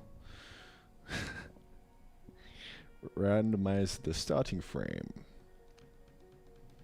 Yeah, could do that. I'm randomizing the play rate, which is kind of like good enough.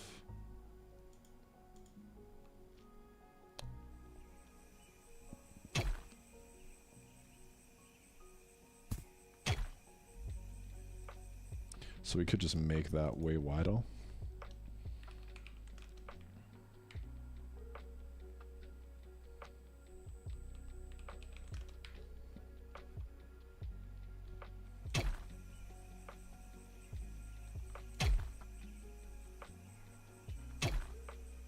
I don't know. Sometimes like the randomness just doesn't work though. Like it's too random.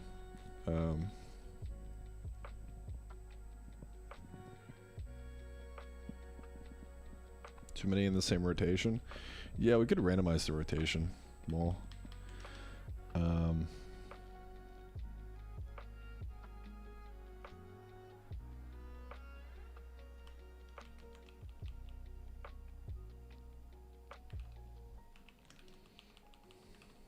Like way more.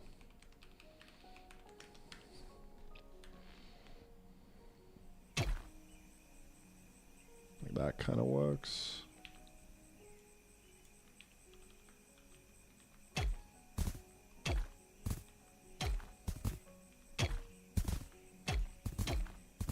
Yeah, there we go. That's good enough there.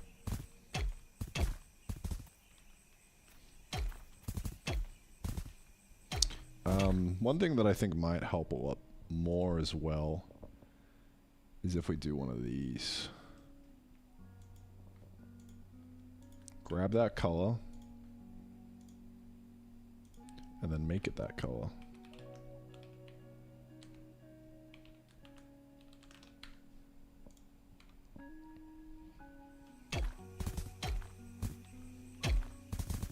Look at that. Now you can't really see it. But it does feel a bit better, a bit more subtle, you know? You could also randomize the color a bit.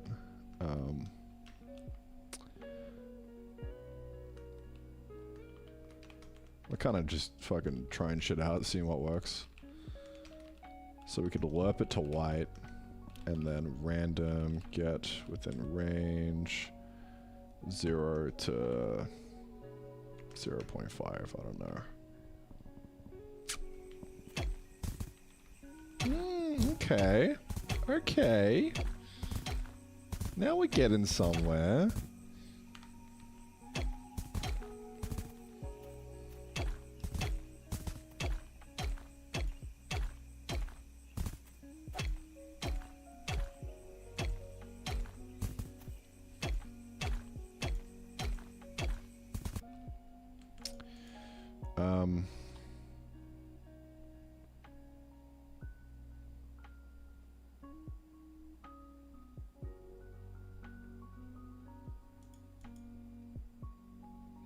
Then we could also bias the Y velocity.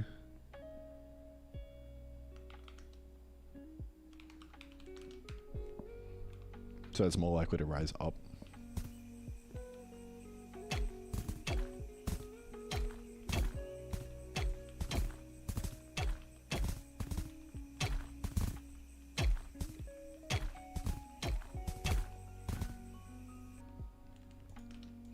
Alright.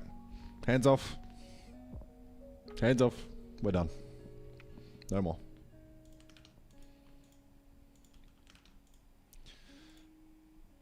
That was a good session of tweaking particle effects.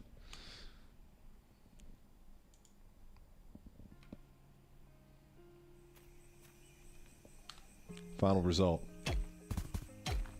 Pretty good.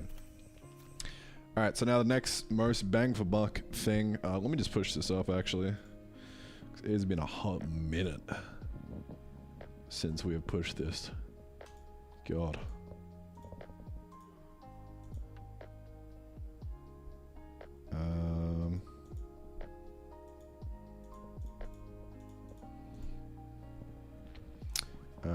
Better VFX death proof.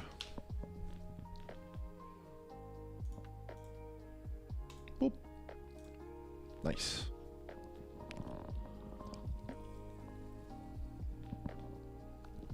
What's the wishlist count at? I don't know. I don't know.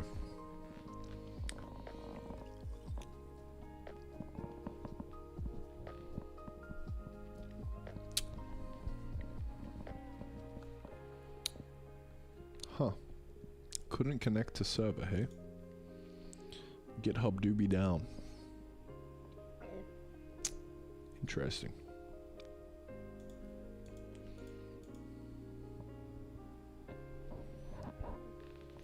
How messy would the project be at this point if you decide to stick to Unreal and just keep on piling stuff onto it? My entire day would look like fixing runtime errors.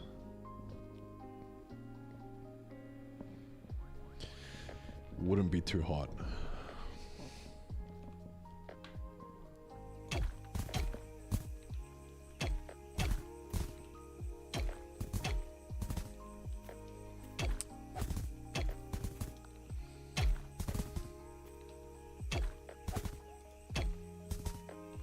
Okay, so the next thing I want to do, last but not least, actually I think we'll probably do that another day, because it's probably going to take a while.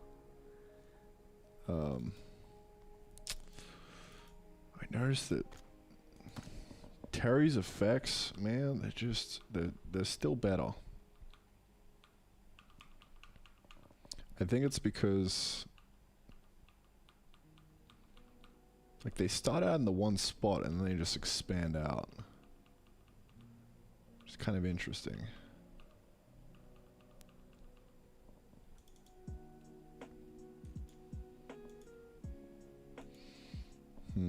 I wonder if we decrease the width. He says after saying no more work on it.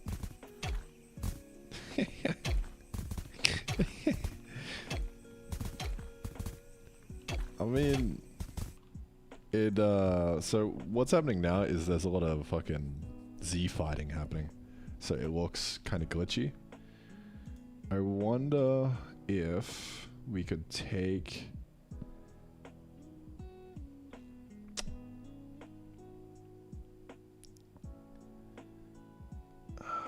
we could take the pointer of the particle and use that as the,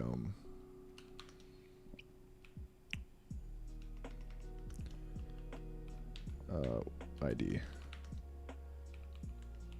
So this guy right here, cast it to a U64. Maybe? What's the variable called? Sorting tiebreaker.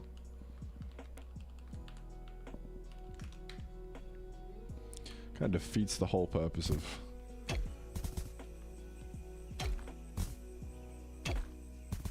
yeah, this is a...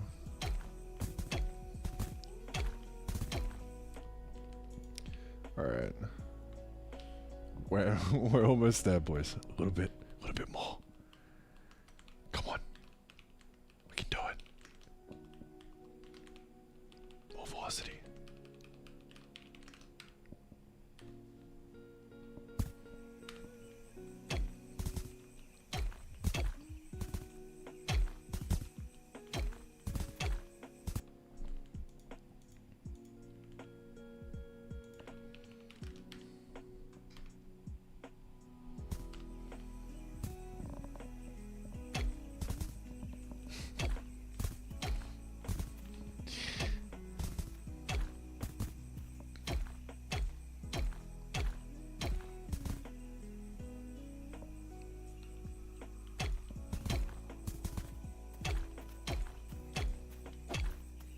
Alright, I want to get rid of this stupid fucking rock spray. Holy shit, dude.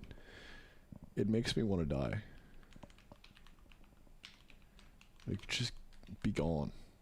I don't want to see you ever again. Same with the wood spray. Just get out of here. That was the very first particle effect that I tried to make.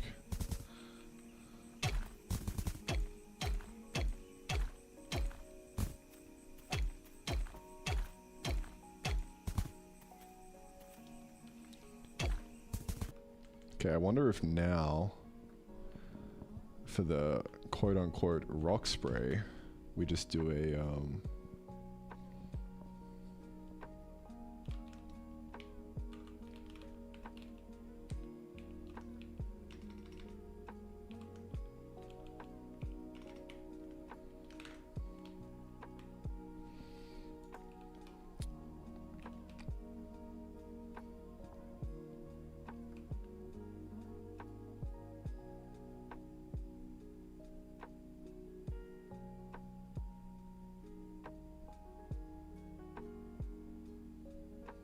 just copy this whole thing.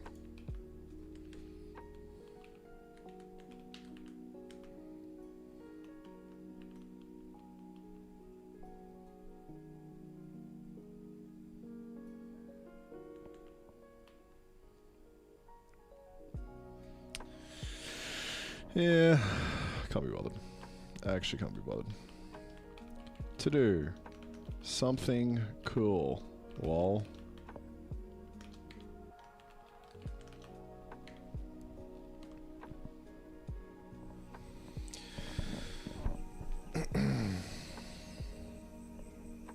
Now all of them go in one direction, it looks not natural.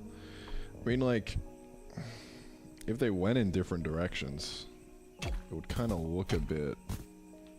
Like, if we actually take that out to the extreme and make them go in all different directions, I don't know if that will look good. I might be mistaken there. So if we make this 180 degrees on both sides, which means it'll just go wherever it wants. That actually kind of looks better.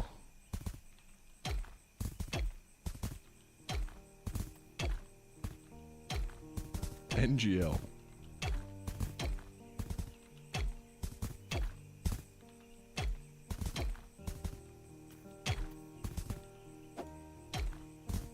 Alright. I'll eat my own hat. That does look better. You're right.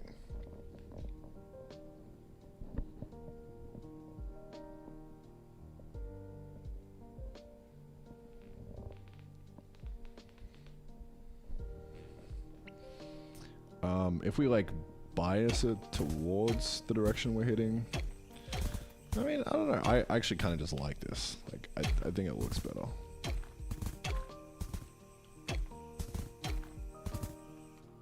Let's decrease the play rate though.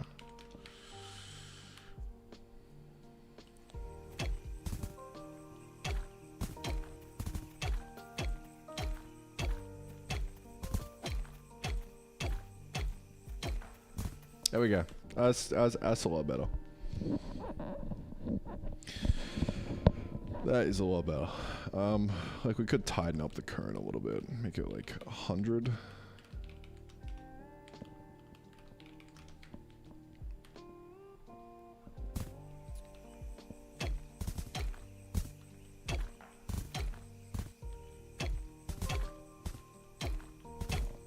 Mm, 130.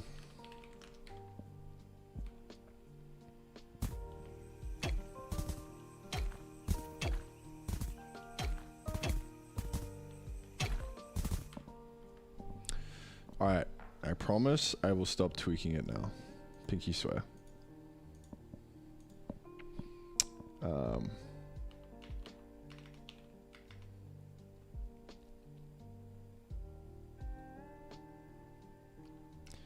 Proof improvements.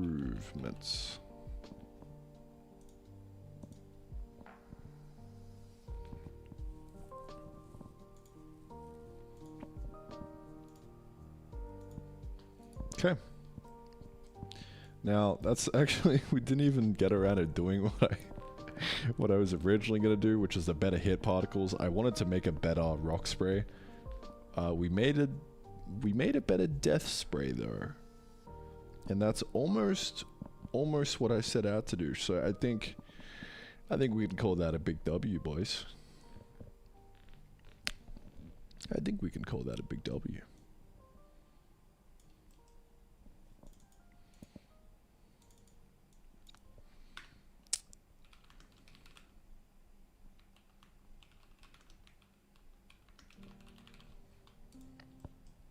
Me likey. All right, we are 4.5 hours in a stream that I said was only going to be an hour or two. So I think I'm going to call it that for the day, boys. Just a nice little chill day of rat holing on the details. Sometimes it's kind of fun to just do that, you know? Like that's, at the end of the day, I think that's how like you can really tell it's a quality game. Is like if someone spent ages just refining this little detail that no one really cares about and like no one will ever really notice, but like it adds up to the general feel of the game in the end. Polish is basically what I'm talking. Sometimes you just gotta do that, you know? But we are gonna get back to proper systems tomorrow. And yeah.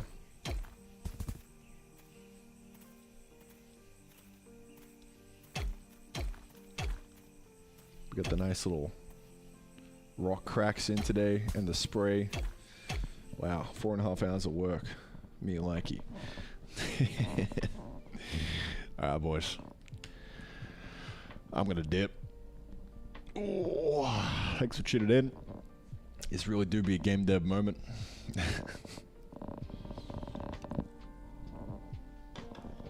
Alright. I should be on tomorrow. Around the same time. Part 3 of the Rocky Biome, we'll be working on getting the AI in. Getting the AI in for the new monsters. Should be pretty fun. Yeah. I'll see you then, I guess. Peace out. Have a good day, lads. Bye.